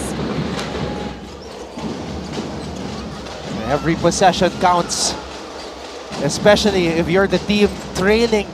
Arellano is doing their absolute best to try to get back in it, but Perpetual with an answer for every Arellano attack. Yan yung transition kanina na sinasabi ko sa'yo na when they go for transition, ini-involve pa rin nila yung teammates nila. Hindi kagaya nung transition ng Arellano na once they go for the basket, they go for the basket. And they try to get at least a foul if possible. Sleet gets it to Orgo. Orgo gets the ball back from Nunez. Abis susubok muli mula sa labas. And Kamay with the board.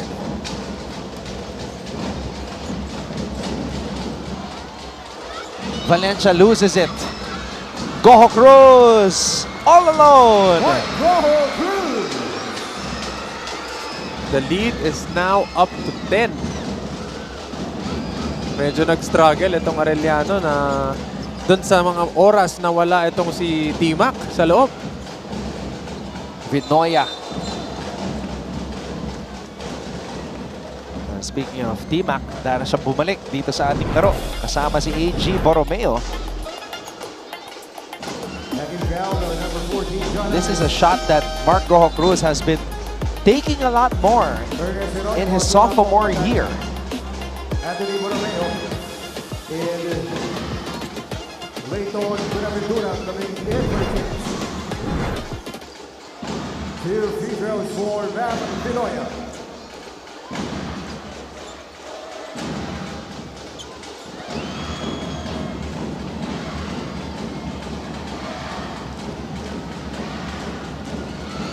Vinoya sinks the first.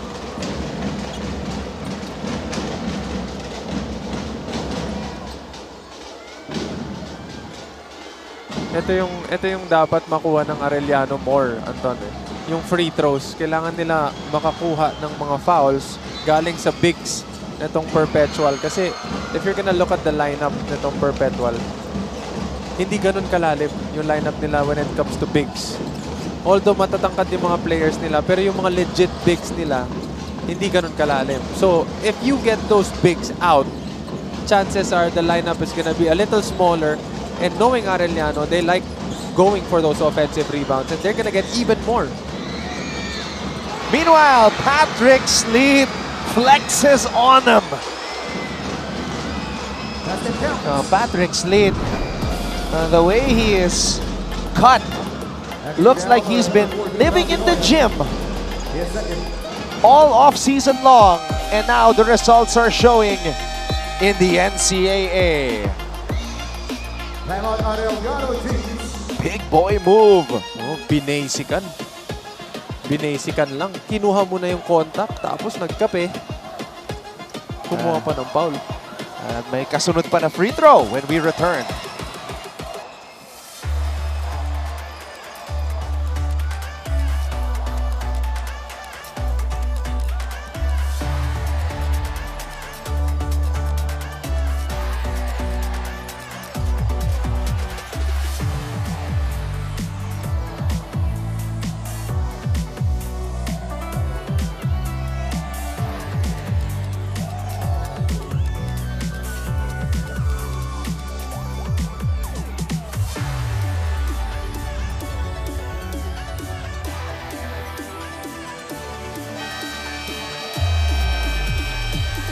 The Perpetual Altas are on a run.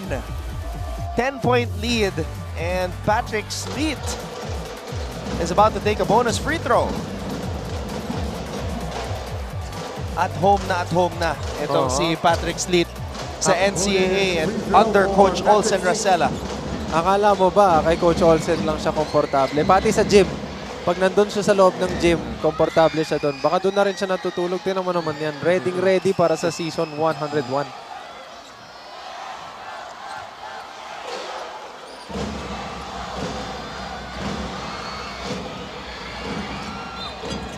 Sleet sinks the free throw. It's now the biggest lead of the game for Perpetual.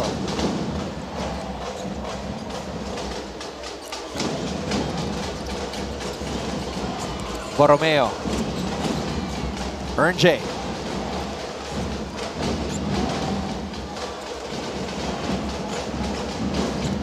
Seven on the shot clock. Ongotan calling for a screen. Ongotan has to shoot. Sleet with a block. Shot clock violation. Hindi yata nila napansin yung shot clock nung tumawag sila ng play. Kaya komportable pa si T-Mac sa ibabaw. Nung hawak niya yung bola. Pero sinabihan siya ng teammate niya na wala nang time, tira mo na. Nakakuha pa ng block si Sleet. Humugot na ng malalim itong si Coach Chico Manabat. Demetria is now in. Bumabalasa na siya ng player kasi hindi niya makuha yung perfect na combination Akop is now in. Andre Akop.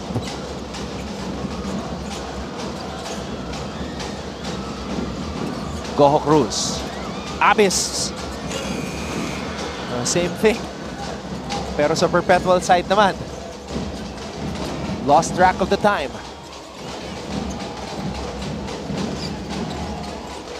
Geronimo. Akop.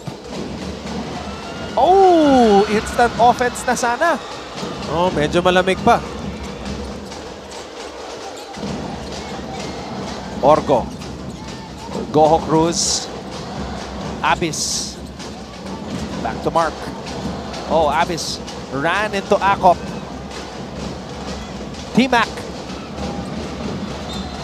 And Ongotan draws a foul. Yan yung kinakailangan gawin itong Arellano. Mas atakihin pa nila ng atakihin itong Perpetual to get to the line more. And again, kaninang first half, they're 4 out of 4 sa free throws. And if they continue to do that this second half and get even more free throws, chances are baka makabalik pa sila mula dito sa 11 points na kalamangan ng Perpetual.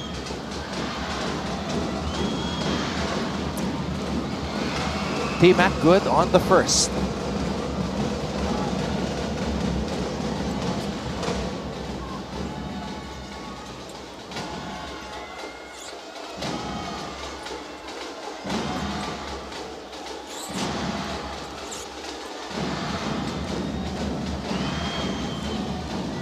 There you see the numbers of Ongotan. Short on the second free throw.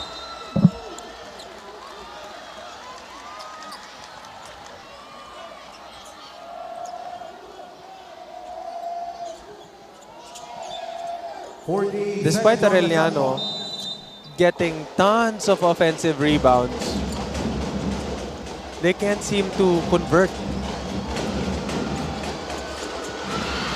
Akop, there you go. Making an impact. Pinaringgan ko kasi. Kaya sinutagad. Kanina, hinarangan din niya si Abyss on the help defense. So, able to help get a stop and get a basket. Andre Akop. Buenaventura, ayaw pakawalan. Si Nunez. Holding foul, the number 15, Buenaventura.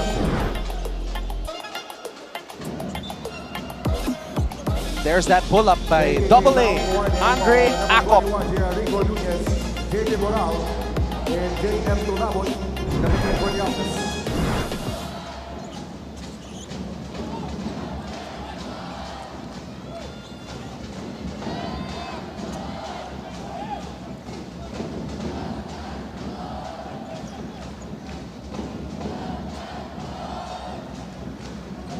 14 seconds on the shot clock. Boral. Orgo. Orgo. Pulls up. Short. Geronimo. Geronimo on the pull-up. Geronimo. Kumpiyansa. Again, Again, another transition by Arellano.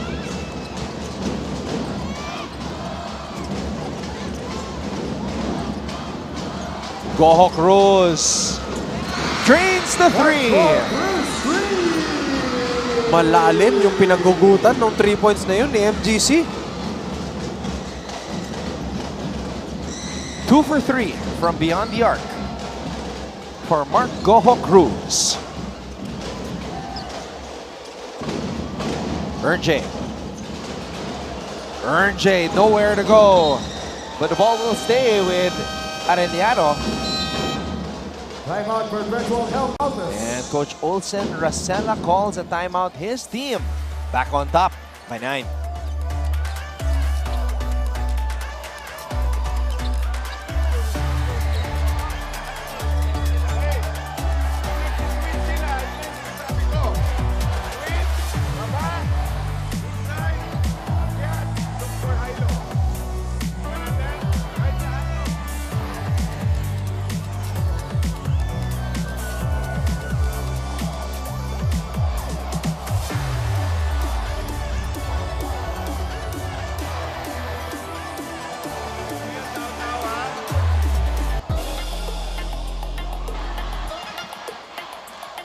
Sabi mo nga, kumpiyansa, Prince Rivero.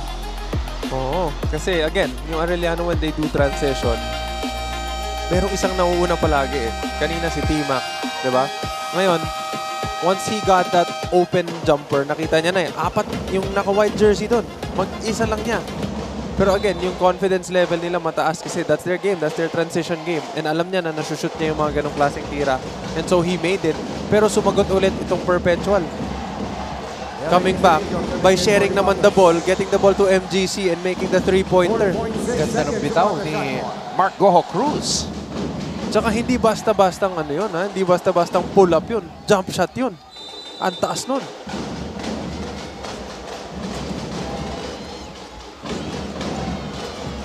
A wild shot put up by Andre Acop. Shot clock violation.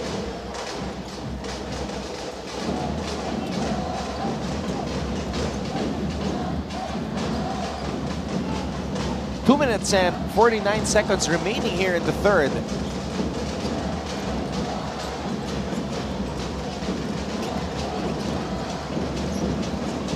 Casinillo. Borromeo. Hongotan. Harap-harapan. Tinirahan. Bang, bang, bang! T-Mac! Ongotan! Binubuhay pa niya itong Arellano. Daming fans ni Dre Miller. Kahit nasa inactive list siya ngayon. Goho Cruz. Grabs his own miss. MGC! What Goho Cruz? And Coach Olsen Racela looking for a foul. 2 minutes. There was a lot of contact there on that drive by Goho Cruz. Geronimo. And that's going to be a push by Leighton Buenaventura. MGC is hurt, I think. Humingi siya ng sub right after that contact from the other side. May have tweaked something on his back, Prince. Alright. Tignan natin yung contact.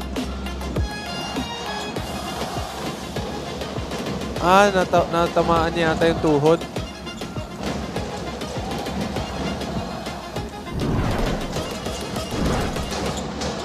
Moral to Tolabot. Tolabot. Oh, two Altas players colliding in the air. Tolabot trying to tip it in. Moral. Alcantara. Tolabot with the finish.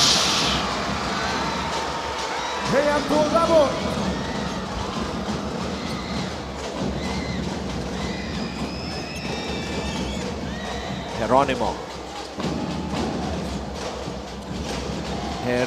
shovel pass. G. Borromeo. Rebound to Labot and Oh, the tallest guy. And then the nag-agawan. oh, David and Goliath yun. Rebound na yun.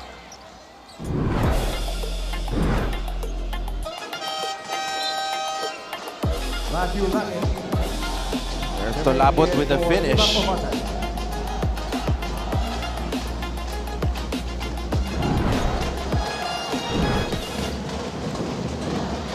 Okay, Perpetual now up by 10.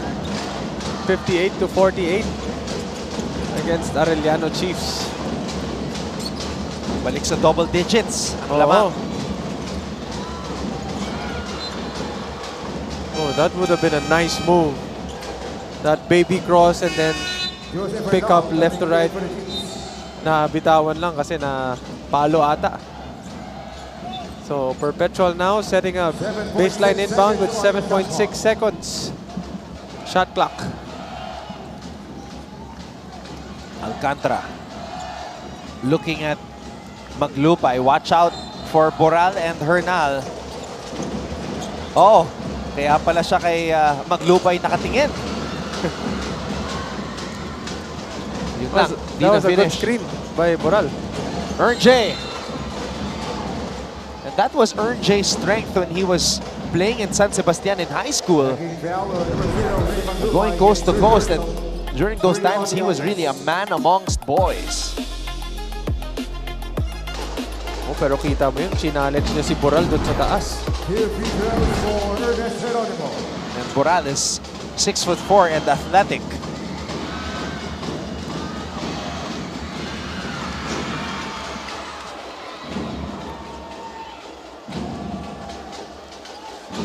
Geronimo missing Oo. on the first. Yan yung mga kailangan iniingatan nitong Arellano, no? Kasi lamang ng 10 itong Perpetual and again, every point counts. Especially patapos na itong third quarter and 10 minutes na lang ang matitira sa fourth quarter. Kyle Anama coming in for the Chiefs. John Pagulayan coming in for the Altos.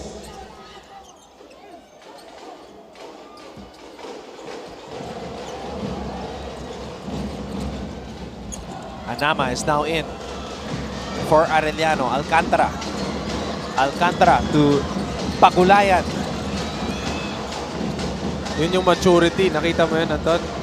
Hindi niya tinuloy kasi parang alanganin. Ngayon, they're setting up their play.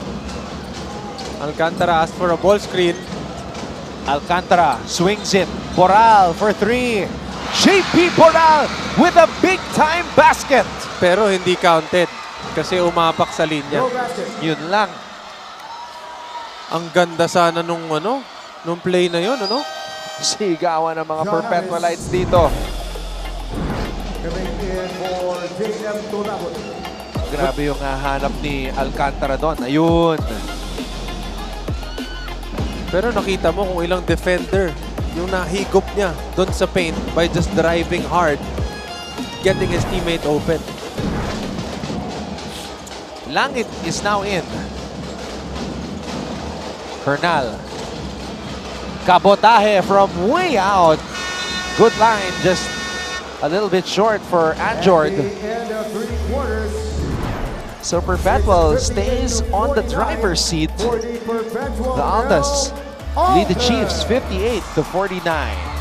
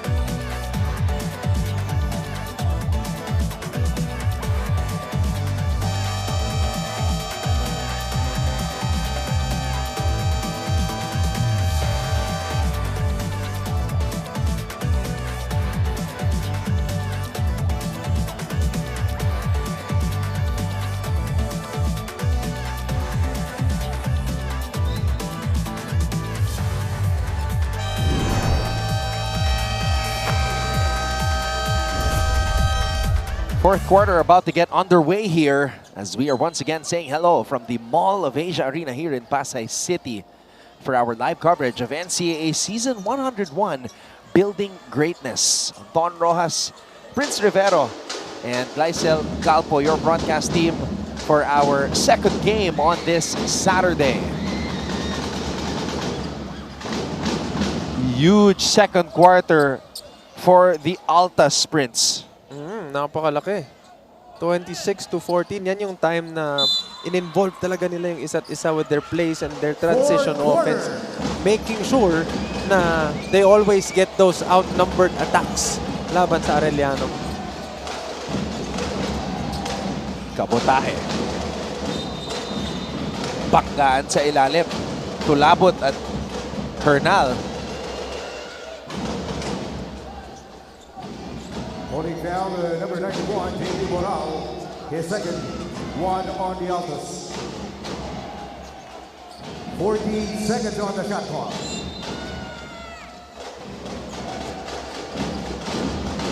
Hernal. Wow. Well, that was a nice play. Sneaking that one through.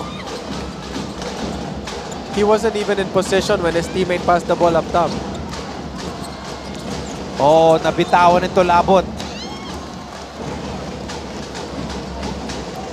Hey, look. It's just a 7-point lead for Perpetual. One possession at a time para sa Arellano. And so far, kanina, the lead was up to 11. And then, 2 possessions they've scored.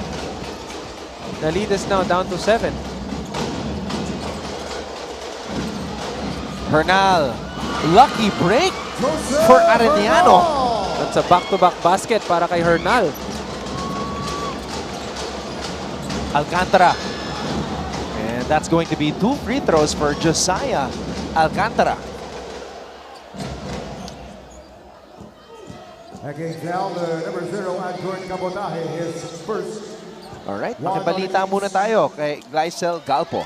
Yes, Anton, given how the Altas is performing in their first few games, Coach Olsen Rasela acknowledges that one of their team's biggest challenges is their approach and mindset in every game. Composure. This is what Coach O demands from his squad coming into the fourth quarter, explaining how this is crucial so that they can think clearer and read their opponents better. Aninya, they must be more aware to prevent mismatches from continuing to happen in their execution. He ended the huddle by reminding them to move the ball more and communicate more. Anton and Prince.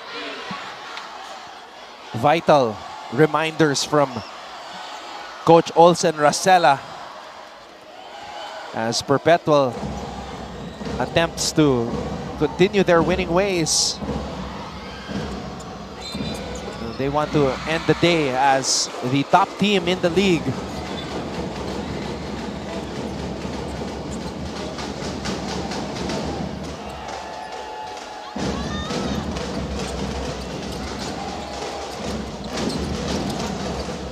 Josh Alcantara.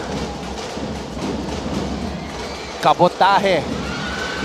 Oh, that was almost in for Anjord. Hindi pa rin makabutas itong si Anjord. Kanina pa niya hinahanap yung rhythm niya by shooting outside, driving to the basket, getting those free throws. Pero hirap na hirap talaga siya. Tulabot from the elbow. That was a nice move by Tulabot.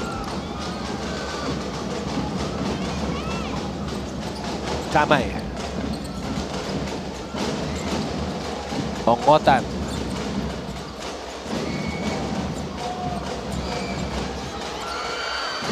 Pagulayan.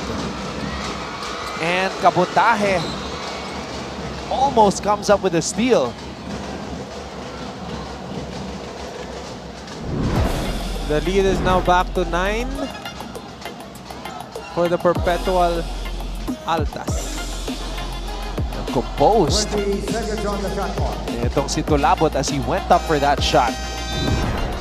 Patrick coming in for Josiah Alcantara.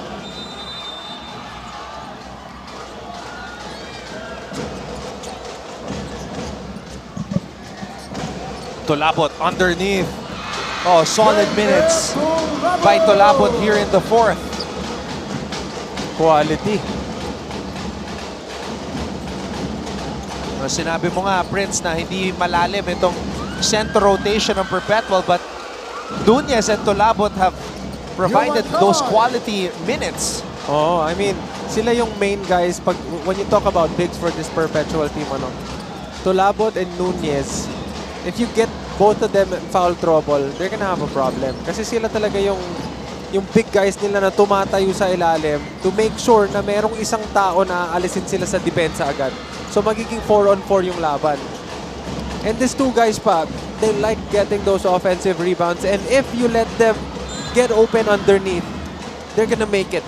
Because they also have those fundamentals of a big. Now when they get the ball underneath the basket, they can finish.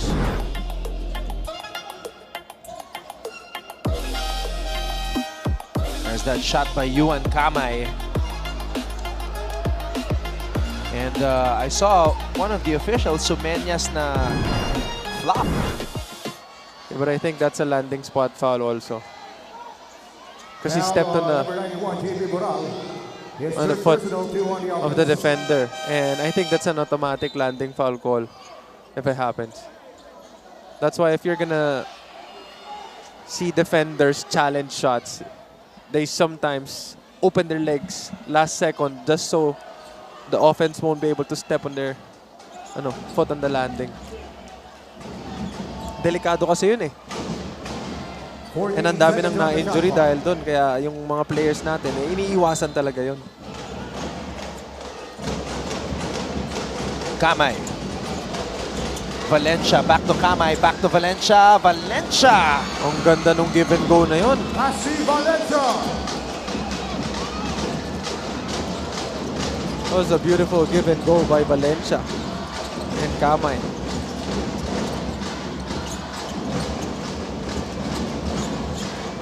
Nunez.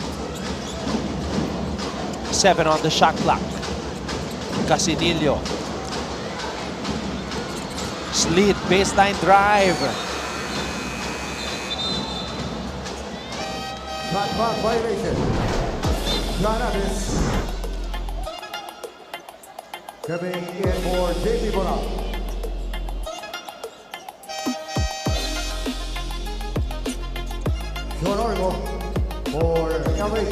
Basti Valencia and the Chiefs trying to make a run here as they continue to trail Perpetual.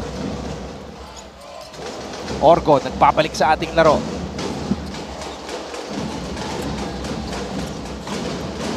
Ongotan.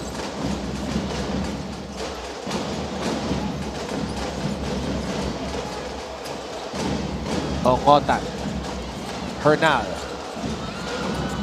Hernal diving on the floor and runs out of time. Shot clock violation. Medyo na sobraan yung patience nitong Arellano sa pag-run ng play. Na inabutan sila ng shot clock violation.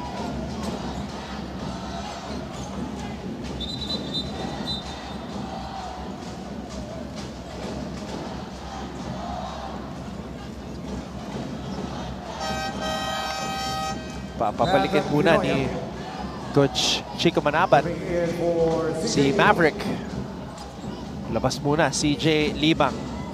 Oo, kasi pinipilit pa rin ibigay ni Coach Chico itong kumpiyansa kay Benoya, kasi hindi pa niya nakukuha yung rhythm niya the entire game.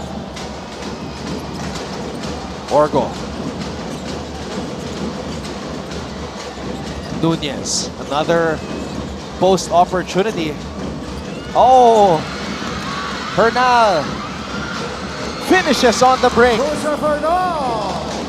And the lead has been cut down to 5. Sleet to Nunez. Nunez.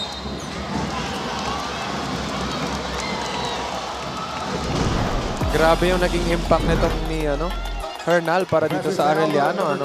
Pagpasok niya kanina, he got a back-to-back baskets. And then he got a rebound, and then now getting that offensive foul. Killing the momentum para dito sa Perpetual. The lead is now down to 5, 64-59 for the Perpetual Altas. Crucial possession here for the Chiefs. Ernje.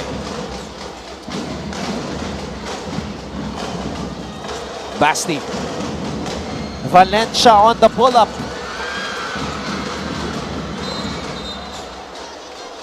Shot ball. Possession for the Perpetual Altas. Possession arrow points in favor of Perpetual, so the Altas will have the basketball here.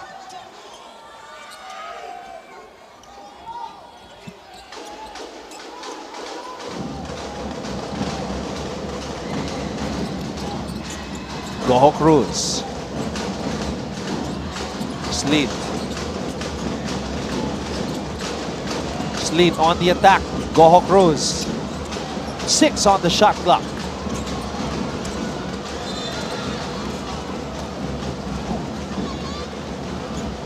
Nahuli doon. Oh, that was a tough luck para dito kay Hernal, ano? They only had like what, 5-6 seconds left in the shot clock. Paubos na eh. Oo.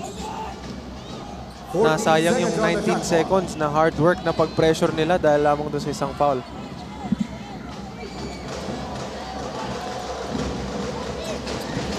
Boral. Oh, wow. Valencia foul away from the ball.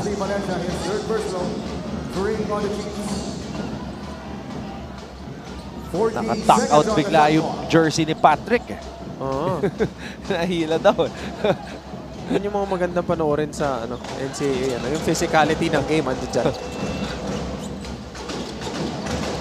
Sleet on the cut. Sleet could not finish.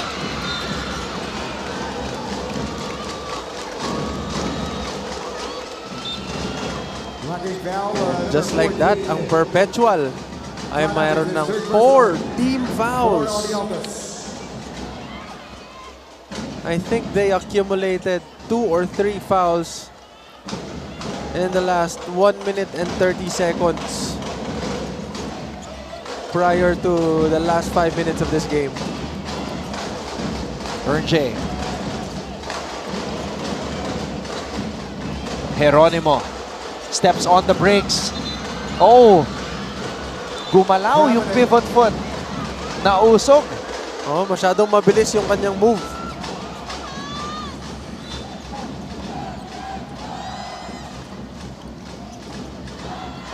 Ito na yung Arellano defense ulit na pume-pressure sa backcourt.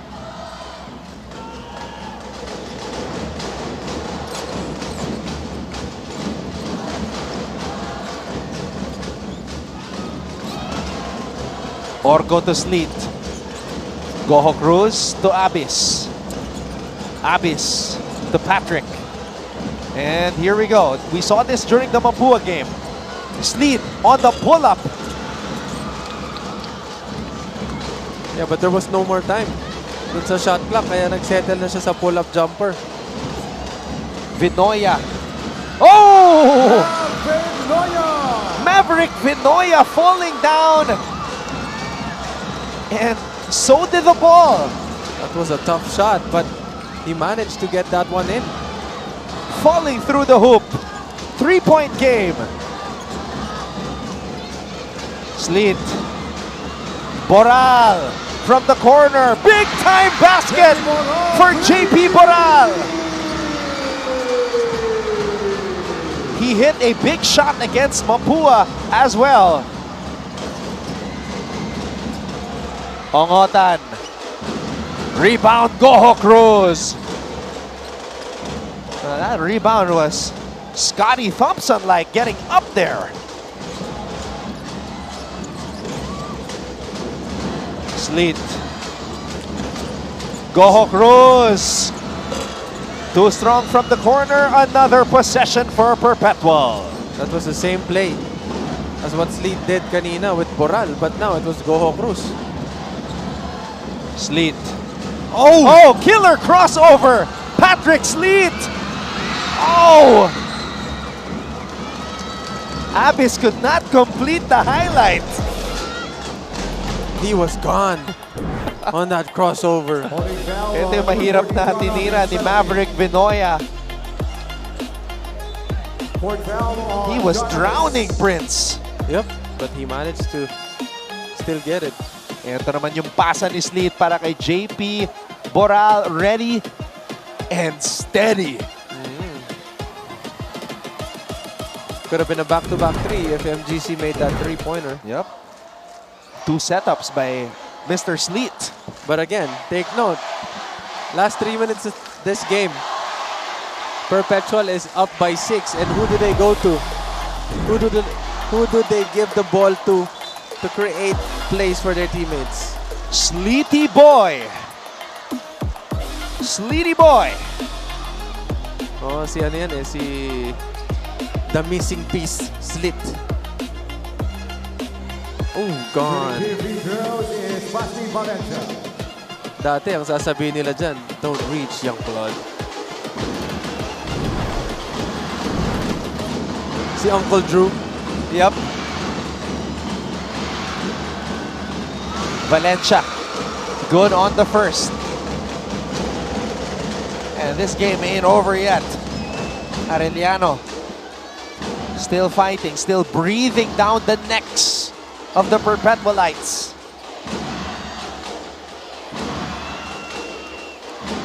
What a game day.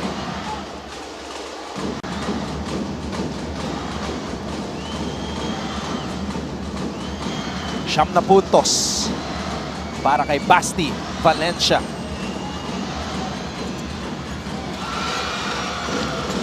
Four-point game.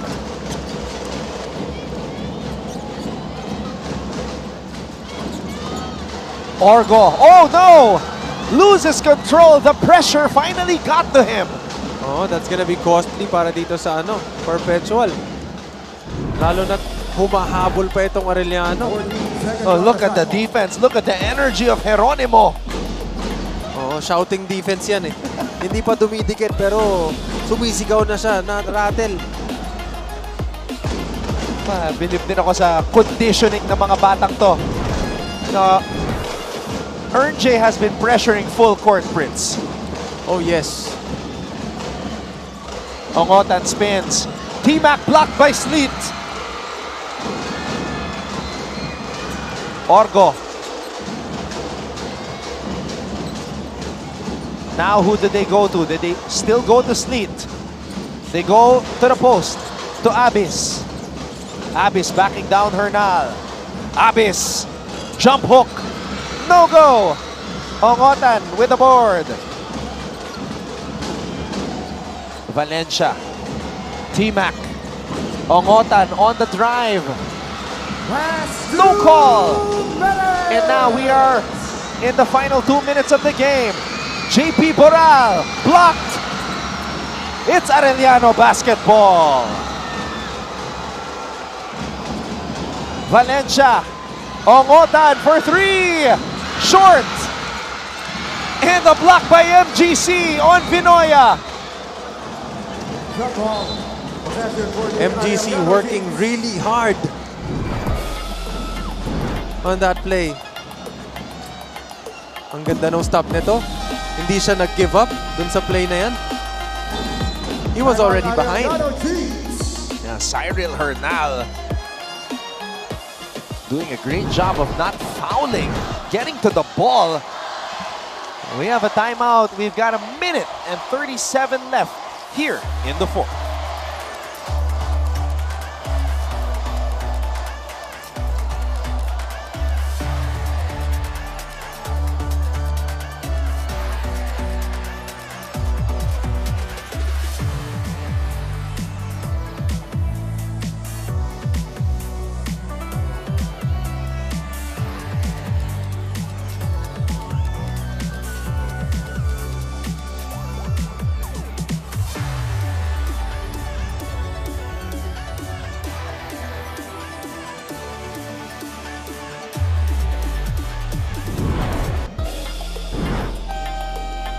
This could have been big. T-Mac Ongotan, libreng-libre mula sa kanto.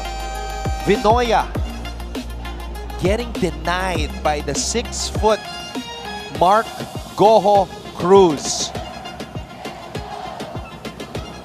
And that's crucial, huh?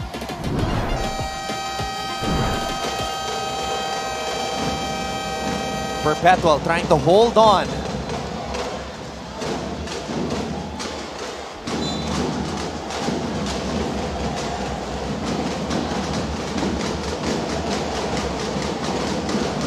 the race between the two dark horses approaching the final lap.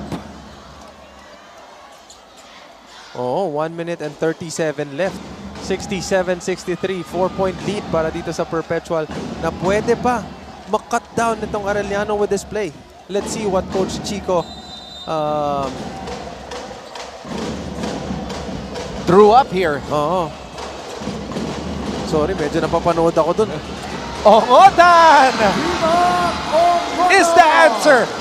Yan yung pros ng size ni Ongotan. Lumulusot lang dun sa pagitan ng dalawang helper.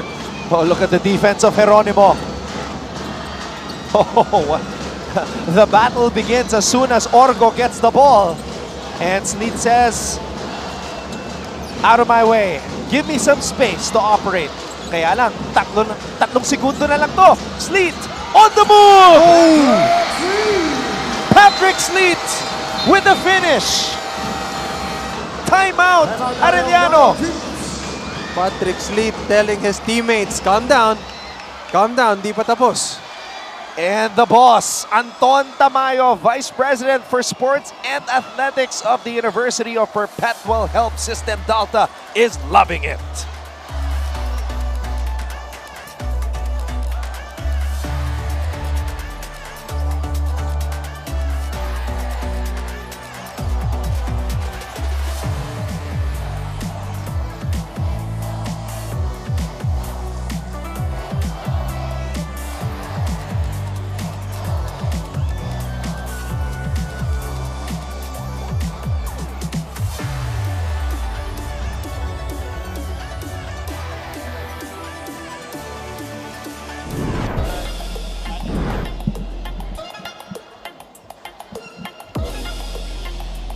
T-Mac Ongotan slicing through the defense.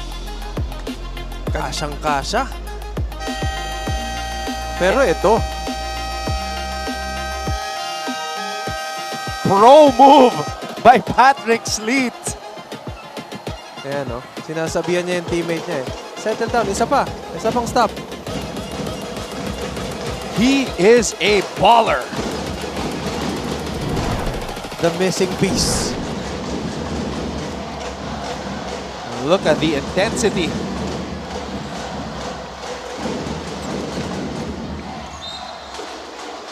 Now let's see how Arellano will respond.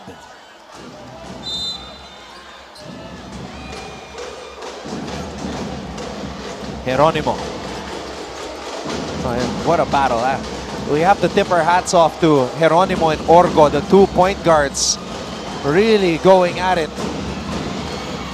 especially on defense. 6 on the shot clock. Valencia, fader. No. Offensive rebound for Arellano. And a steal by Orgo.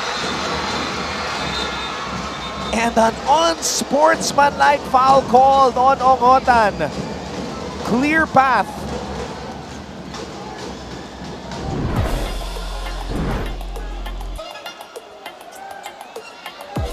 Watch Sean Orgo.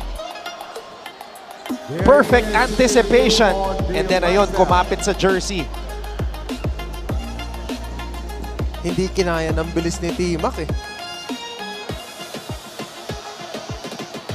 Yan ang karera. Oo. Pero nautakan ni Orgo si T-Mac doon.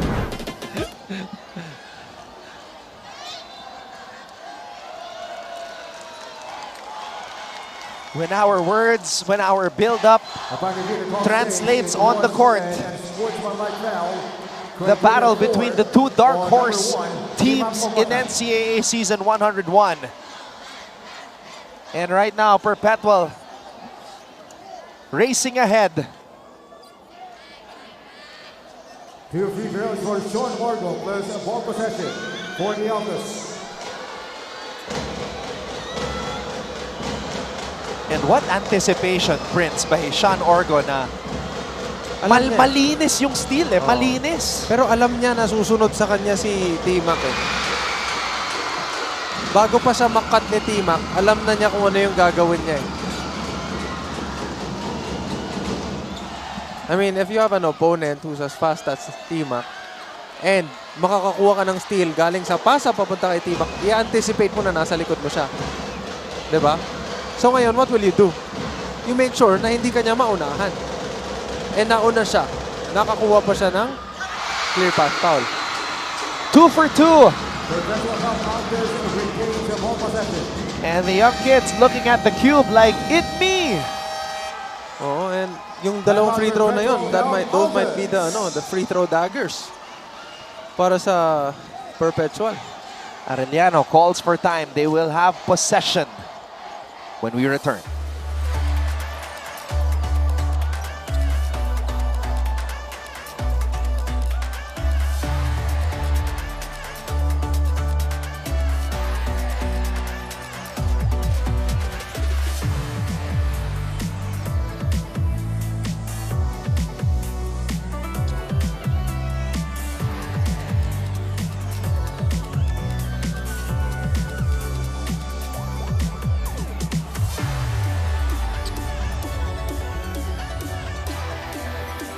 I will correct myself. It is perpetual possession.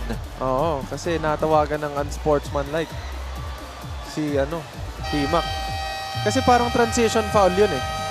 'Di ba? So walang defender dito and si Orgo yung nauuna and he grabbed the jersey. Para maiwasan yung mga away-away. I think ginawa nilang part na automatic unspo or transition foul yung ganong klaseng foul. A lot of youngsters on this weekend checking out the NCAA games.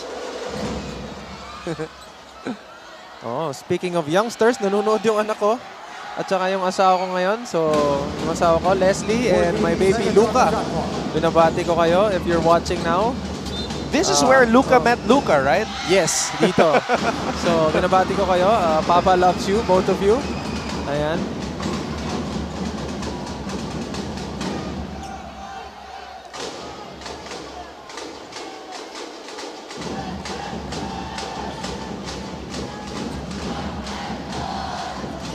.7 seconds here in regulation.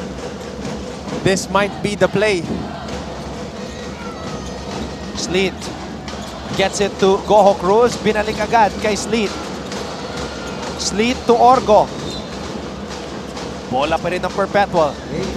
And it looks like he canceled it. Coach Chico Manaban. Nakita niya 8 seconds on the shot clock. Kasi pwede pa eh. If makakuha sila ng stop dito, pwede pa. So wag muna mag-foul. Sleet to Goho Cruz. They're just milking the clock. Sleet. Boral.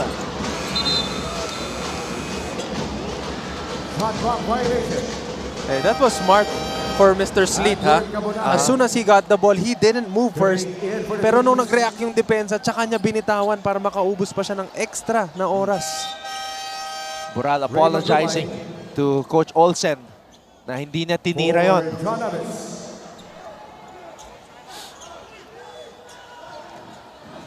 A must-score situation for Arellano with 23.8 seconds to go. Earn J. Geronimo. Geronimo. Oh! Tough miss.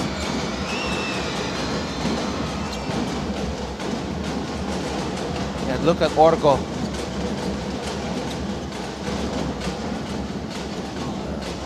Feeling cramps. This is a sorry miss right here. And he knew it. RJ knew it.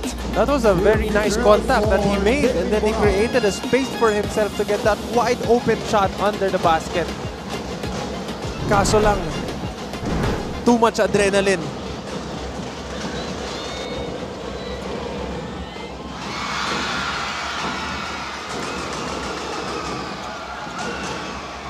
Inspired basketball by JP Boral. Na-inspired ata itong Perpetual dun sa mga Angels nila. Oh, there's only one angel in JP Boral's mind. Tama. Ongotan. Oh, how? Lumusot pa rin yun. How? It's unbelievable the shots that Timac Ongotan has been making ever since he's entered the NCAA.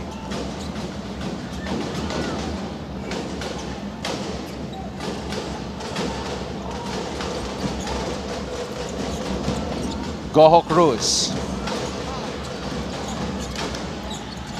And Perpetual is going to start the season 4-0 for Coach O. Racela. Shaking hands with Chico Manabat. Oh, what a battle that What a was, battle. Prince. What Yeah. a battle. It was a race. Race till the end. First 4-0 start for the Perpetual Altas in the NCAA since season 91, since the time of the great Scotty Thompson. Kung may Scotty and Nakweti dati, ngayon merong MGC at Slit.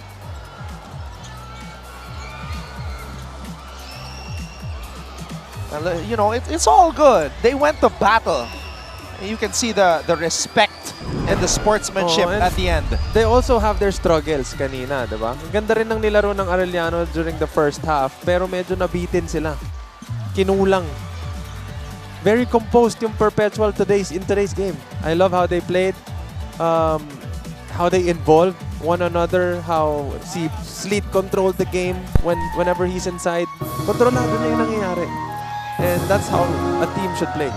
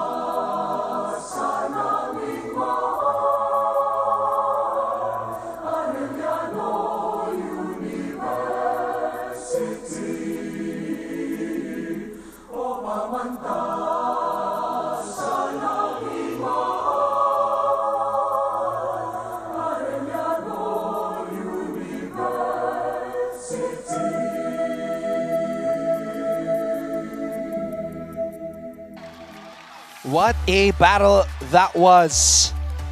Karera sa pagitan ng dalawang dark horse teams dito sa NCAA Season 101. In the end, the Perpetual Altas prove better in the end game as they prevail over the Chiefs 72-67. We'll be back with some post-game interviews. Don't go away.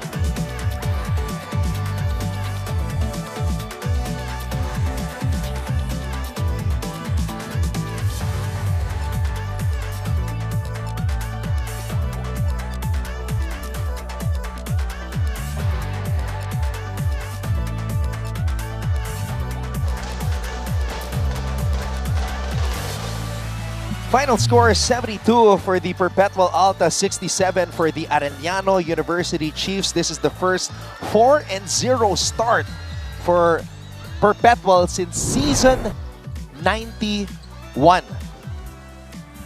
Panahon pa ni Scotty Thompson, panahon pa ni Bright Acueti, panahon pa ni Prince Eze. Nung panahon na yun, nagko-cover pa si Coach Olsen Racela dito sa NCAA ngayon. Coach, leading Perpetual to this 4-0 start. How pleased are you with how the players have responded to you this season? Well, I'm very, very, very pleased with how they've responded, the effort they put in, especially on the defensive end. Yun ang palagi namin sinasabi sa kanila eh. And I like their effort, I like their focus in practice. And I think yung focus na yon carries over. At nakikita natin dun sa game plan na pinapasok namin, they're really following up to the final detail yung game plan namin. Okay, Coach, how big is the impact of nito ni Patrick Sleet para sa team mo? Kasi medyo kinokontrol niya yung game kapag medyo nararattle yung mga teammates niya. Alam niya kung kailan niya sasabihin sa kanila na, teka lang, slow down tayo, relax muna tayo. Paano mo na bigay sa kanya yung role na yon and paano niya ina-embrace yun? Well, si Patrick kasi has so much experience. He knows when to control the game, when to ask for the ball. But at the same time, he's very unselfish. Nakita nyo kanina, ang daming assist niya sa mga open teammates niya eh. So, that's the reason why we brought him here. Really to help us and to help the guards. I think my guards are playing well also, but iba yung pag may Patrick Sleet ka, parang may extension ka, may isa ka pang may secondary guard ka sa loob, secondary ball handler ka, and it helps especially playing against defense like Arellano. Grabe mag-pressure. Pinag-usapan din namin kanina, Coach, na whenever parehas kayong may transition game parehas kayong aggressive sa transition, pero si Arellano, yung transition nila nag-involve ng isang player na umaatake. Pero sa inyo, whenever you guys try to get a transition offense, 2, 3 yung sa inyo and lahat sila involved dun sa transition and napakaganda panoorin. Paano mo na-instill sa kanila yun na mas okay kapag makakuha kayo ng palaging outnumbered transition? Well, sinabi ko sa kanila is really to share the basketball. We want them to be aggressive but not selfish. And I think itong first 4 games namin, they're really looking to create for others. And not really for themselves. Bonus na lang siguro kung biglang nalilibre sila in the end. Pero yung pag-create for one another, yun ang talagang sinasabi namin sa kanila. Coach, your next opponent, very interesting. Letran, they were able to pick up their first win of the season today. Paano din naman paghandaan yung Letran?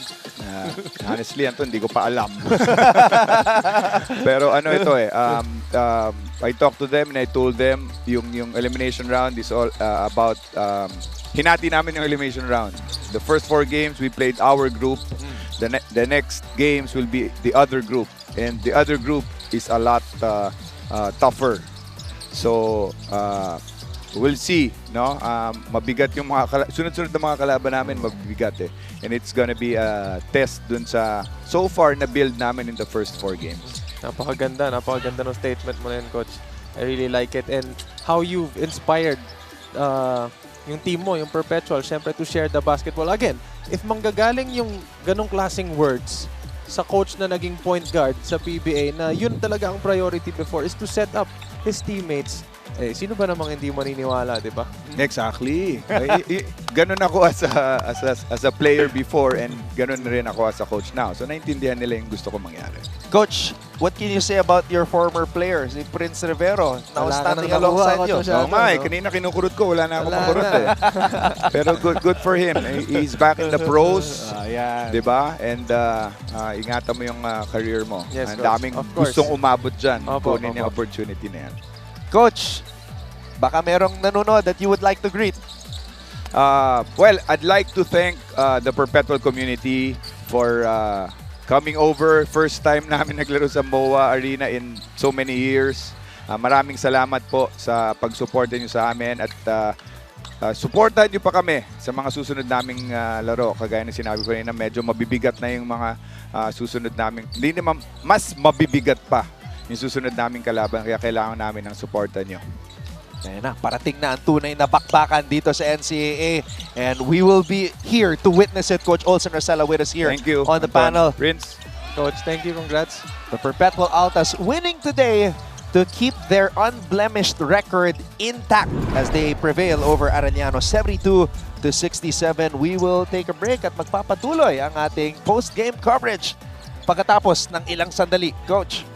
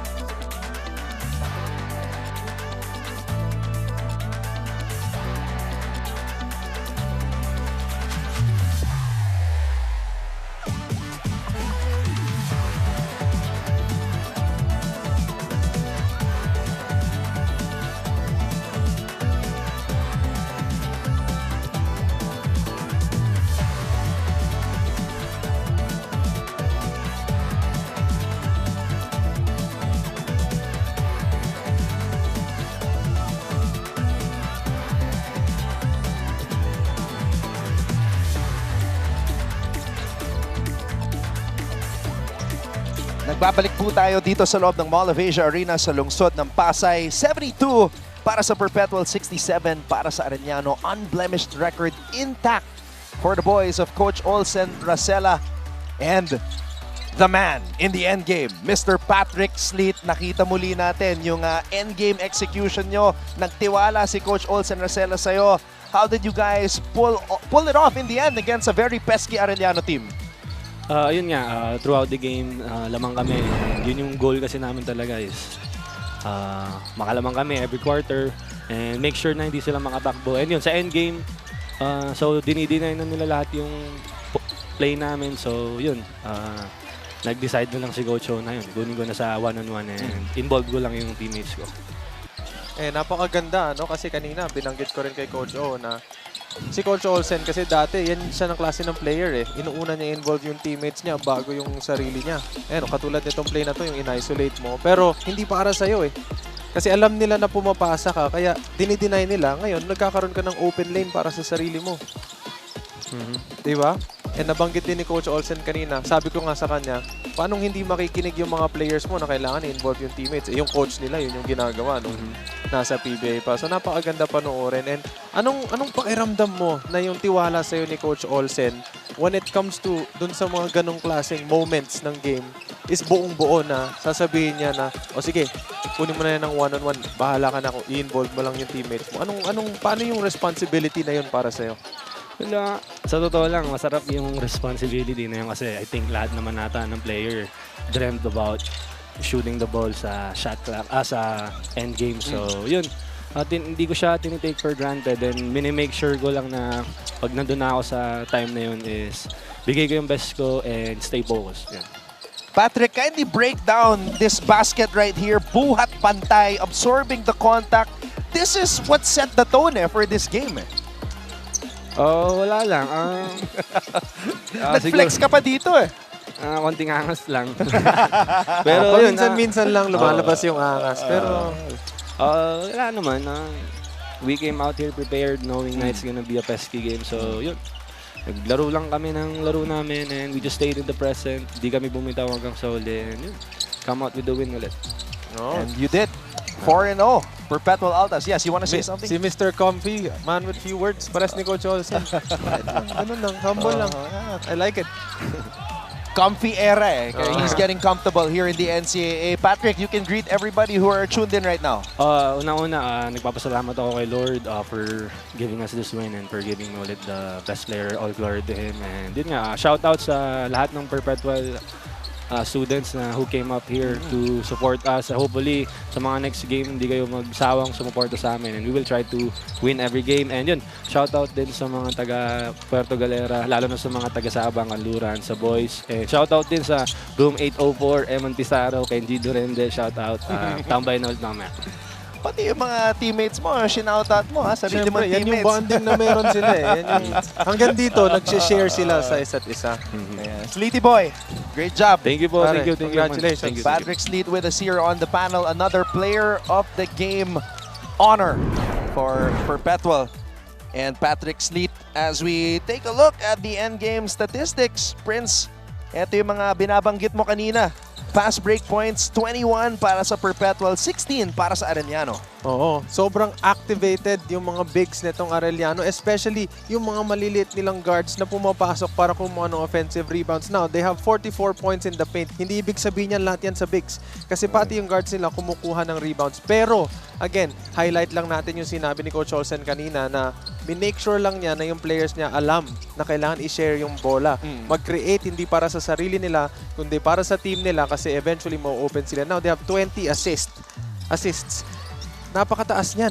Ibig sabihin, umikot talaga yung bola nila and na-share nila, and very evident for the entire game na hindi makadikit yung Arellano dahil whenever they get a run, yung Perpetual, iniikot lang yung bola, nakakuha sila ng great shots, and they make it.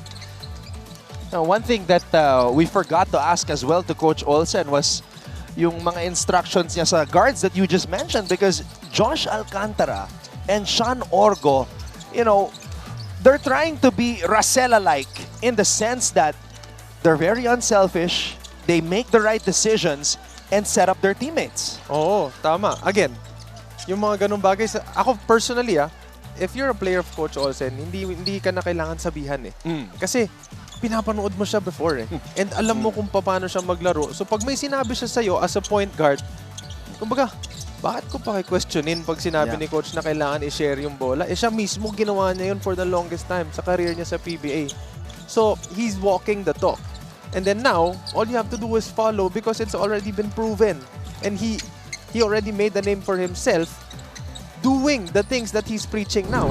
So, diba? Maniniwala ka talaga. So, it's automatic respect when you play for one of the greats, Coach Olsen Racela. Hey! It's Mr. Perfect. You know this guy, Matthew Oli. Mr. Perfect. Sabi ko nga kanina, mahirap gawin yung perfect game na yan. Wala kang mintis na kahit na anong field goal. Kaya nakapagtalaya ng career high 20 points. Tapos huling panalo laban ng pa. Pilihan. Panalo pa. Dominant win. Kulang pa sila. Wala pang Allen Liwag. Wala pang Kometa. So Benil looking good. They will see action against JRU also looking good under new coach Nani Apundulan. Mapua trying to pick up the pieces after suffering their first loss against Perpetual. They will play San Sebastian, who picked up their first win in double overtime against LPU. Prince, great working with you, brother. Thank you very much, Anton. Prince Rivero with us here on the panel. And of course, thanks as well to our courtside reporter, Glycel Galpo. Maraming salamat din sa ating direktor, Direct Abet Ramos, and all of us from GMA Synergy. Ako po si Anton Rojas nagsasabing maraming salamat po sa inyong patuloy na pagsubaybay at pagsuporta sa NCAA Season 101. We'll see you again tomorrow. We'll be back at the Phil Oil Center in San Juan. This has been your coverage of Season 101 of the NCAA Building Greatness. Happy weekend, everybody. Ito na ang biggest game ng iyong buhay. Together we'll be flying high. This is our league. This is a moment. Sa puso mo, the sky is the limit. Tara na, magsama-sama. Dahil together, we own the future. This is our league. This is a moment. Sa puso mo, the sky is the limit. Magsama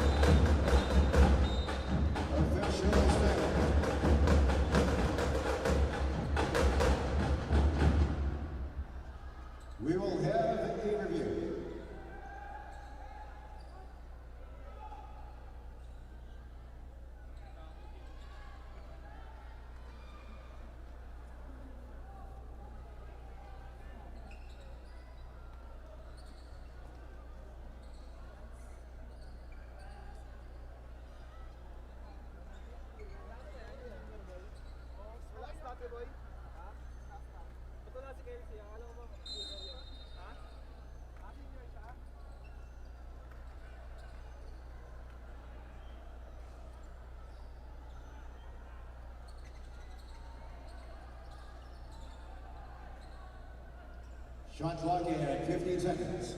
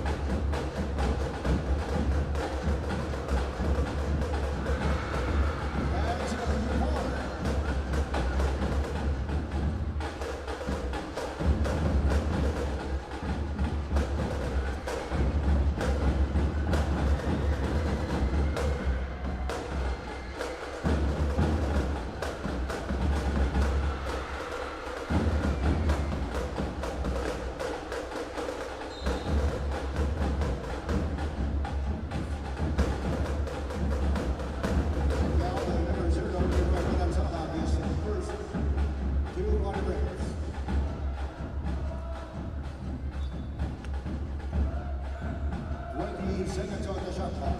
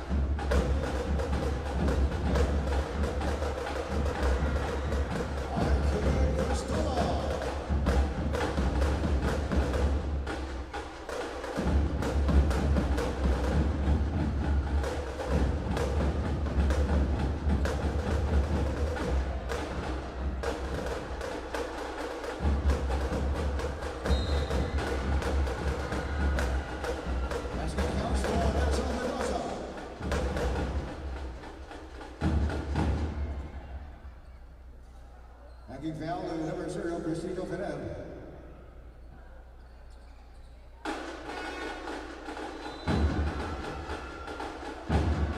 Denver Balloon, coming in for the Ravens. Motivation free throw for Axel Mendoza.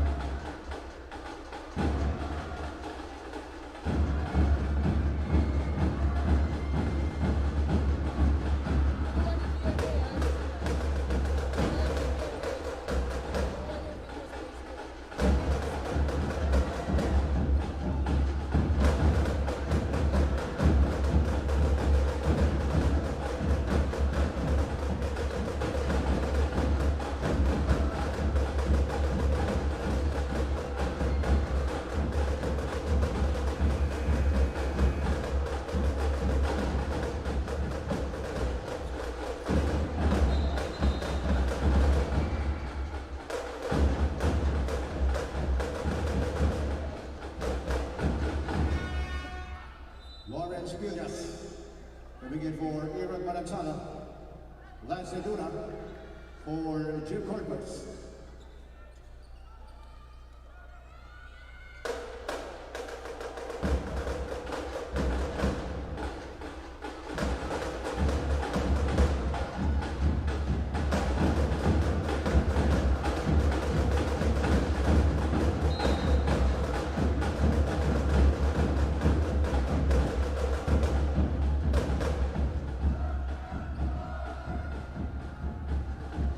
Again, foul number 78, Denver Baloo on his first 3-1 round. Virgil Pinagatan coming in for the junior office. 14 seconds on the shot.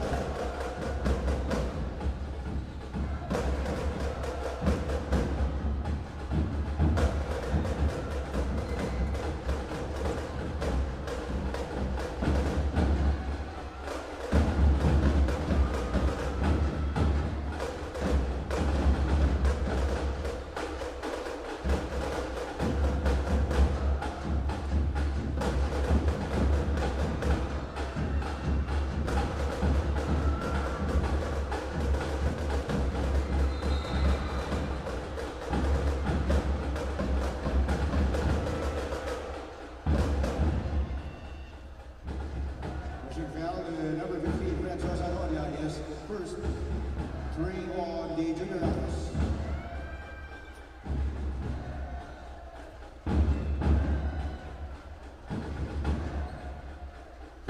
Seconds on the shot clock.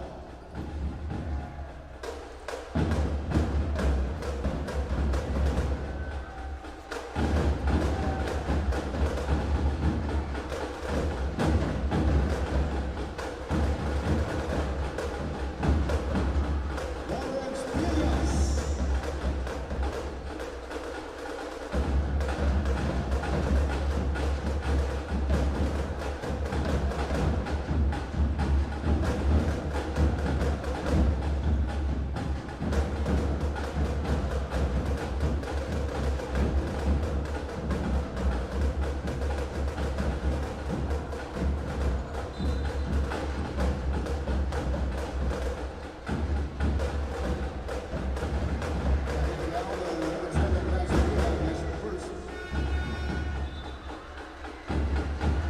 John Giral coming in for the Braves.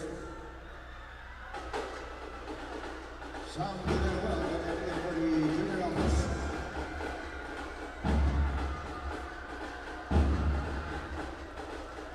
Two free throws for John Giral.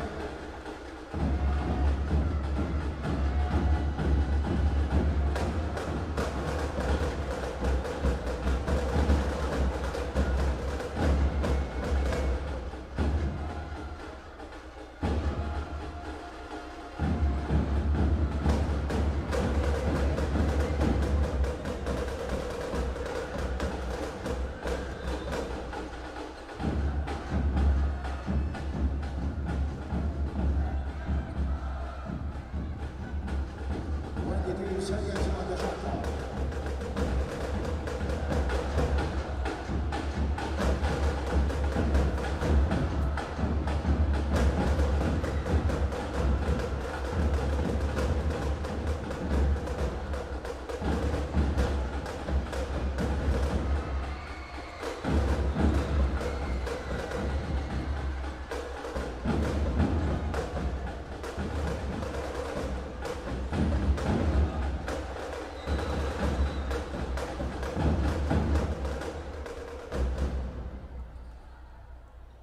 Rushing foul, number 17, Sam Villanueva.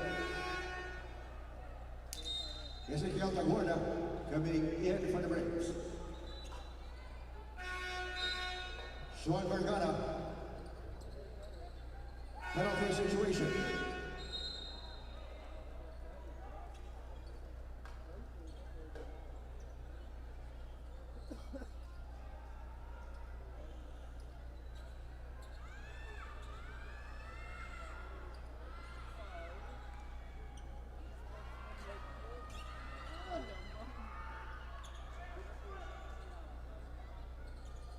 Two free throws for Lawrence Villas.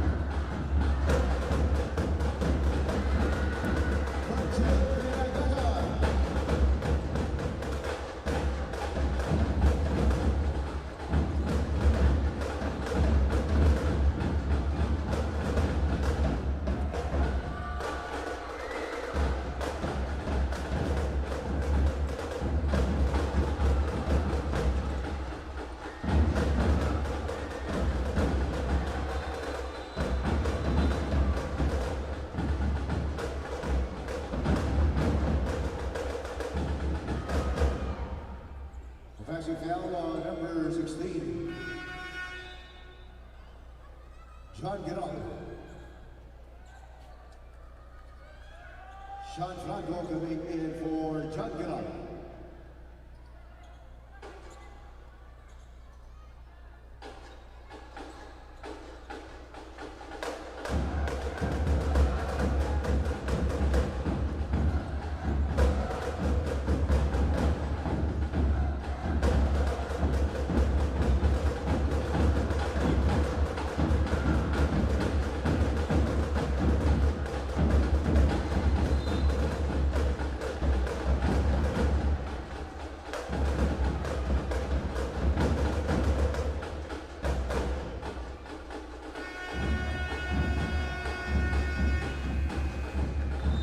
And on Perpetual held Junior August.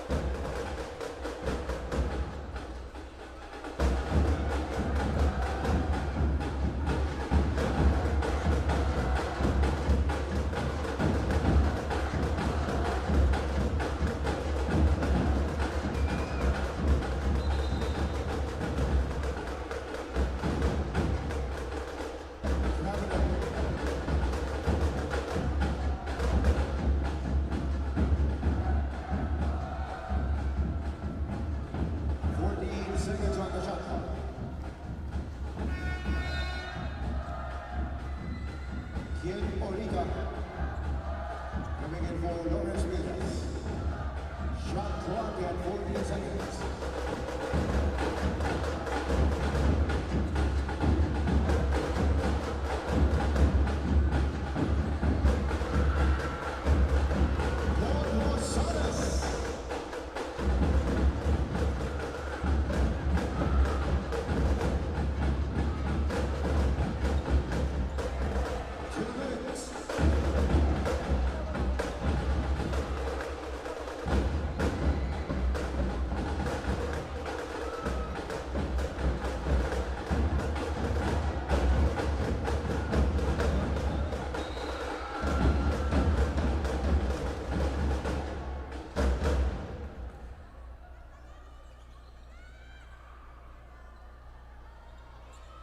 Hacking foul on number 7, Blas de Dura.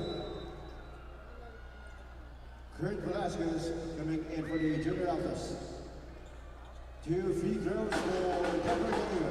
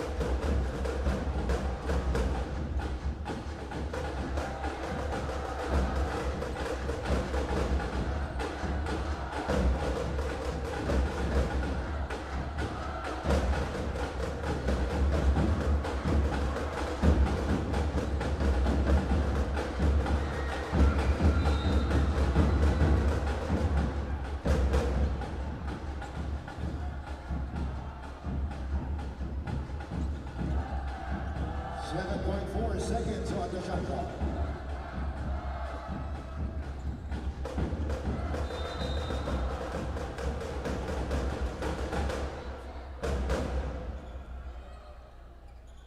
Offensive foul, number 11, Kurt Velasquez, is first.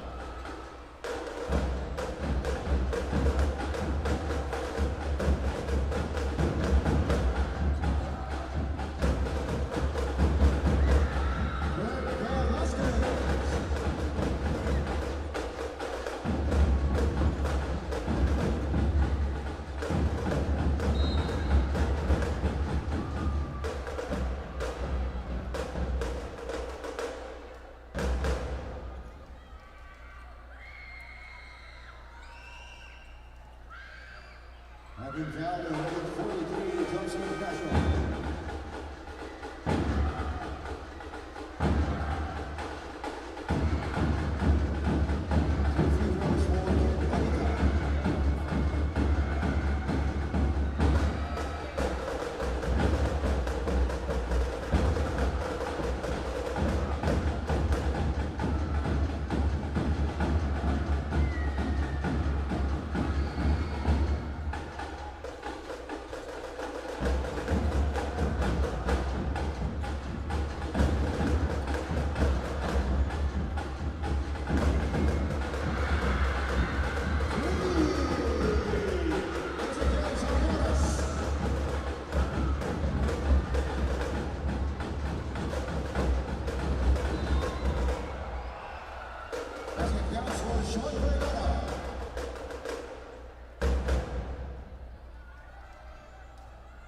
Having fouled number 5, Ezekiel Zamoras, is first. One is a free throw for Sean Vergara.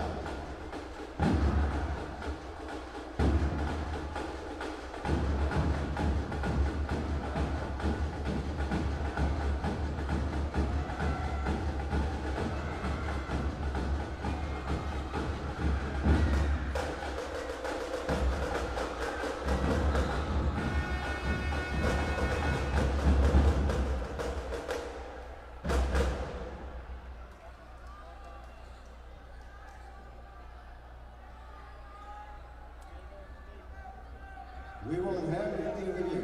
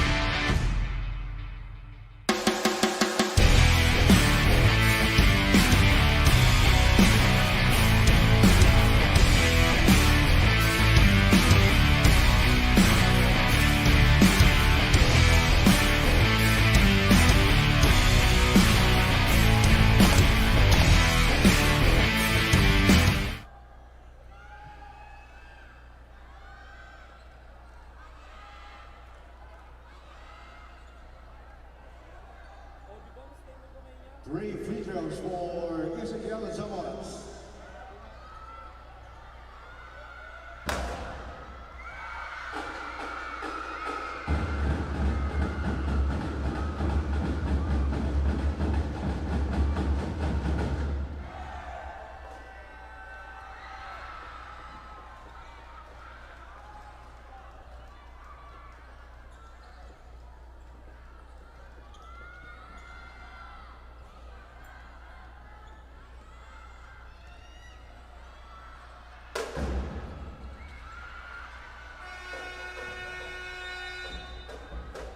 And the opening quarter, the score 21 for the Perpetual Health Junior Altus and 22 for the Arellano Braves.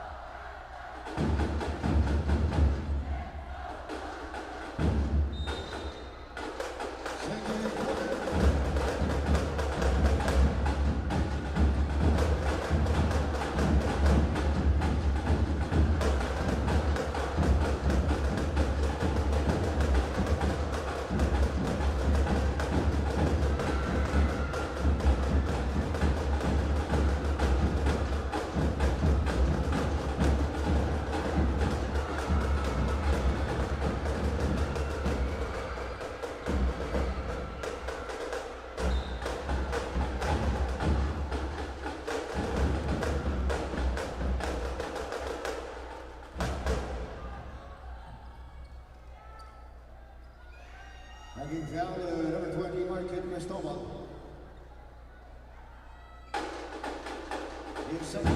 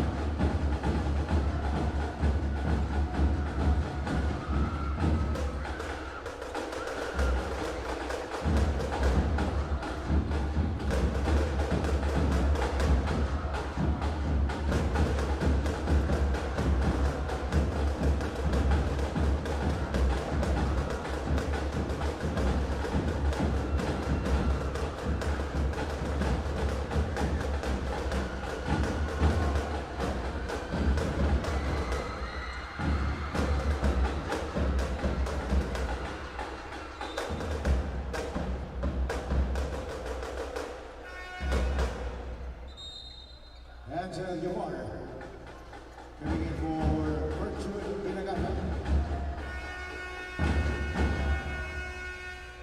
How about Arellano Braves?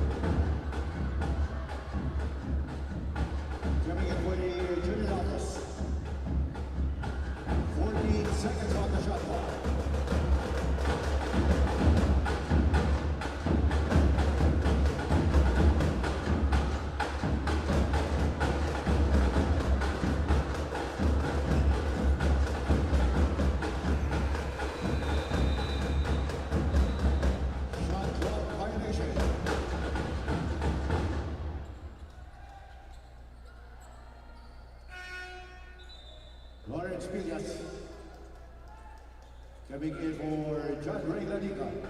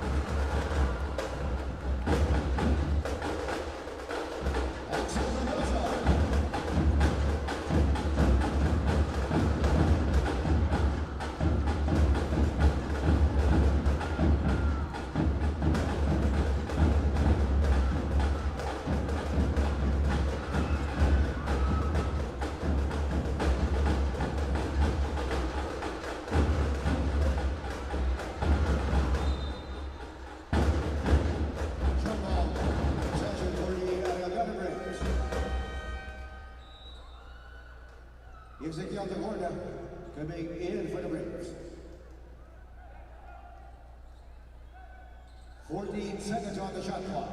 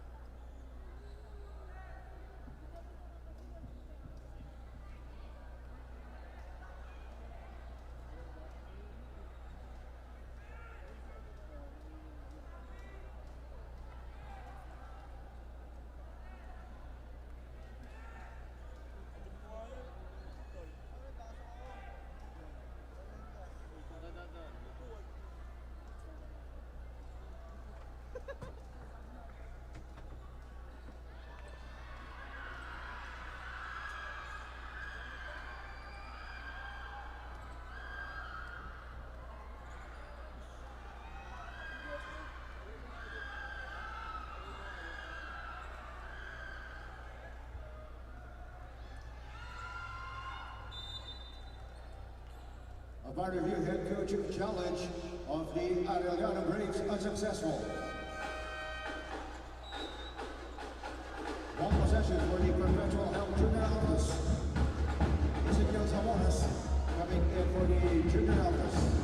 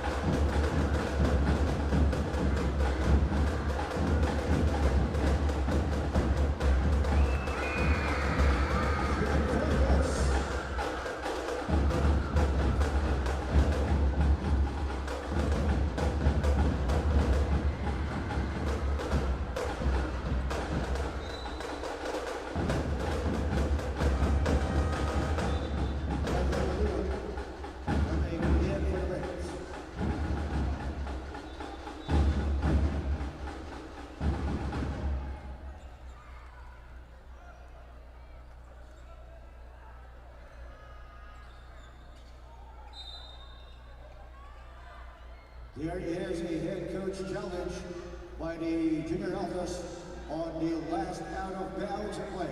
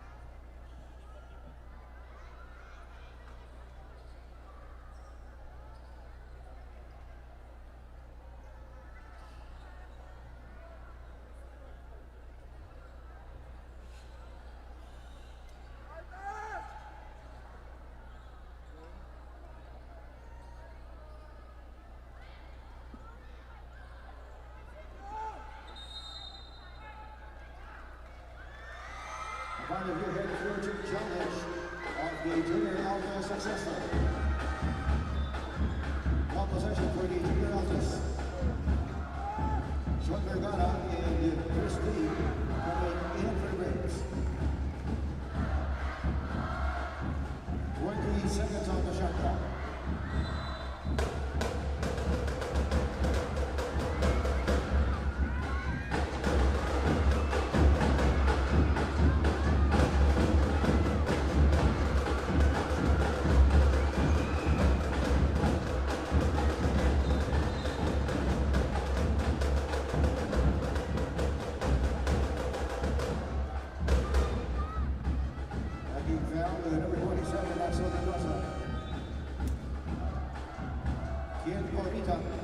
Coming in for the Raiders.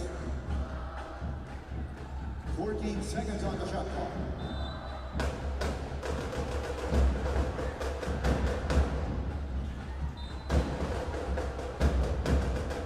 Seconds on the shot clock.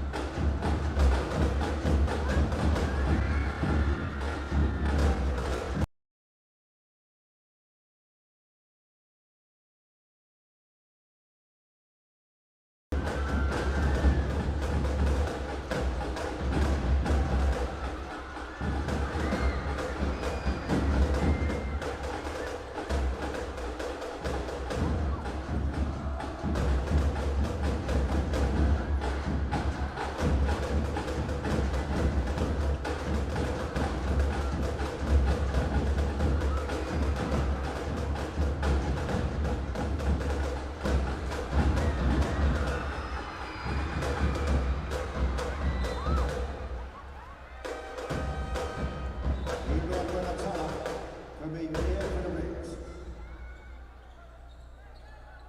20 seconds on the shot clock.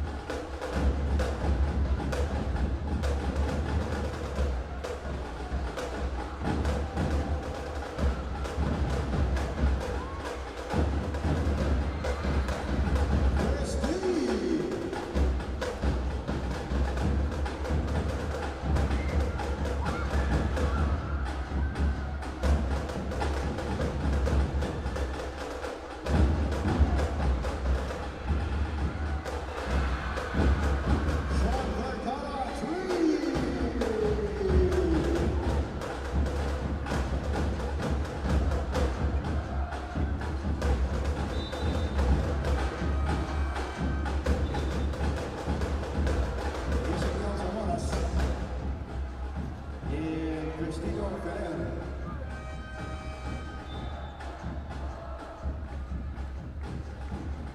And Renzo Zanolia coming in for the junior office. 16 seconds on the shot clock.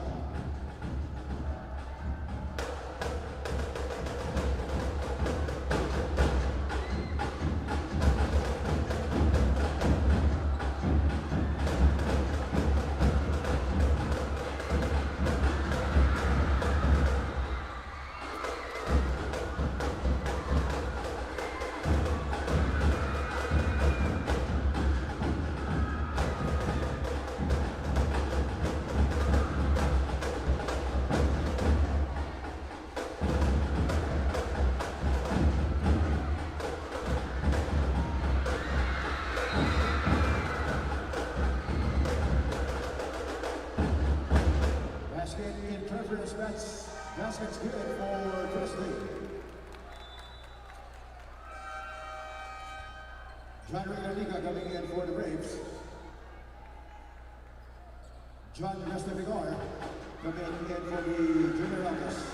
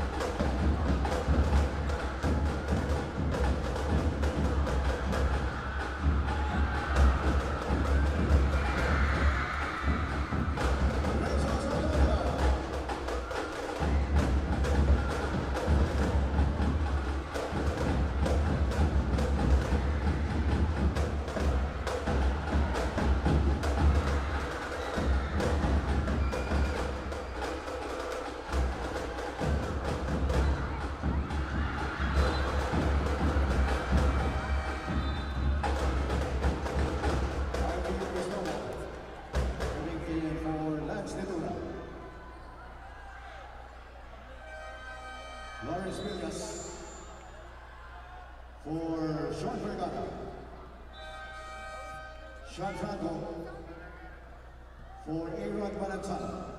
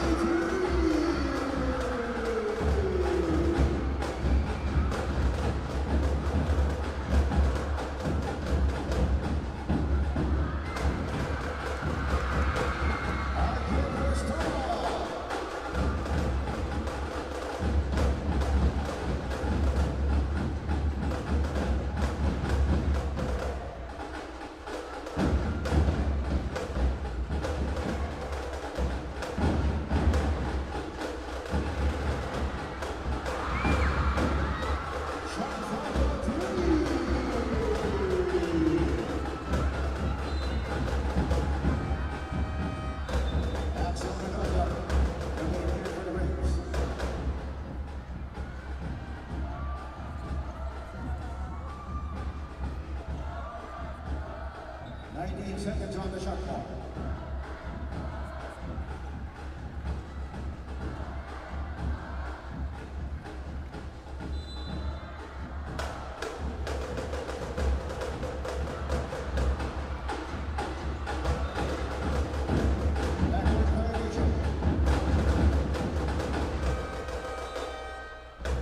Greg Velasquez coming in for Renzo Zanolia.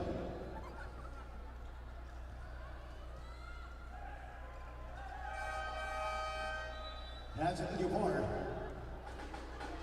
Coming in for the junior office. 14 seconds on the shot clock.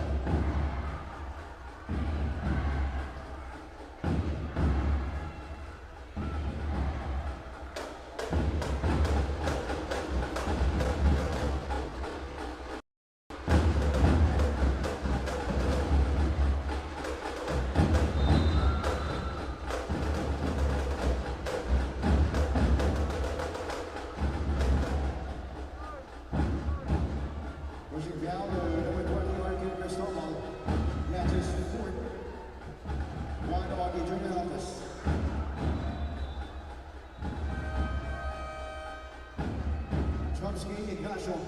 Coming in for the junior office. 14 seconds on the shot clock.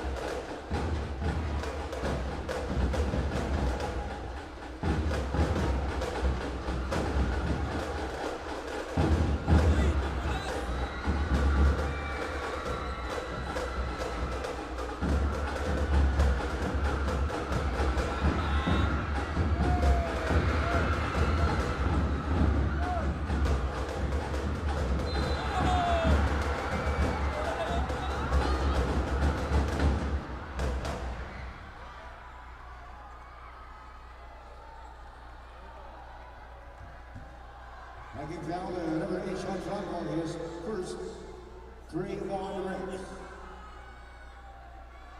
Two free throws for Don Rosales.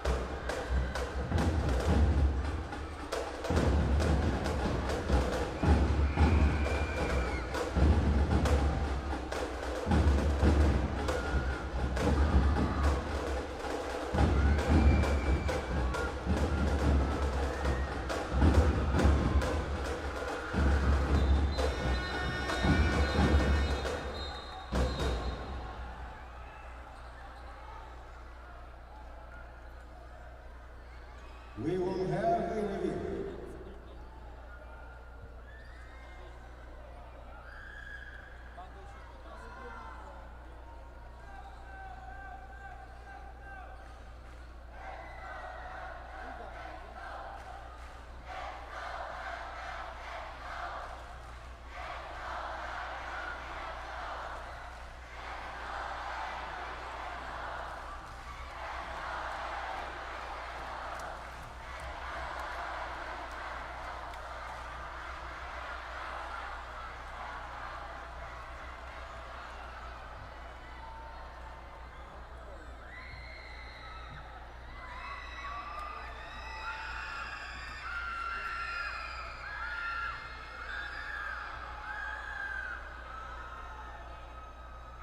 Foul was on number 22, Christie, penalty. First foul on Christie.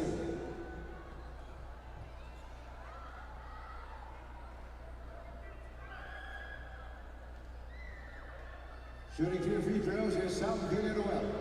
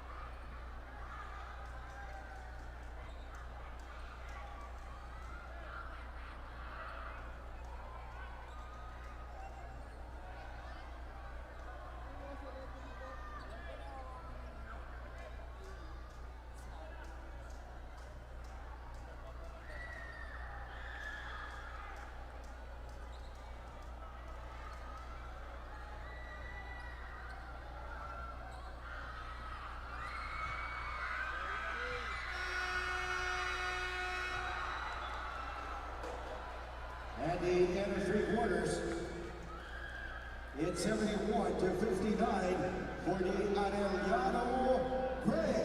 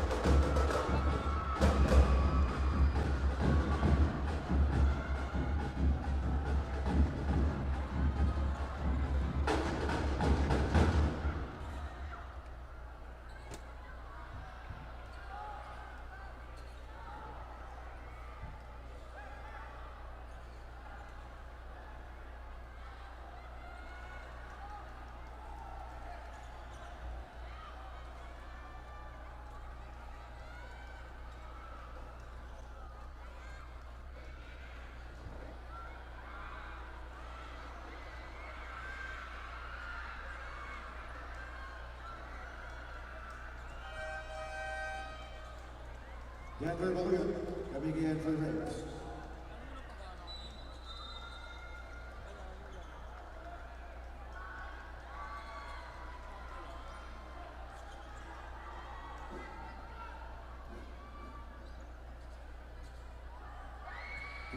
Seconds on the shot clock.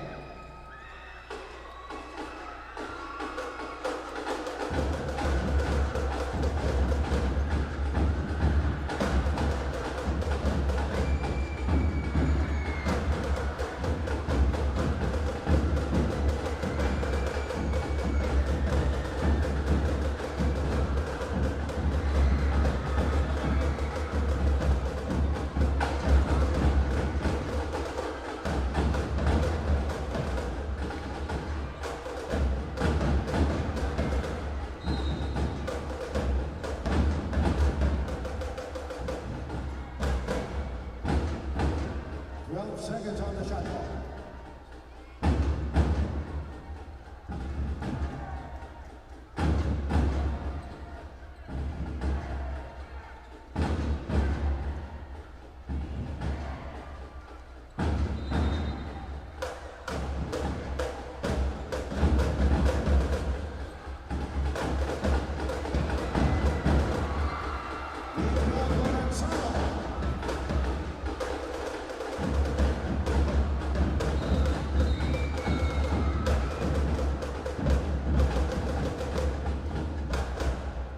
And check down the number 0, England Manasala, his third personal, 1 on the race.